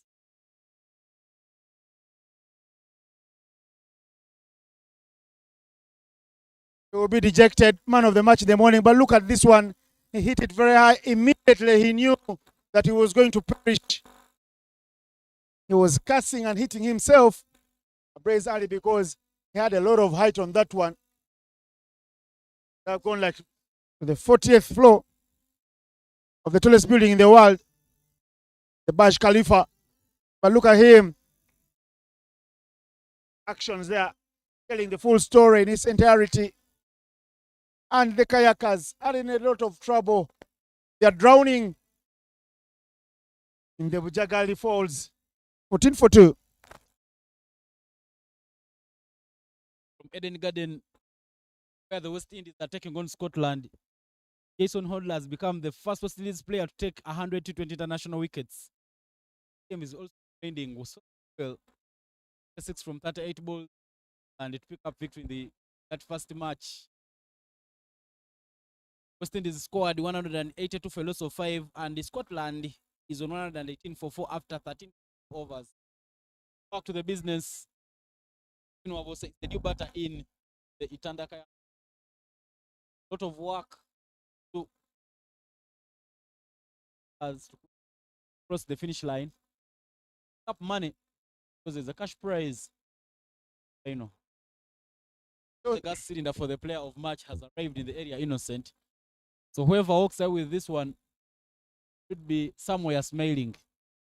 Gas cylinder for the player of the tournament, right? Not player of the match. Yeah, player of the tournament, the MVP. There's also money for the player of the match.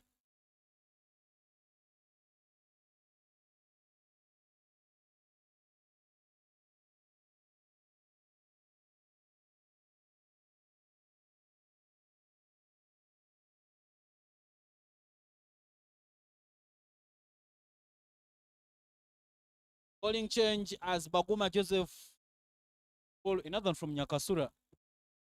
How the bowlers been given the opportunity. Run out chance. A direct hit could have been a different result. Obiun is going for all money, looking at the stumps and making sure that he goes for bullseye. But in the end, somehow the run out is not completed. Come from these batters, the two left-handed batters, Simon Sesazi and Stephen Wabose.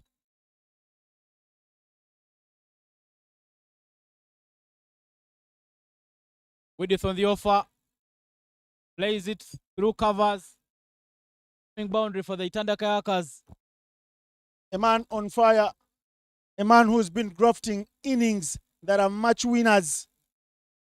He's that type of player, and he brings that dimension as a lefty. An orthodox punch from Mr. Stephen Wabose.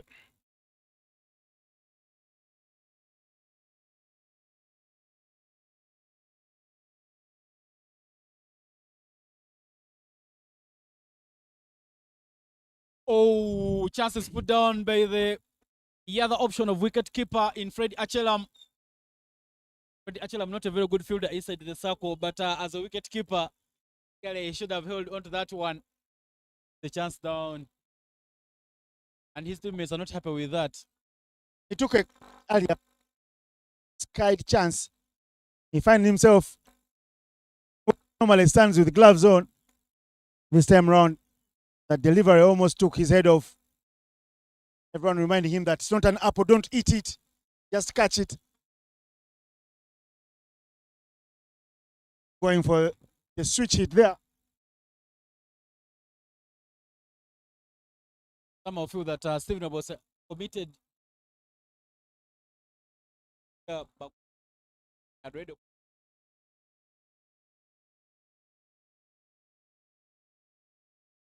everyone going out of the keeper's gloves at Juna. Akuma being very tight in the first over here despite going for a boundary. Score doesn't look a little shabby. They have runs on wickets, must be looked after.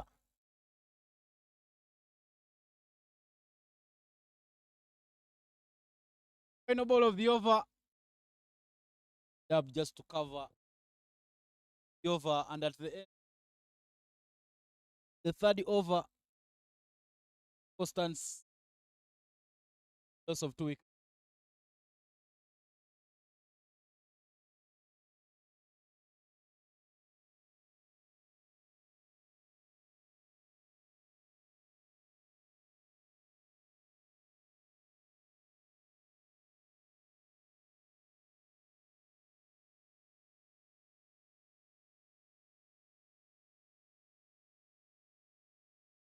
I love the way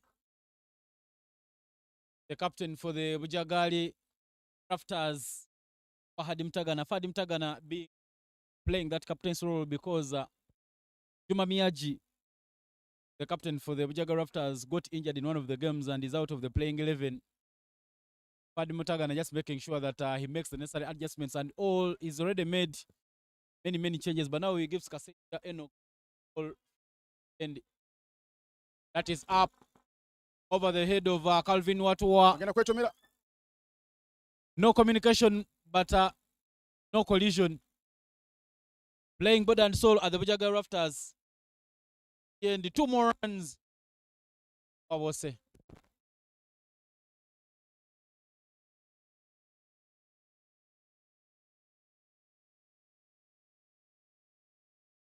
Just first over went for 2 runs in that over, and now goes to ball from the Real good wheels. Wheels of pace from Enoch Kaseja.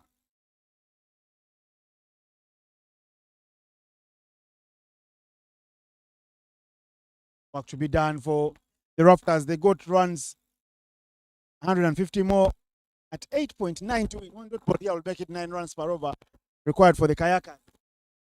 On 2-2-2. Edged by Noble.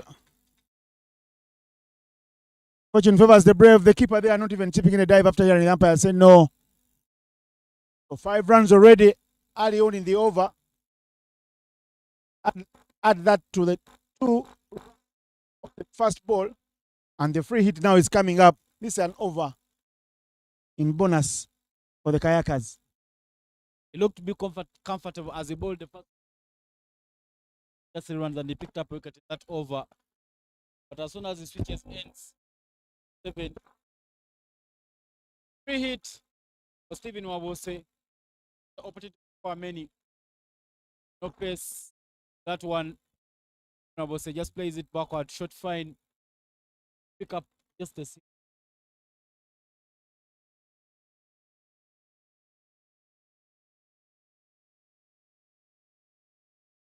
9 off 8 for Simon Seth. 11 off 7. Wabose. 2 left-handed batters at the crease. Kayakers, but work to do. The final men's T20 LA tournament happening here at Lugogo Cricket. Raptors up against the Itanda Kayakers. This tournament is sponsored by Raj Gas Pro, Pop Energy, Sportsbox, Alphabet, Laika Mobile League. Fireflies are also part of this. Fireflies are also part of this tournament. As Cricket Uganda are the Uganda's second edition. First edition was won by the Itanda Kayakers in 23. Now here we are. More pace off there from Enoch Kaseja. Another dot over. These dot balls are real gold dust in the defense over what they scored, 171. They will be thinking they've picked up early wickets. But I tell you what, in T20 cricket, sometimes it's hard to bowl out a team. So they could be hurt by the remaining resources in the Kayakers dugout. A lot of batting to come. He's out there in the middle now. That is his favorite shot. Does he get a full blow? Simon Okecho makes a mess of it. Was being urged on by Fred Achelam that there was a chance to cut off the boundary, not even to take the catch. But look at that. Comedy of errors. Indeed, Commodore Vera's boundary. Itanda Kayakers. Somehow Simon Okecho had stopped that one, but in the end, over. Push. 2 runs already in the over. Penal ball to complete the over. There's his wrist. And they will take the run. That single. They change the comms. Captain for the Cricket Cranes, Davis Karashan, alongside Yasin Ngobi, the next pair.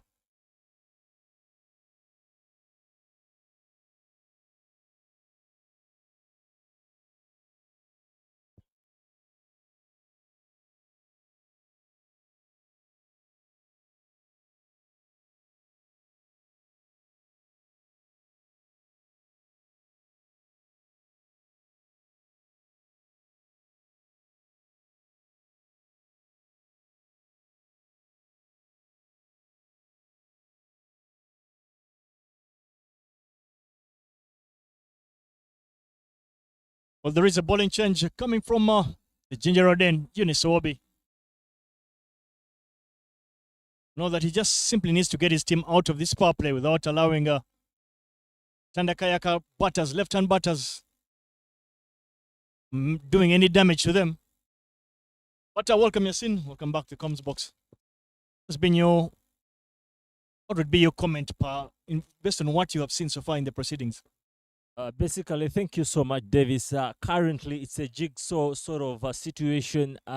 Basically, the situation is shifting to Rafters, Itanda Kayakers, and big credit to both the captains. But I want to give an extra recognition to the Itanda Kayakers captain, who has done a commendable job earlier on in the first innings. I want to just take you back a little bit. The first 2 encounters, 2 massive losses against the same opponents and huge scores, actually 200, the biggest scores of the tournament. But here we are, they have a target of 172 runs. So that gives you the insight, the image of what exceptional work they've done. Nobody, it is a bit dangerous, you would say, from Eunice Owobi, beam of sorts, and concedes a boundary of it, very costly one. Because the next delivery will be a free hit.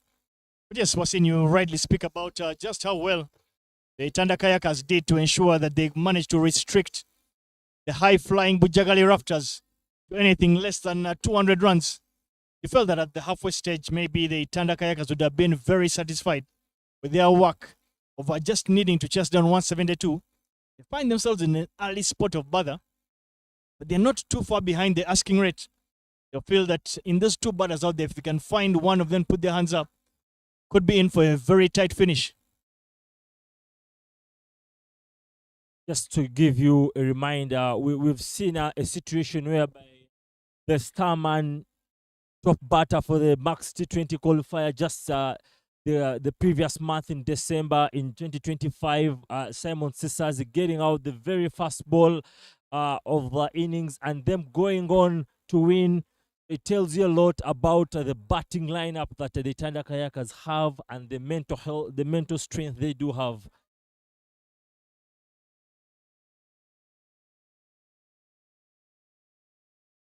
Was a bit too straight. Fortunately, that goes straight to one of the 2 fielders out in the ring. Olipa Jared keeps it to just 1 run. He's fielding down that deep square leg. Joseph Benjamin Baguma is at long on. You look at the 2 fielders being on the leg side, you're basically asking Eunice Owobi, try and ball it as straight as possible.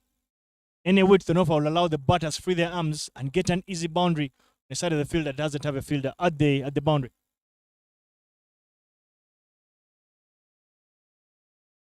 Quarter it is. And Quara is very well taken there by the captain of the side. Fahad Muteganas takes a stunner in the covers to get rid of Stephen Wabose. These are the very moments that sort of change the situation. Now we see another sort of change in shift now. Pressure slightly, I'll call it slightly, because the informer rebranded Nasbek gets on there, and we see what he has been really built up. Very good, impactful innings, just like the morning game. And here he goes on to the crease.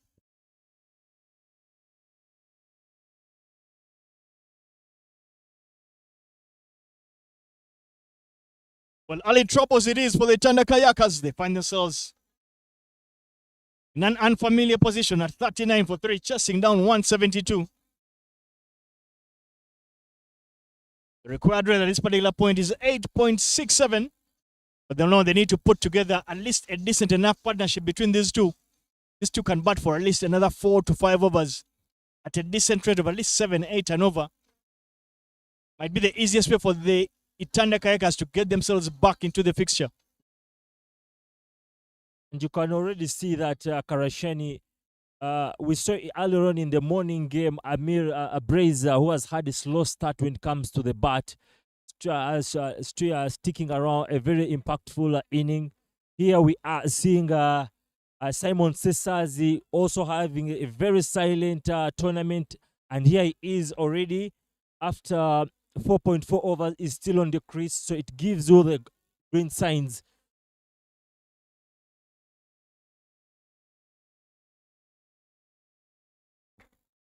Quickly off the mark, clips that off his pads.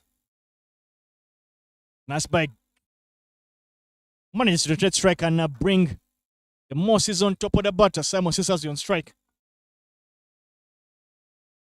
Decent first over, you would say, with from Sawabi with 1 ball to go. He's considered just 7, but picked up that prize wicket of Stephen Wabose, the man who's been in form for the Itanda Kayakers. He's been one of those players that has been able to hold fort for them. Now, the Itanda Kayakers will need to find someone in their dugout to do that very difficult job.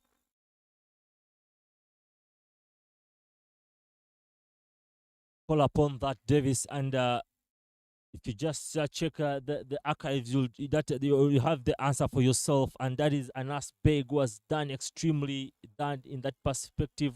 But that brings us to the end of the 50th over with a score of 40 after for 3.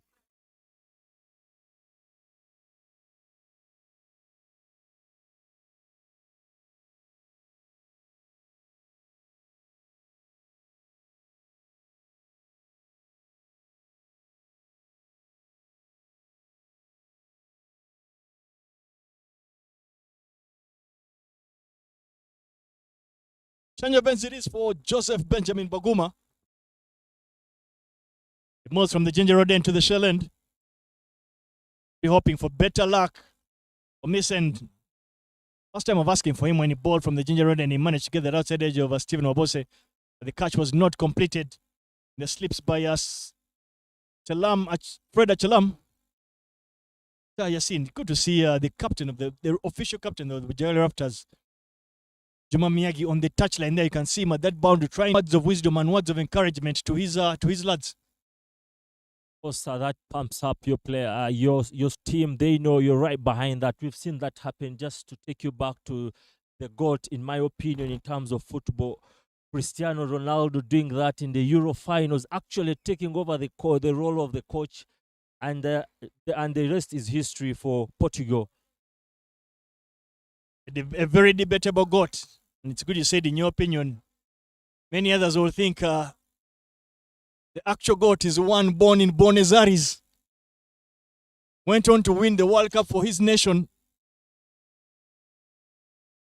Completely dominant.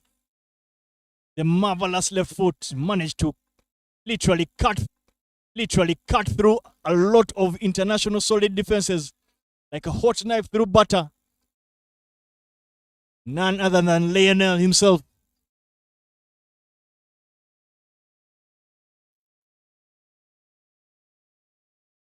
Well played there by Nasbek. It's just enough to run that to third man. Shot them. Oh, man, I felt that they could have been easy 2 runs there, but some tough work. Poor Simon Okechu is having a bit of a horrible day for his fielding standards, you imagine.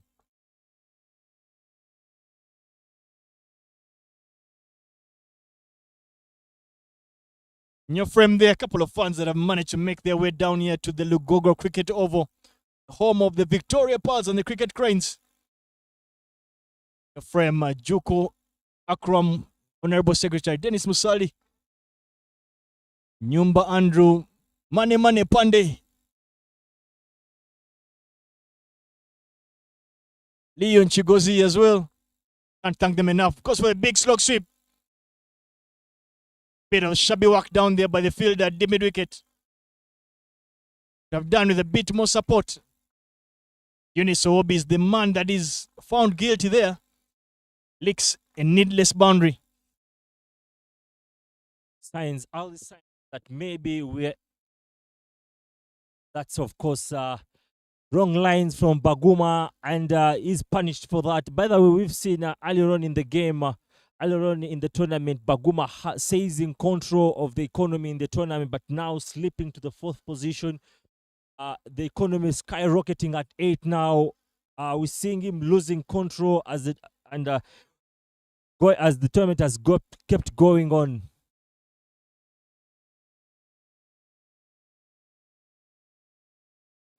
Last ball of the power play.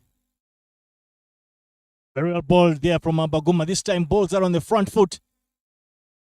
And picks up a valuable dot ball to bring an end to the power play. Itanda Kayakers at 45 for the loss of 3.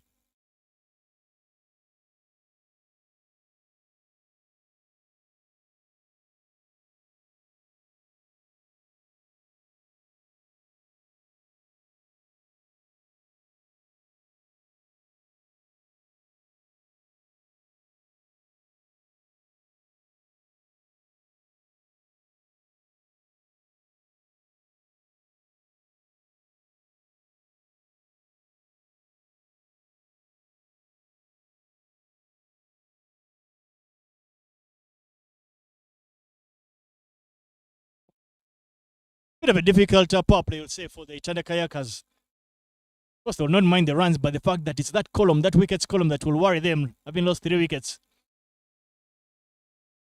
Many people obviously say, and the data says that when you lose more than 2 wickets in the power play, more often than not, you'll struggle to get to that 140 mark.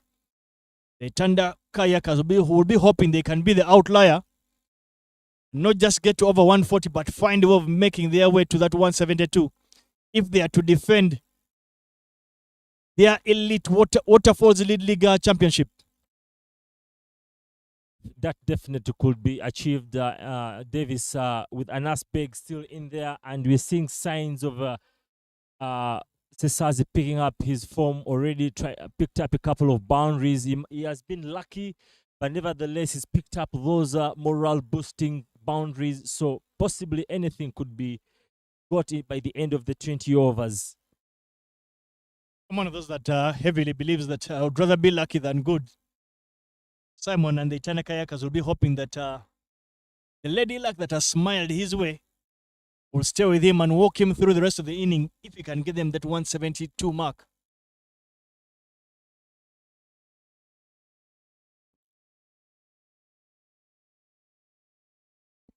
Very well struck into the screen. Work to do for the 2 fielders, and this round, Simon to keep that to just 1 run.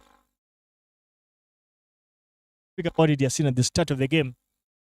Bujjagali Rafters are the more rested of the 2 sides, having not played yesterday after the rain-affected day itself, and of course not playing this particular morning. Unlike Itanda Kayakers, who had to play this morning's game to find their way into the final. So you felt that Bujjagali might have been a bit more rested, and they have actually looked the part in the final. And actually also when you look at how results have tended to come out, all the teams that have had double headers have tended to lose their second game. So that could be also a cutting edge for the Bujjagali Rafters side. But don't put it out so early because the danger man left-hander there, Simon, is still on there. Well measured Anas Beg.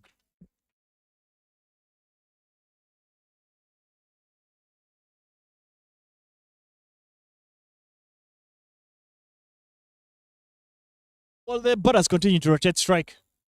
Get a feeling that maybe now they just simply need to find at least that odd boundary, rotate strike, keep scoring at least at 8, 9 and over. They can do that for another maybe 4, 5 overs.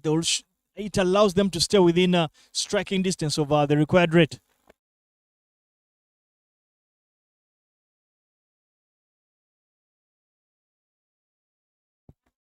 Good change up there from Eunice Obi.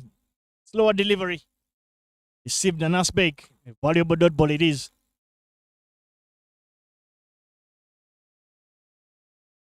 The Rafters are content to sit back, hang on the 30-yard, as long as they do not give the batters any boundaries. I feel that they have them exactly where they want them.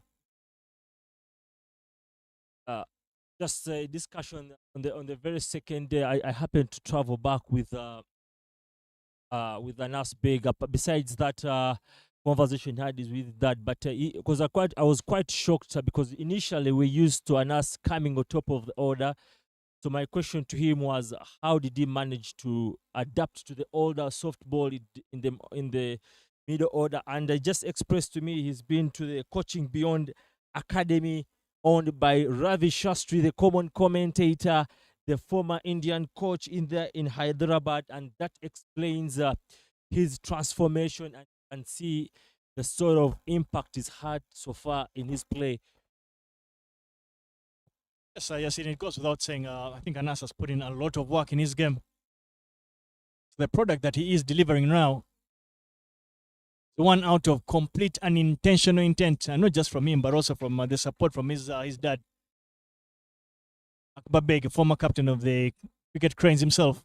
He would have loved to see his son do extremely well, but with that single, brings an end to the 7th.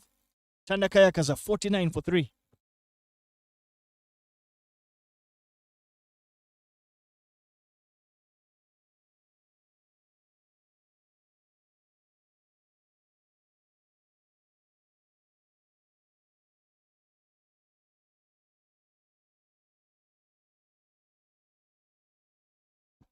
Well, we continue to thank the sponsors, Dapperbet Sportsbox, Fireflies Entertainment, Scope Energy, and Cricket Uganda for putting together this fantastic elite league, Waterfalls Elite League to be exact. Yasin, how have you found the tournament? It's been a couple of days. We started off with the women's version, and then we've come down to the final day. We are in the final stretch of the tournament, second season of the Waterfalls Elite League. Specifically, just go back to the women's edition. It was really fantastic. On 26, Nat Skiver Brands marking that first century in the women's IPL. And then 4 days, Ritam Samalis marks that incredible 101 of 61 runs. I think that is really great news. That gives us really good signs of cricket. The ladies' cricket game really progressing up at the international standard. So that is my highlight for sure. That's very good context, especially the fact that you've been able to relate what was happening on the international scene of sorts, but more importantly, the women's IPL. And I think just yesterday but one, we saw that the women's IPL final was played, a game that actually the Delhi Capitals got 204 runs. But unfortunately for them, their long wait for silverware continues because the Rajasthan Royals, led by their captain Sriti Mandana, were able to chase that down. So it was a bit sad for DC, but yet again, it allowed for the RCB to pick up yet another piece of silverware as the women's team. But we also know that now they hold both championships, both men and women, considering the RCB men actually finally won the title after 18 years of waiting. It all comes to certain doing certain things, being very intentional. The RCB men's have always struggled. They've been a big named sort of team, but that specific tournament deciding to go for more of the balance of the team rather than just the big names, and so the results, them ending up champions. Back to the cricket here. It's been a while since the Itanda Kayakers actually picked up a boundary. Appear to have slightly shifted gears. And look to try and rebuild the innings, put together a decent partnership. But it's also important that they keep their eye on that asking rate. They shouldn't allow it to quickly get out of touching distance.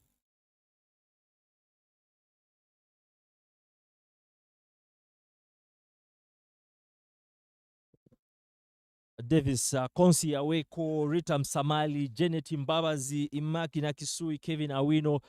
These are players with caps in averaging around 60 caps, international T20s, experiences spanning beyond 6 years. Can we call this the golden era in terms of cricket? cricket cranes in the females, and does asking them for a maiden World Cup appearance being too much for them? Well, as we come to the end of the eighth over, actually, the eighth over, yes, the score is 52-3. Well, there will be a change in the commentary box, but quickly just to answer Yasin, I think for me, it's a great time to be a Uganda cricket fan. A lot of good things happening. Many of the national teams in their respective capacities doing very, very well. So many of us fans here will be hoping that the Victoria Pearls can very soon break into either a World Cup of sorts or to play at the real international stage, either in the 50 over or in the T20 itself. But otherwise, there will be a change in the comments box as Naomi Kayondo alongside Ivan Sajabi return. Thank you, Davis. Yasin.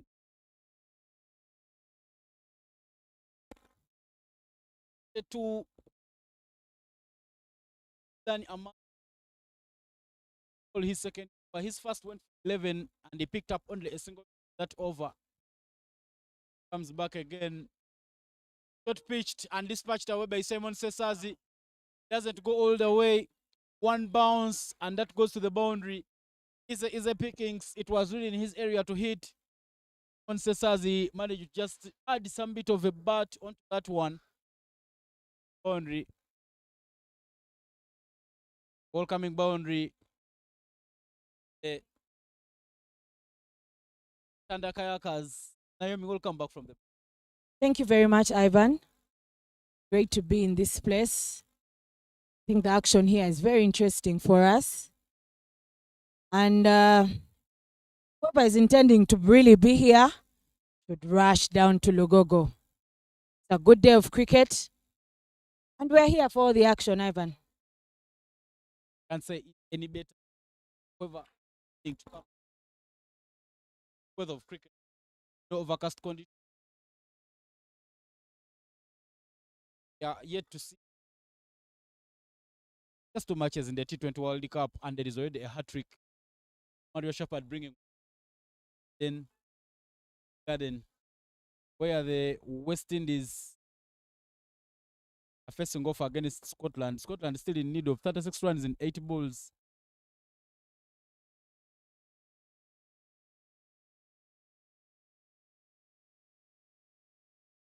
World Cup trophies. Another one. Back there from Robinson at a point to just cut that one off. Evan Robinson has also been good in the field for the Rafters. After delivering on the side of scoring the runs for his team, right through the match, earlier match days, he's been putting his body on the line, saving the team those boundaries. I think he's had a great contribution to the Rafters in this Waterfalls Elite League, the 2026 edition. Runs, but good.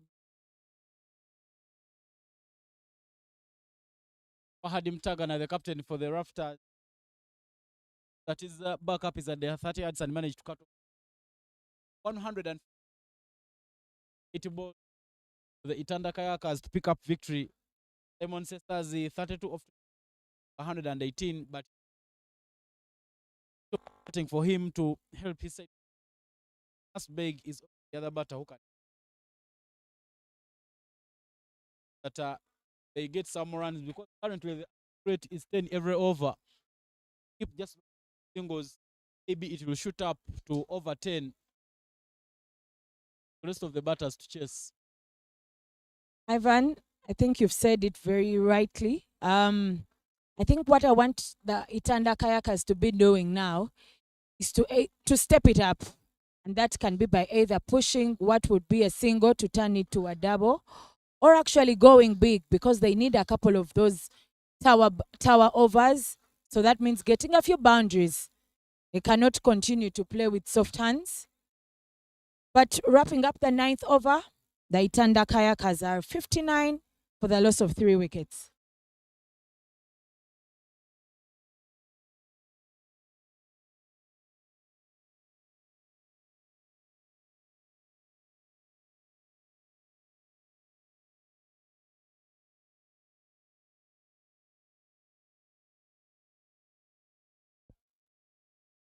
From the Eden Garden, West Indies has eaten and by runs second match.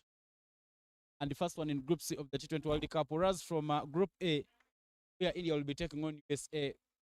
USA one day just but first that game is happening around in form of the Mumbai Indians. Ivan, very good stuff there for West Indies. I remember our tour there when the cricket cranes went for the World Cup. Such a cricketing nation.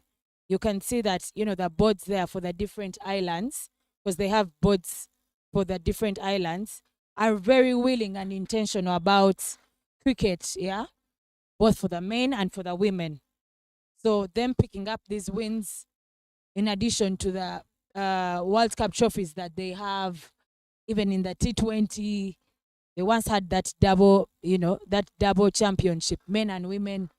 Very good stuff for West Indies there. But back to the cricket in Uganda, and specifically the Waterfalls Elite League. It only lives. Oh, it's the Hadim Tagana going for the one. Lemon Cesars trying not making. It will be the call from the can do one of them. That is played, should go all over. Oh, nearly took a blinder of a catch. Itanda Amani, but that will go over his head all the way for a maximum. Looks like the guilty party there. Keith Amani jumped too early, because that looked like it could be taken. But starting with the bowler himself, Fahad, not seen him in match day 3. Of course, unfortunately for 4 was no game, but we've not seen him bowling much. But as a captain, sometimes you have to get into the thick of things. Guilty party there. Keith should have taken that catch. Could have been the change element in this final. The replay there says as he attempting to go big, and it just goes over his hands. Could have waited to take the jump and take the catch. Hard luck there. Another one hit, should go all the way. Power from Anas Beg, and that goes over the roof of the National House of Society all the way for a maximum. Like Innocent said earlier, we hope the Range Rover for NCS is safe. But looking at the way Anas played that one, got down a bit on his knee, and then held the longer side of the hand of the bat in the replay there, and swung big. Swung really, really big. Simon's scoring a maximum in that over. As soon as he gets strike, he says, what you can do, I can also do. But one thing from Fakim Tagana, as a action of Sunil Narine of West Indies, where you hide your hand behind, then you only appear when you're releasing. But that's the replay there right in your frame. The ball Look was in at the that. slot. And he went big with all the energy. That maximum brings some bit of a break. This is the 10th over, and now the umpires will call the drinks on. It will be now a chance for the two coaches, Sada Oyaga and this Jonathan Sebanja, to go and give a few words to their players. This is the final of the Waterfalls men's T20.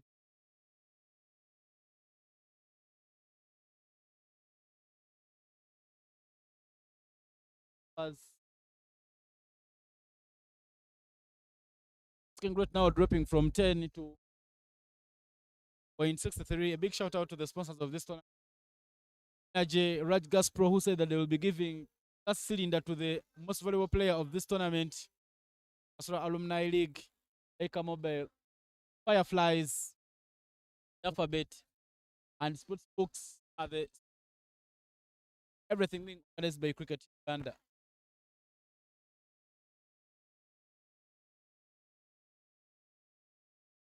Continuing to shout out to these sponsors and partners. Raj Gas Pro, Scope Energy, who have given us the man of match, the player of the match awards from match day 1 till the final. They are an energy solutions company supporting reliable and sustainable gas access. Their sponsorship of the Man of Match Award highlights a commitment to excellence and performance, rewarding players who make the biggest impact on the field. They are our truly trusted LPG partners. Sportsbox, the guys who make us look very good here in the comms box. It's a sports-focused brand dedicated to athlete development, sports equipment, and performance support. By backing the Waterfalls Elite League, Sportsbox continues to play a key role in strengthening grassroots and elite cricket structures in the country. Dafabet. Dafabet is a global sports betting and gaming company with a strong footprint in sports sponsorship across football and cricket. Their involvement in the Waterfalls Elite League underscores their commitment to supporting competitive sport and providing platforms that elevate elite-level cricket in Uganda. Fireflies Entertainment is an event and entertainment company known for blending sport with fun engagement and lifestyle experiences. Their partnership adds value to the league by enhancing the tournament's visibility, presentation, and overall fun experience. Would like to thank all our sponsors, Leica Mobile and all the others. Thank you very much for supporting Cricket Uganda, putting together such a wonderful tournament. We thank you. Can't say it any better, Naomi. Oh, we are back. Final ball of the over there from Fahadim Tagana. Comes to a quick one. Use of the wrist there from Anas Beg and run. Only 1 run to mark at the end of the over. Expensive over for the Bujjagali Rafters. The captain has got 19 runs, and after 10, halfway mark, 4 is 76 goals for victory.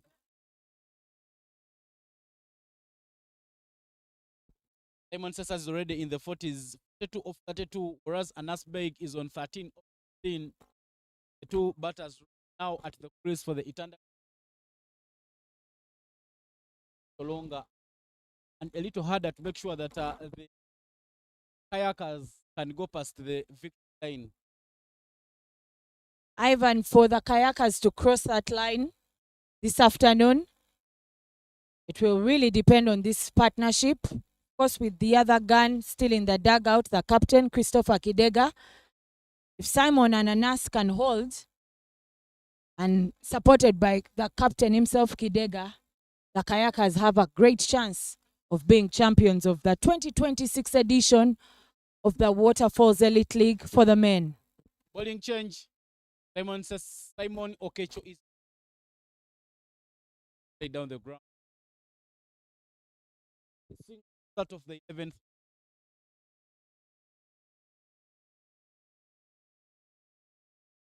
There is a cover. Long off, long.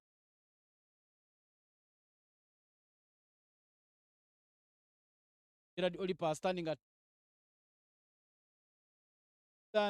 at extra cover there. But the boundary. Short and play down the ground. Single work being done by Simon Okecho, just picking up of the previous over that went. Simon there rocking back just a bit to play that ball, but I feel that it didn't have the much needed energy, and also that these are balls being played to the fielders, taking just the singles. The Kayakers will know that they need to step it up, either get those boundaries or push for twos, because they need 93 runs off 53 balls. Of 57 balls, sorry. There's work to be done, and I'd like to see them get more aggressive in these ranches. Yes, Simon.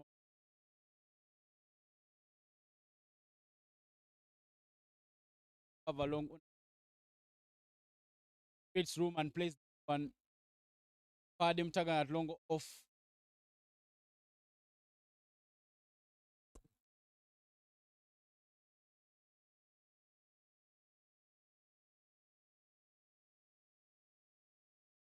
First was in the over so far.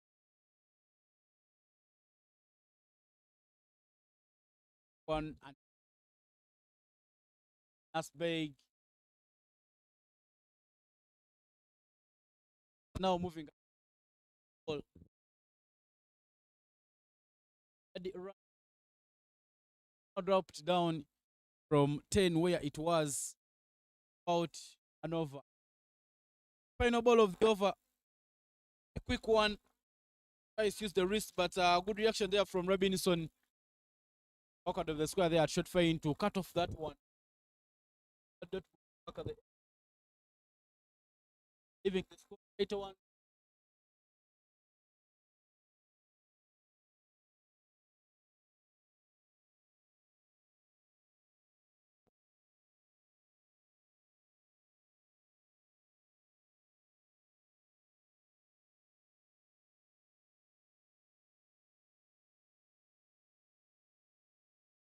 The Itanda Kayakers require 91 runs off 54 balls. But that equation is starting to become big. Close to 2 runs per ball. And of course, it mounts the pressure. That means that at the back end of this innings, they will require something like, 12 runs every over, which you would not want to get into. But I also observed that they must have had something from the comms box here. They need to run the twos. Very, very important. Or go big.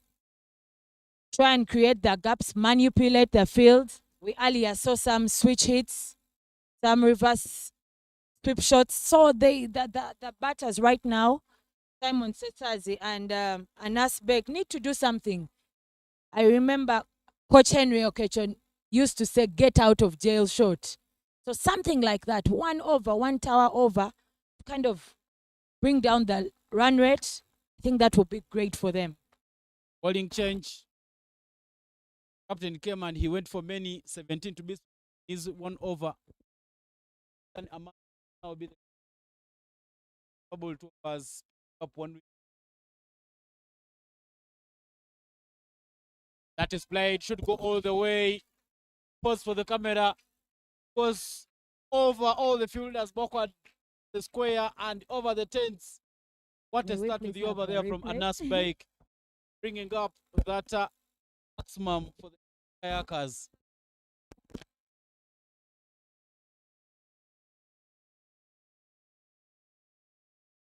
In the replay, Dan Keith Amani guilty of bowling it towards the leg side, and Anas Baik obliges. Plays a beautiful shot there. And I'm really glad he did stay in that position for a good photo opportunity. Those come once in a while. So take the flowers there. Very good shot. The replay from another angle. Look at that. Massively. Called back for his helmet. Put it on. And he's going at it very hard. Pace off. Hard shot. The dive there not sufficient. The captain Fahadim Tagana trying to put his body down the line. But that should sail through. 10 runs already off the first balls of this over. The replay. Anas Baik creating that tower over. Strongly cutting it away. Not even the captain's dive could save his team as it quickly races to the boundary. 10 runs in 2 balls. That's the kind of tower over that we have been looking for. So if Keith is the bowler that has been identified to get that tower over, there are 4 more balls to go, Ivan. And over for the... Oh, they are into the 90s. Pace off. And too much power in that shot. Still in the gap.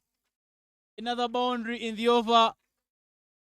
Maximum of the first ball. And the 2 back fours there for a break for Anas Baik.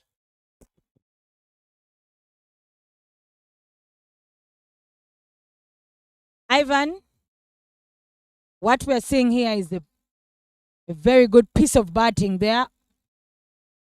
Slightly feel for Dan Keith, who has conceded 14 so far, off just his first 3 balls. But I'm sure the Itanda Kayakers dugout is also doing the math. If this is the person who has been identified, then he will face their wrath. Keep going. But also to note that in the dugout, right from ball 1 of the second innings, the Kayakers have been clapping for every single run that the men out there on the wicket have delivered for their team. The idea for Fadi out of the attack was to bring a bowler who could have been a little more economical. But the welcome that they have given to Keith Dan Amani is a baptism of fire. Ready for 10 runs in his first 3 balls. And I tell you, Anas Beg doesn't look like he will be stopping firing for the Itanda Kayakers. Required dropping down at the end of this over, as now Tanamani is under some bit of pump, as found his hitting range and is going the thing that he sees.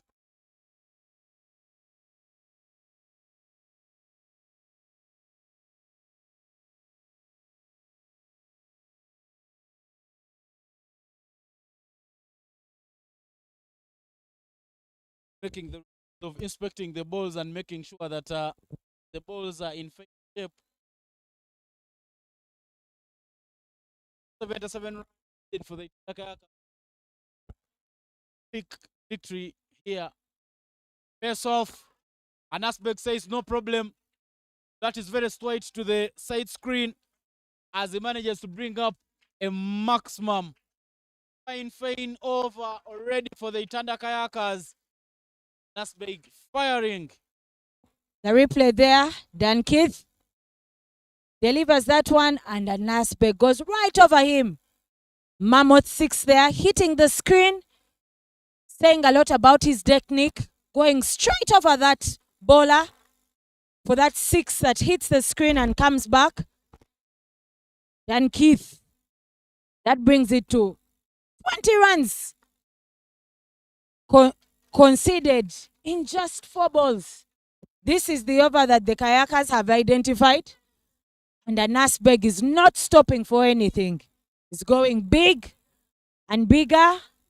And that creates a change in the possible result of this game. All the shots that the fans have loved, that was so 71 from 50. Another ball in the over. Pace off. That is hit, but should find Olipa. Olipa cuts that one off very nice. But the maximum of the previous ball brought up 100 runs for the Thunder Kayakers. Now they are already in cruising form. Ivan, while Keith has been hit out of the park, both up and down in the air and on the ground, he unfortunately has a no ball called for him. So the free hit is on for Simon. Still has, to bowl that free hit and then another ball to close off the over. The chance they have is that with that, because there was change in strike, how to make changes in the Fadim Tagan will come up. The tip of point will go down. Free hit, Simon plays it, but plays it straight to Joseph Baguma. At the long onside, who cuts off that one to just a six. A very nice delivery there from Kita. Doesn't go for many. That free hit. 22 conceded so far of the 5 balls. And he has that last one to deliver to Nasbeg, who has been clapping him all over the ground.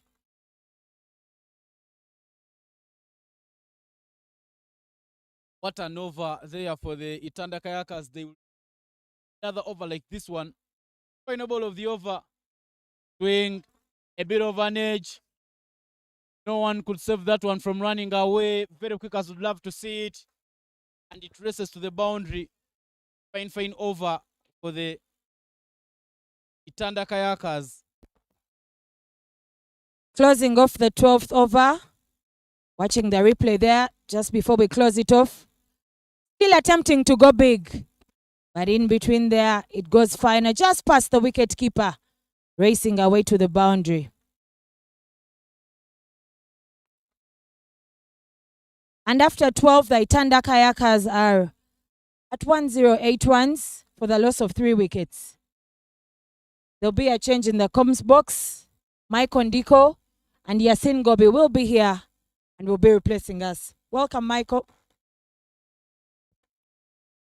Thank you. Thank you, Naomi.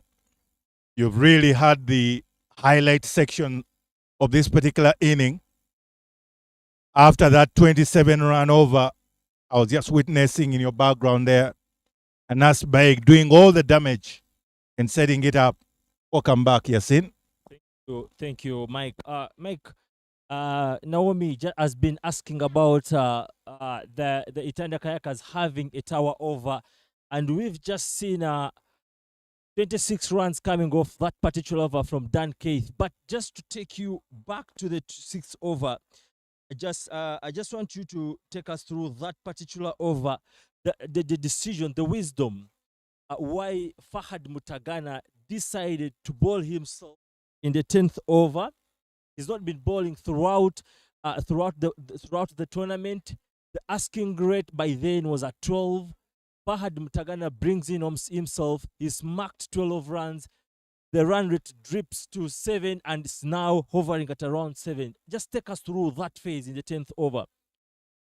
Well, that is interesting. Of course, I also observed that the standing captain, Fahad Mutagana, is trying some chips and some changes, trying to find some way around and inroads into this inning. Of course, we see there extras, 5 of them wides. Before I get back to just that thought, you can see that Simon Okecho is also trying to bowl it so fast. And that's all within the framework and the mindset that they are trying to go about of trying to make sure they either get the partnership broken by getting a wicket, or at least they limit the scoring rate by working against them. However, coming back to that question, yes, as a captain, he felt he could have been the trump card just to be able to pick up the wicket of Anas Baig or of Simon Sesazi. And that's another maximum. And it looks like it's all going awry. It looks like this particular train is getting off. I tell you, there's a wreck here. There's a train wreck that is the Bujjagali Rafters. Because Simon Sesazi gifted their early gift into the year. And what a way to get to his half century. That was a massive one. Man was being kept silent all the way through the tournament. Is now on fire. Is now almost striding his side towards the second championship in the Waterfalls Elite League. Back of length. And just gets back onto his feet and takes for a single there towards the sweeper there. Yeah, indeed, Yasin. I'm just getting back to the question. Of course, there is what we call momentum shifts and moments within a game. And probably you're right that at the point when Fahad Mutagana came on to bowl, that was a moment when the Itanda Kayakers rested back the momentum into their favor. And that is skied up all the way, and a very good running catch from none other than young Joseph Benjamin Baguma, running all the way from the long off boundary and picking up that catch within the 30 yard to dismiss Anas Baig. Danger.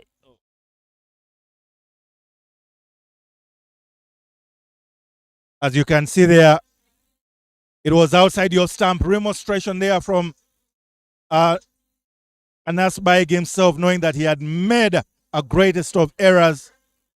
And that is him. He looks to the skies. He's not happy with himself because he knows that Simon Sesazi had already made 50 runs. And with him at 41, they had a chance as a partnership to wrest this game away from the Bujjagali Rafters. But this seesaw affair continues because suddenly, as you can see there, he steps leg side of that ball and he doesn't have much reach. He just manages to sky that. And very good there to see that the bowler is being asked to stay in his place as the young Joseph Benjamin Baguma runs in to pick up that catch. It's all happening once again. We just had a couple of overs of highlights in favor of the Itanda Kayakers, and the game again has been rested back in the favor just by that one act by the Bujjagali Rafters picking up that wicket. As the saying goes, it's never over unless it's over. As Mike was there telling us about the shifting of moments, the Bujjagali Raptors would want to think that possibly they're into the session now, but now Dangerman Chris Kidega has just gotten in there. Fast ball back straight to the bowler there. But Itanda Kayakers needing 52 runs off 7.3 at a required run rate of 7.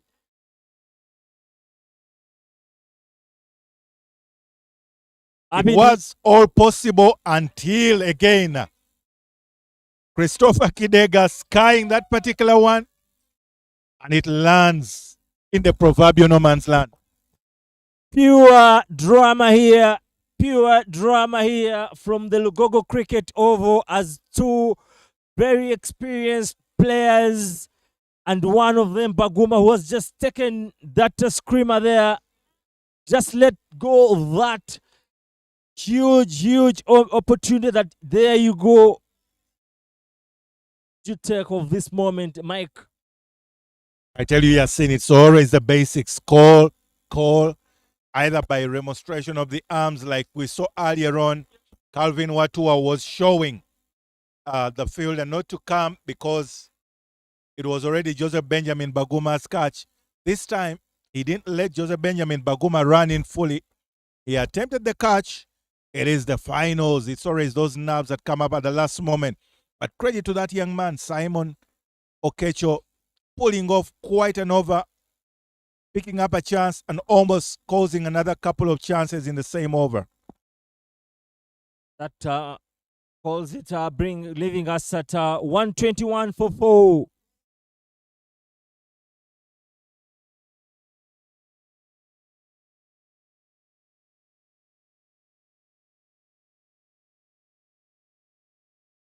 Earlier on, Mike,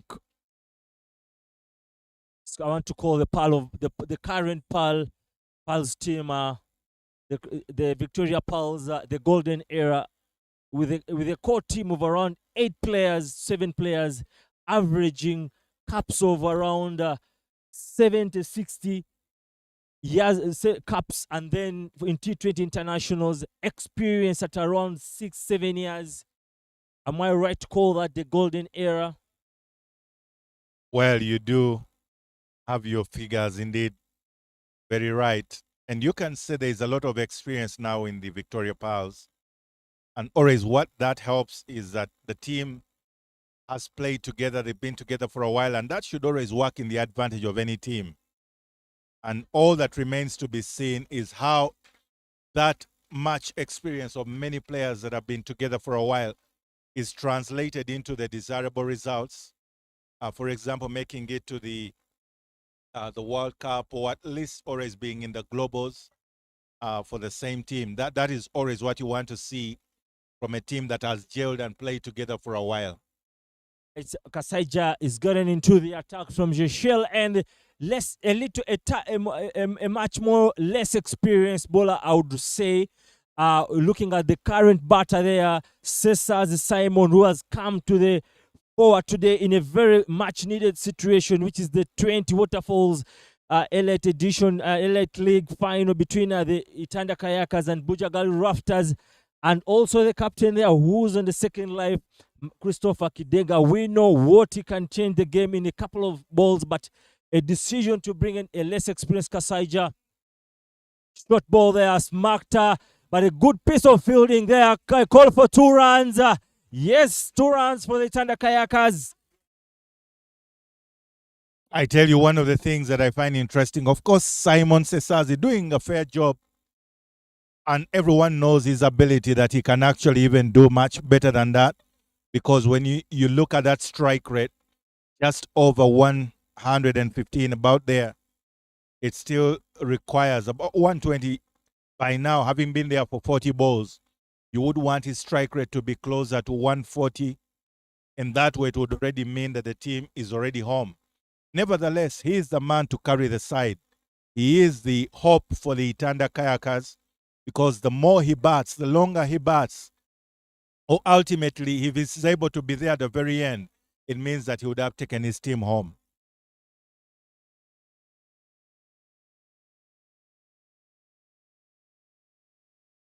Saja running in and banging it hard, but what a piece of fielding there from the captain, trying to see everything gets in control, sort of also pushing his side that, hey, we are chasing for the bull's eye. We need to put in our body and soul. Speaking about Simon, of course, earlier on in his career, he was a bowler, almost a medium pace bowler. And later on, he converted about a decade ago into a top order bat. So he's been around, he's seen it. He's done quite a job for cricket in Uganda.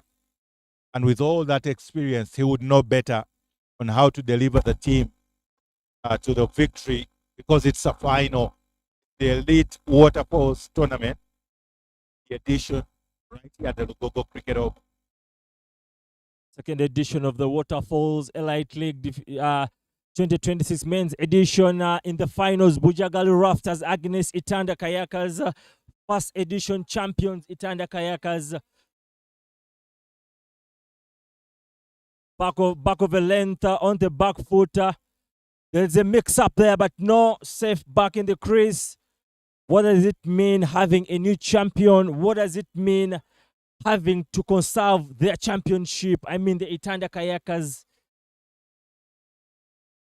Certainly, it will be very good to see, because Christopher Kidega, the captain of the Itanda Kayakers, and Simon Sesazi, this is probably the partnership to try and deliver the team to the promised land. And the only way that can happen is if they are just able to wrest that momentum earlier on achieved. Speaking of momentum, that is another exquisite, well-timed shot through to fine leg by Simon Sesazi. And that's exactly what his team wants to see him do. That brings the close of the 14th over, leaving the Itanda Kayakers at 130 for 4.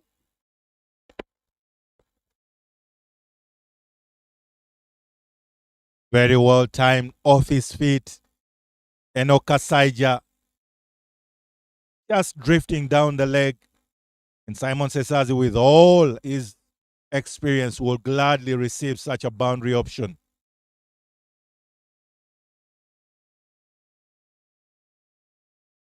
"36 balls, 42 runs, and a champion will be lifting that big trophy over there." But Okecho continues from the Kampala Road end. Back foot there. Racing to the boundary. Yes! 4 runs from the captain himself. Simon Kidega there sending that to the extra cover region, just where the young Bagurusi, as they were called earlier on by our co-commentator here, was seated, and that ball was sent flying, racing. Simon Okecho there, guilty of pitching that shot, almost a long hop, to which Christopher Kidego obliges. The back foot there punched.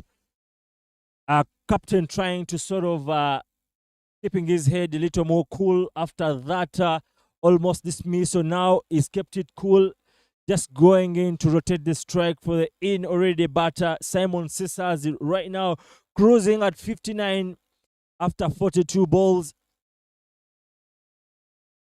Shot marked that towards the boundary, but so will be there to defend it. Required run rate now hovering at 6.53. After that, a very dramatic over from Fahad Mutagana, a very dramatic decision to bring himself back into the attack. Anywhere strike rate. Striking at least 150 runs every hour. Actually, the Itanda Kayakers will make it home. At the moment, it's still at the 140 mark as a strike rate.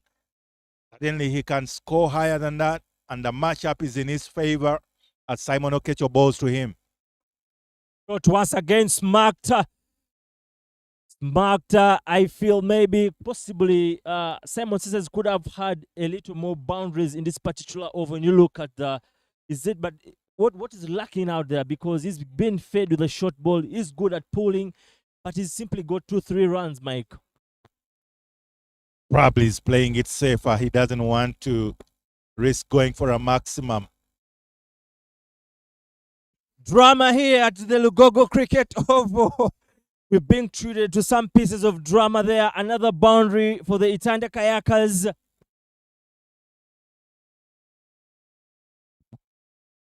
As you can see there, the leg side of that ball, and make sure that he gets under its arc, marks it all the way, and the bit over, bit by the captain, Bad Mutagana, results in a boundary. Very interesting moment there. Very interesting moment. I don't know what is the sort of message I'll be telling my player. A hand clap. Actually, you're the captain yourself, and then you get entangled in such drama. It becomes really heavy. But Christopher Kidega there having that discussion with his key man, Simon Sissers, who has lacked form all the way from the tournament, but picking it at the right time, right moment. And here he is almost delivering his side to a victory, to the defense of the title they have themselves.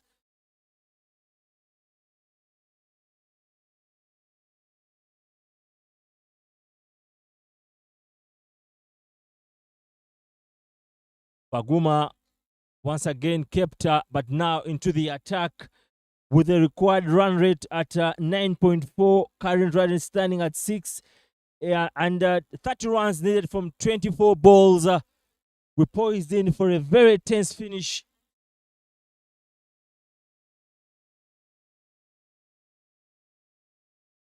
Some mind games there from Simon and Baguma. Everyone trying to see is a step ahead of the other. Actually, you're seeing it's just a ball run at the moment, 30 up 30. And you feel that Itanda Kayakers have this within their control. They can only lose it from here. Dot ball, very easy there. I'm just still thinking maybe Simon has been known as a good puller of the ball. He has faced, I think, if I'm not mistaken, around 5 short balls, and he's got a maximum of 4 runs. Isn't that below when it comes to him? Well, but he's doing the job for the team, because right now, when you're just looking for a bowler run, it's risk-free cricket. All you need to do is just keep picking up the gaps and then maximize the boundary whenever that loose balls presents itself. As you can see there, a bit of a risk, but nevertheless, there is no harm done. Why? Because the asking rate at the moment is really very manageable. The current run rate is way above what is asked for right now, what is required.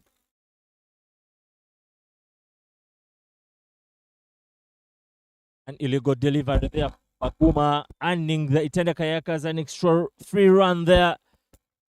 Can't afford to be really giving out such freebies in such a critical moment.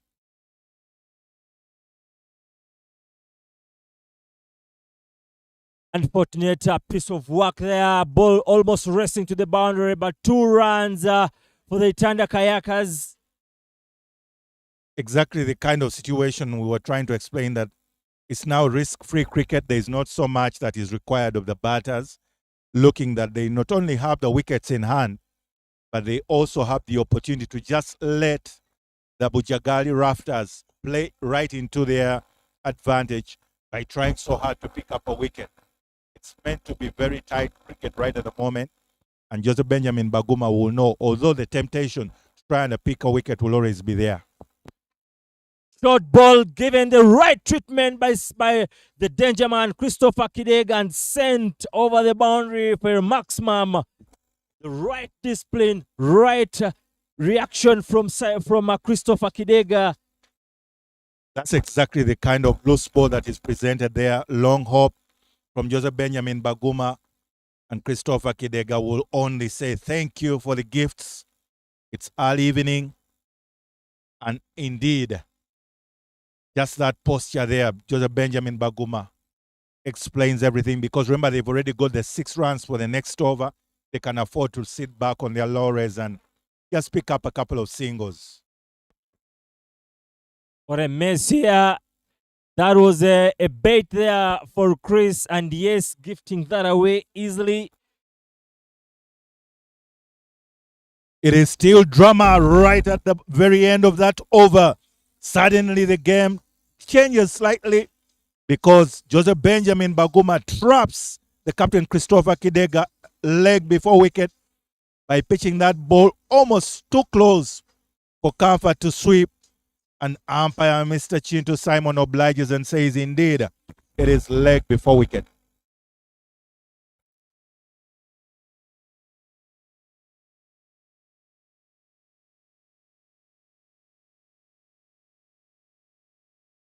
Very interesting images there. I believe Chris Kidega, you could see his reaction after the dismissal.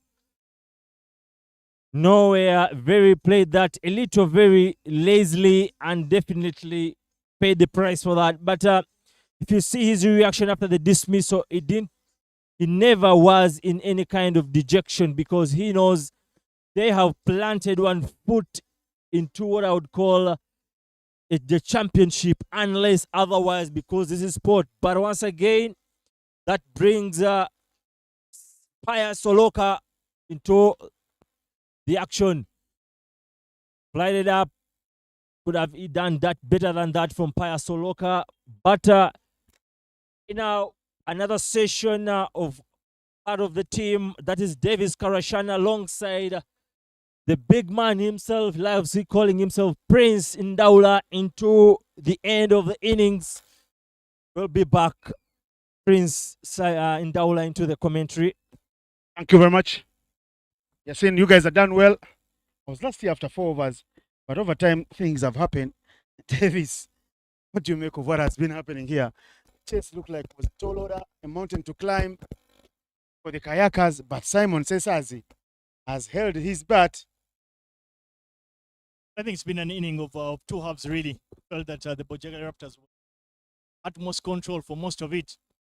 A couple of, you'd say, some bowling decisions that might have cost Bujjagali Raptors. I thought that over Pad Mutegan, and then even worse, the over from Keith, it cost them 27. You felt that they came to bowl at, perhaps in my opinion, the wrong time, especially against an Asbag. Likes to face spin and a military medium, so he pounced on that and brought his team back into the ranches. And his team are just 20 runs short of picking up a victory and obviously being able to retain that trophy of 24 deliveries.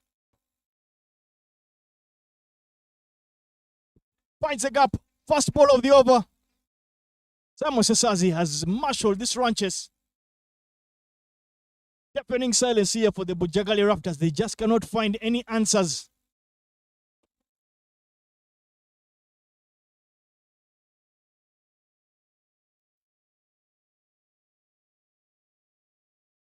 The replay says it all. With an offer. That man in the ring. All Simon needed to do was get bad on it, and he got not just bad, but he found the gap. Simon Sesazi has rode his luck, Davis, in this innings as well. Dropped a couple of times. And he wants to be there at the very end.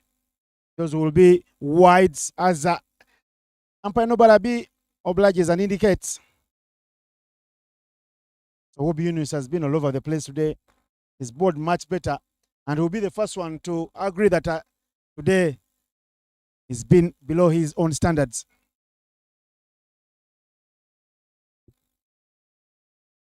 They probably picked the wrong time not to be anywhere close to his standards. They had 5 runs of just 1 legitimate delivery. Kayakers are just 15 runs away from that victory. No boundaries here. Olipa will chase. Olipa will give up. This game has drifted away from them. It's going one-way traffic. 5 per over needed. 2 boundaries already made it look like 3.5 now needed every over. And it's going one-way traffic. It's going the Kayakers' way. I want to give a lot of credit to the batters. I thought they've been exceptional, but without missing my words, I think the bowling has been very lackluster.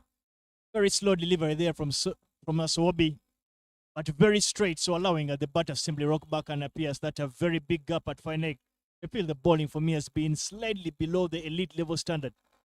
The boundary there for you in your frame. As Simon says, as the motor's on, it's moved into 70. And this 70 will feel like a century because it's a match-winning knock. This one slapped to the sweeper in the covers region. Shoulders momentarily dropping there for the Rafters. Kayakers navigating their falls. Of Bujjagali, yeah, nice and easy. On the touchline there, you can see the coach of the Rafters and the original captain of the team. I call him original captain because he was out of the team after one match because of a groin injury that hurts. He wanted to play on as a bowler, but the man running the traffic for the cricket cranes, Jackson Ogwang, telling him to hold his horses. Stay out. Suddenly have Mr. Juma Miyagi, three-dimension cricketer, all-rounder for them.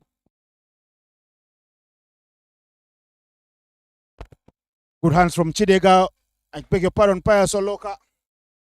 Chidega fell previous over, hitting one big six, a beautiful one, and then trying to play a premeditated shot, sweeping a half volley. Cardinal sin. Well, you were a master of sweeping those. I was not sweeping them, but attempting to sweep them. Can't seem to remember you ever getting any contact. But at what stage do you think maybe the captain of the Raptors will want to bring a couple of fielders in? Because with the 4 fielders in the ring, you feel like it's pretty simple for the Itanda Kayakers to sail home. There it is.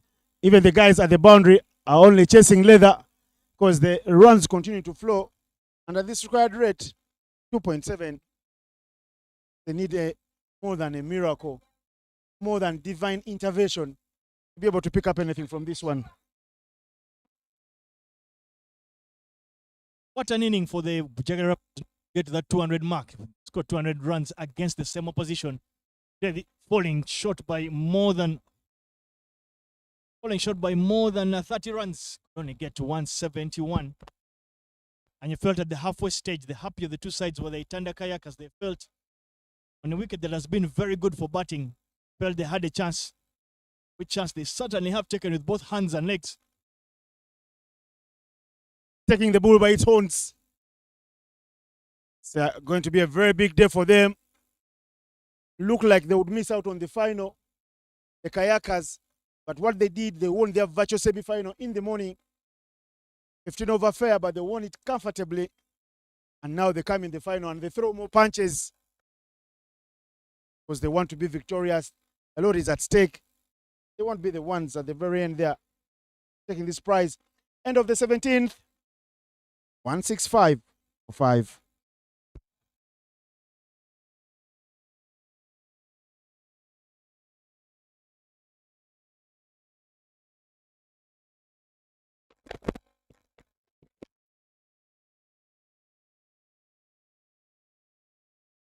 With 7 runs required for the Itanda Kayakers to cruise home and defend their title.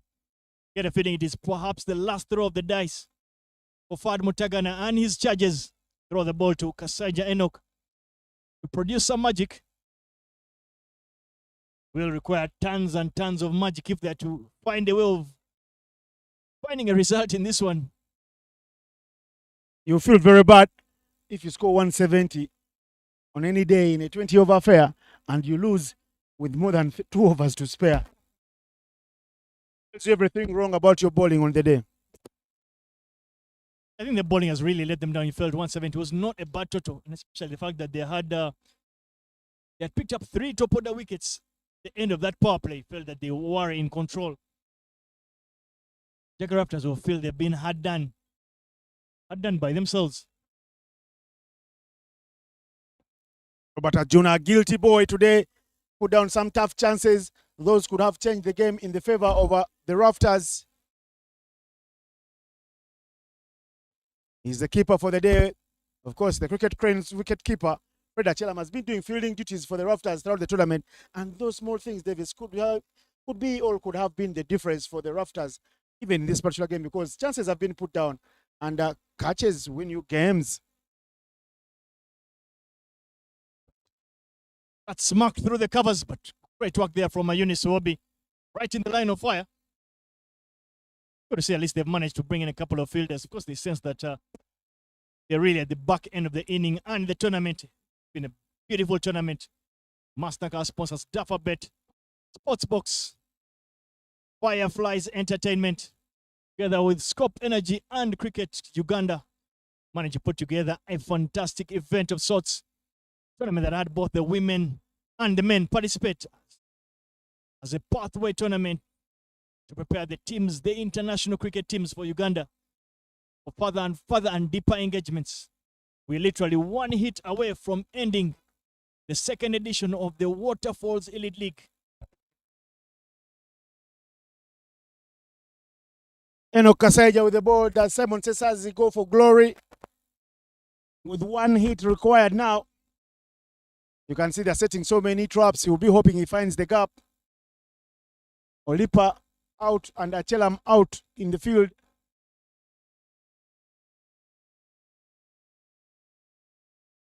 Simon Sesazi swing for glory, swing for the heavens and missing it all. Obviously senses that the curtains are quickly coming down here. Bring an end to yet another dramatic Men's Waterfalls T20 tournament. Been a fantastic drama of sorts.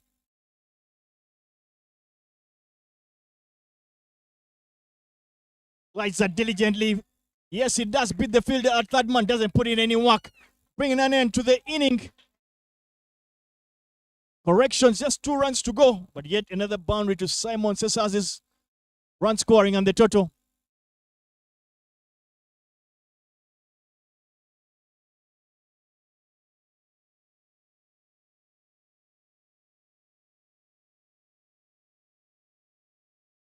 Simon Sesazi for you in full flow, and here is putting on the finishing touches with final flourish. He's looking good today. No runs for him throughout the entire tournament, but he comes up and saves best for last. Big appeal that will be in vain because he was going down the leg. And then the overthrows, yes, they'll amble through for the 2 runs that are required. Kayakers winners for the first edition. They are victorious again. They had bigger boys, bigger talents like Ronald Lutai, and they are pulled, and Riazat Alisha, as well as some players like Alpesh Ramjani. Well. Inyas Intiringanya as well from Rwanda was in that team. This time round, a whole different setup. And I tell you what, there are handshakes all over the place. Oloka, one for the future, and Sesazi, the one who's done it for Uganda on the international stage, have buried the Rafters in their own folds of Bujjagali with a convincing victory. Davis, take us through this batting lineup for the Kayakers. Not much to write home about besides that man at the top of the inning. Simon Sesazi led from the front. 72 not out, a match-winning 72. Not a lot of support at the top order, but Stephen Wabosi got 11 of 8. And then there was that very handy knock for Naspeg at number 5. Got 41 off a blistering 26 to bring their team as close as possible. Kidega Christopher, the captain of the side, got 19 of 13. And Paya Sodoka put on the finishing touches, allowing the Itanda Kayakers pick a victory and allow themselves the retention of the Waterfalls T20. Not much to write home about for the bowlers. All of them picking up a solitary wicket besides the captain, Fad Mutagana, who went for a very expensive 17 run over. Besides that, they were belted all over the park. An inning, a bowling inning they would want to forget pretty quickly. 172 runs achieved with 2 overs to go. Doesn't get a better mouth-watering clash. A hammering of sorts. The match summary. Itanda Kayakers won the toss, selected the ball first. Bujjagali Raptors could only manage to get 171 in the allotted 20 overs. Off the bat of Gerard Olipo got 54. Robinson Obuya got 35. Calvin Ruto 19. But in response, Itanda Kayakers got home with a couple of deliveries to go, winning by 5 wickets off the battle. Simon Sesazi got 76 of 52. A nice big play, the blinder, 41 of 26. Christopher Kidega got 19 of 13. Itanda Kayakers winning by 5 wickets. Do stay with us for the post-match presentation. I'd like to thank the commentary team that was with us here. Michael Grace Ndiko, Yasin Gobi, Naomi Kayondo, Innocent Ndaula, and Ivan Sajabi, and myself, Davis Karashani. Innocent Ndaula will be with the players at the post-match presentation. Thank you, and stay tuned.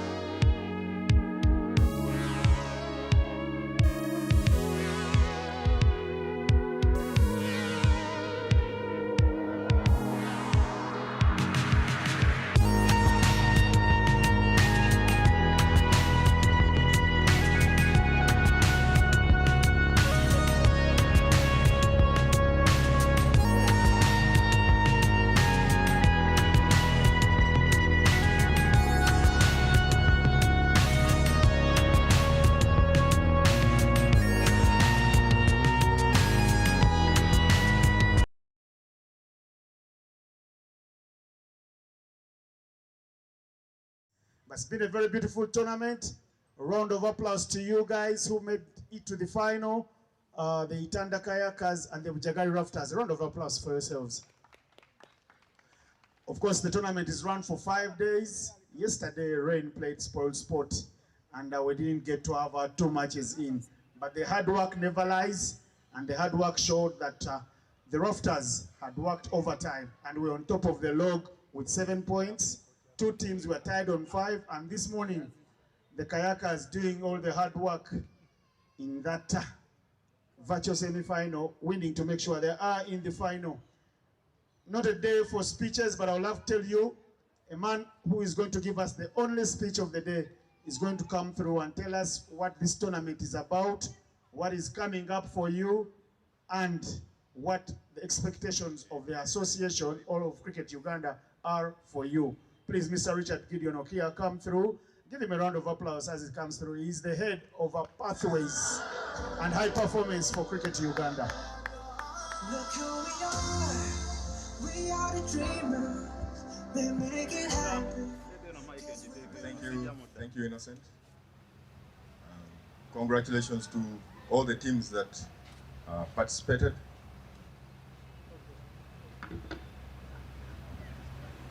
First of all, I would like to thank the sponsors for this event. I'd like to thank the Cricket Uganda chairman and the rest of the board for supporting this event. This has been a continuous preparation. Last year we had the Waterfalls for both women and men. Last week we had the Waterfalls for the women, which I think was won by Itanda, and so happens Itanda has also won the men this year. So they are double champions. You can clap for yourselves, Itanda. It has been a great week. 2,300 runs and 100 wickets in this tournament. 950s. We didn't get 100 in the men, but the women got at least 100. So as we said, in the women, players scored from 1 to 100, but in the men it was 1 to 86. Maybe next time. This event is part of our the high performance pathways for the national teams, right from the under 19 to the senior team. What we have done this year is to strengthen the pathways. In about May, we will probably be having the under 15 interregional for both women and men. We are going to have the under 19 regional qualifiers. We have moved the under 19 from having one trial qualifier to 5 regions, all the 6 regions. So Northern, Western, Central, and the rest will have their qualifiers, and then we will pick the top 25. Then we'll have the under 23 as well, who will be having their camp.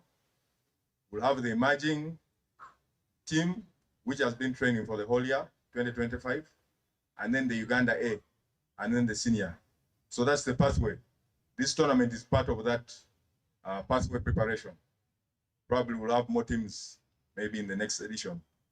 We may have 3 more, May, August, and maybe December. So it's still a series of 4 tournaments in the year. For the national teams, we have the several international engagements. In Namibia, we have the sub-regional that is going to be in Nigeria. We have the Challenge League B that will be held in Dar es Salaam, Tanzania, which takes us to the one-day international stage. For the under 19, we have the qualifier in August for the World Cup. It's going on it was going on in South Africa. Tanzania went last year, but this time we want Uganda to go back, just like 2022. Now, all the players in this tournament are eligible to be selected for any of those tournaments, right from the under 19 to the senior. Your performances in this tournament are scrutinized, and your statistics will help you be selected for the national team. So let's keep playing hard. We had some good performances from Gerald Olipa was outstanding. Very good knock, 350s.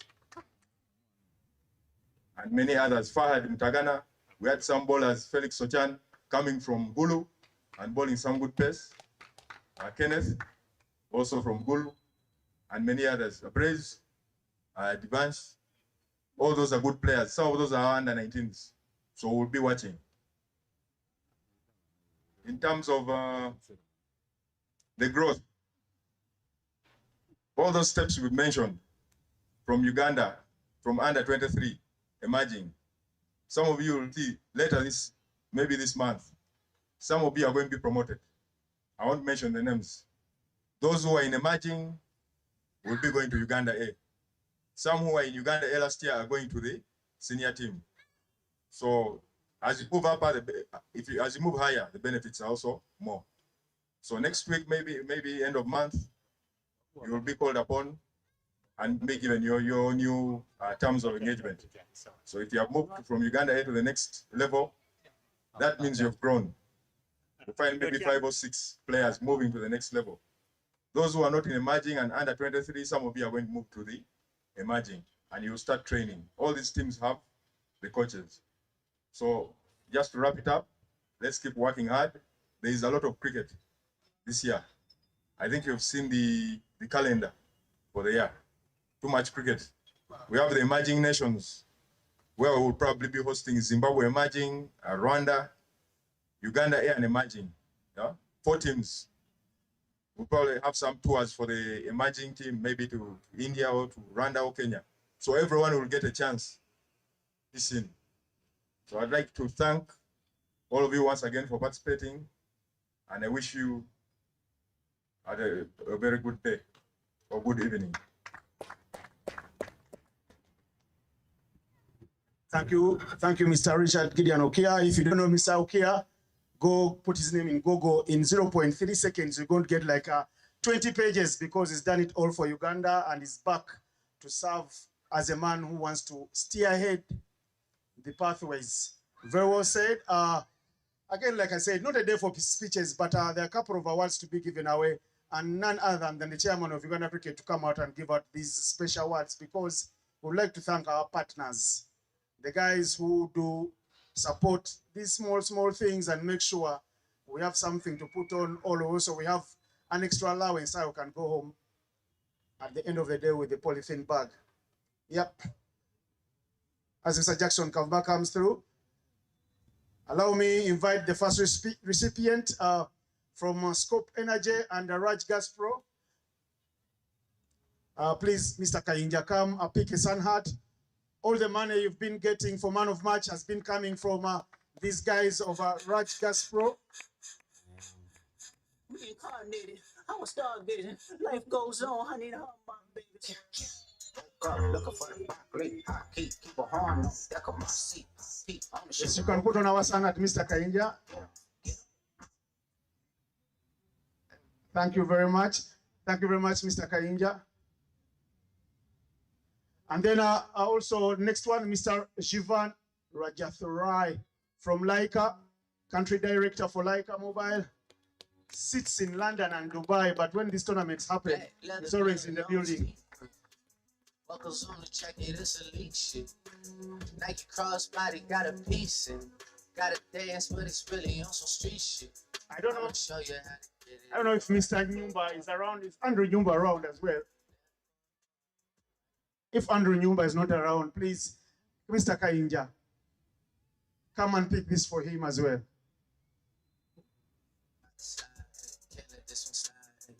Come through, Kayinja. Andrew Nyumba did give us some money to make sure this tournament for the men is a little bit spiced up. If you know Andrew Nyumba, he plays cricket and he has supported some of you guys in school and with things like equipment. Thank you very much, Chairman. You can take your leave. Mr. Okia has already said it all, but allow me to remind you that this tournament has been put together by so many sponsors, from Dafabet to Laika to Fireflies, Scoop Energy, Raji Gas Pro, all these guys that have given us the money. Most of them, you'll see them here on the board here, including Sportbox, well, the Waterfalls Men's Elite League 2026 43 players have taken part, one more than 42, 950s, no century, and 100 wickets. The women seem to have done it better. They picked up 115 wickets, but you've scored more runs than them, and the ball has been flying. Time for the player of the match, and to give out this award, Joshua Mwanja, please come through, give out this award. As Joshua Mwanja comes through, I would like to be reminded to thank all the volunteers, the umpires who stood out in the final, Mr. Norbert Abi and Mr. Simon Chintu, ICC certified umpire. Thank you very much today. As well, to thank all the commentators. Today, you guys, if you go back and watch this game, you'll listen to a full cast of our international commentators like it happens on TV. From Davis Karashani, Naomi Kayondo, both of them former captains of the Cricket Cranes and the Victoria Pearls, respectively, to one who is coming through the ranks nicely, Mr. Yassine Ngowi, to Ivan Cyprian Sajabi, and to a man who played for Uganda across 4 generations, Mr. Michael Ndiko, the teacher, and yours truly. It was a superb, guys. You kept it alive. And now, the player of the match, he carried his bat, the only player to carry his bat in this Waterfalls edition. 72, 9 fours, 2 sixes, and like that beautiful song sung by Vanessa Williams in 1991, saved the best for last. He really saved his best dance for last. Simon Sesazi, player of the match. Baby, don't you wanna dance with me? No, I could dance like Michael Jackson. Very well played, Simon. Struggling for runs throughout. Kept a smile on the face, and in the final, he rode his luck. Dropped a couple of chances. Maybe we'll share that prize money with Arjuna. Arjuna was playing for you today. Thank you very much, Simon. Just one word. What was your philosophy out there as you batted? The plan was simple. Do the simple things right, give myself a chance, and I kept singing a song that as long as I'm on the pitch, we're going to win. So until the last, I said until the last ball, I won't leave this ground. Thank you very much, Simon, and enjoy your award, especially that envelope. Thank you so much. There you are, Simon, the player of the match. And now time for the awards. Mr. Okia talked about the young players that have come through from Devansh Patel, Abrez Mil Ali. You guys have been batting bravely. A different shade of what we saw of you when we saw you play in Nigeria. So keep up that bravery to take us places. People like Gerard Olipa, the way he played, Kenneth Ogenwart, how you played, you guys. You kept putting up your hands. But Mr. Okia, Richard, please come through and give us this award, because this, I know, touches your heart. It's a passion for you to like and love the youngsters. Mr. Okia, of course, played for Uganda when he was 16 years. And went on to do so many things.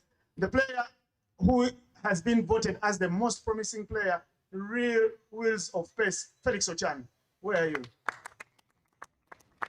All the way from Gulu, Felix, of course. Your coach will be very proud. Mr. Grace Mutiagaba, we know you're not in Gulu, you're in Kampala, and we see you from where you are. Very well done. Of course, Grace Mutiagaba becoming the last or the latest level 3 coach for Uganda. Some good pace. May you continue to keep now the control. Quickly moving on now to time for the other words. Kainja, come and give out these ones.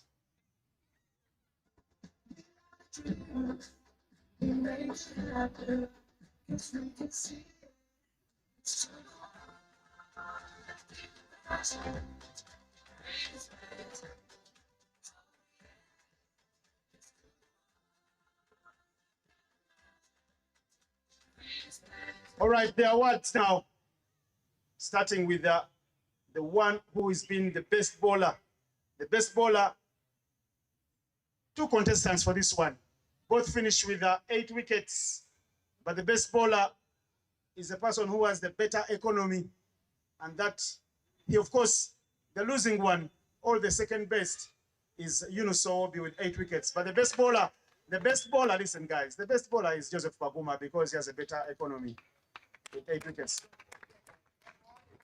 Well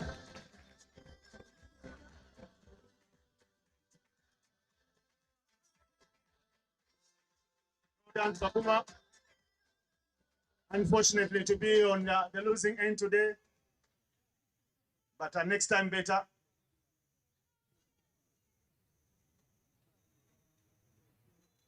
Photo moment for you. Thank you very much. The next award, the best batter. The sponsors have been whispering to me, especially like Mr. Jivan, that next time those awards will also come with envelopes that are much bigger and a better looking note. The best batsman is a battle between, again, 3 people, including, listen very carefully, including Fahad Mutagana, Robinson Obuya, and Anas Bai. But the best batter is Robinson Obuya with 194 runs.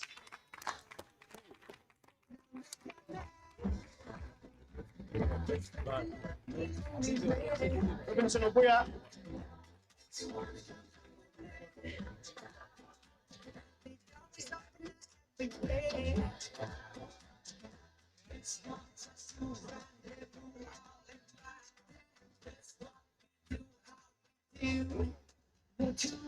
Thank you very much, Kayinja. Thank you very much, Kayinja. Thank you. Mr. Shivan, please come through, give out for me this next award. And this award is for the player of the tournament. Player of the tournament. Of course, Kayinja, also you come back. I didn't tell you to go back. I said, step aside. The player of the tournament, again, 5 contestants for this one. From Abrez Mil Ali, you finished with 277 points in number 5. Cosmas Cheuta showed us his long levers and very good with the bat. For the Karuma Rapids, who are not able to play in the final, 289. Robinson Obuya in 3rd place with 302 points. Fahad Mutagana in 2nd with 315. The player of the tournament will get this glittering trophy and a gas stove from Scoop Energy and Raj Gas Pro. Of course, you have to thank the people who have put this together. Mr.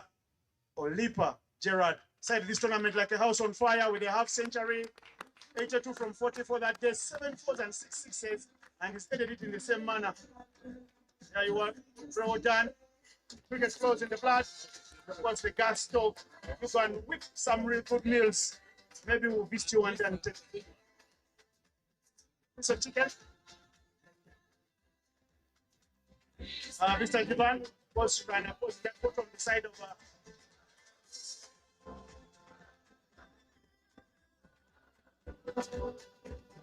there we go. You're part of the photo, Mr. Jivan. Well done, Olipa. And very well done to you. Thank you, Kayinja. Everyone who was wanted to visit Olipa now can go visit them because they know they won't go hungry for the night. And now, time for the medal presentation. Mr. Richard Okia, come and help me with this one with Mr. Jackson Kavma. Come, let's give out the medals to the winning team. Oh boy, sounds, give me a champion song, because the coach at the very end, in sport, no one remembers second best. It's all about the champions. All about the champions. And the champions, the Itanda Kayakers.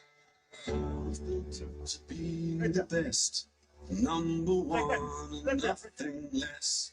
Lead me to my destiny. I have waited patiently. I have vision, though I believe. I know I can count on me. So stand up for the champion. Come through quickly. Stand up. Stand up. Stand up. Stand up for the champion. Simon Chesazi. Stand up for the champion. For the champion. Stand up. Stand up.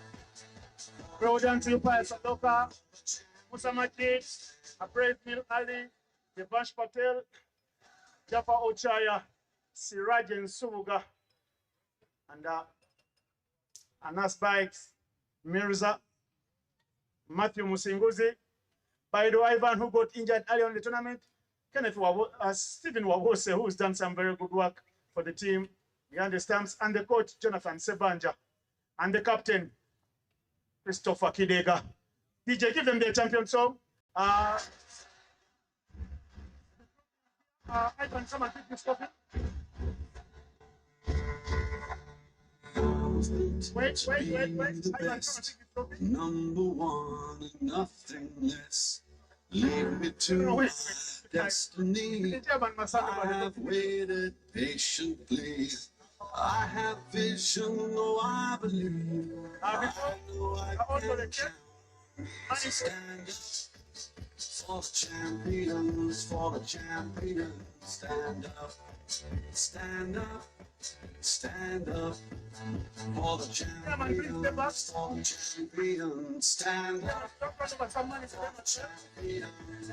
Stand up, stand up. Champions, for champions.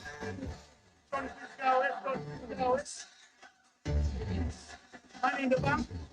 Money for you. Here we go.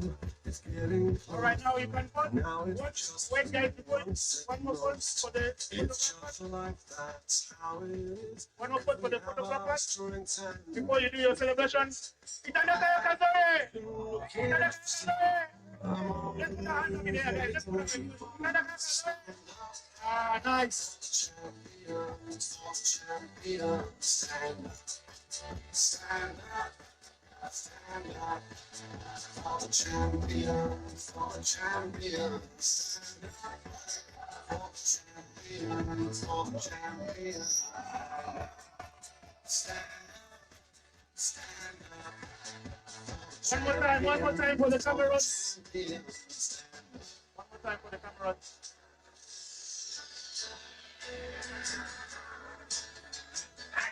When I fall down, I have Now to down to you. pick myself All the individual winners.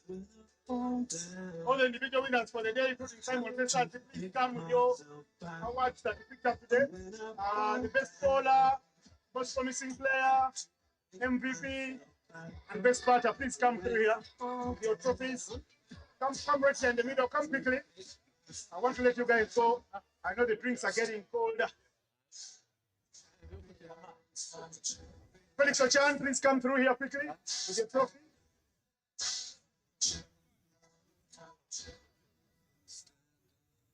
Stand up. Felix Ochan, where are you? Where's the MVP? You.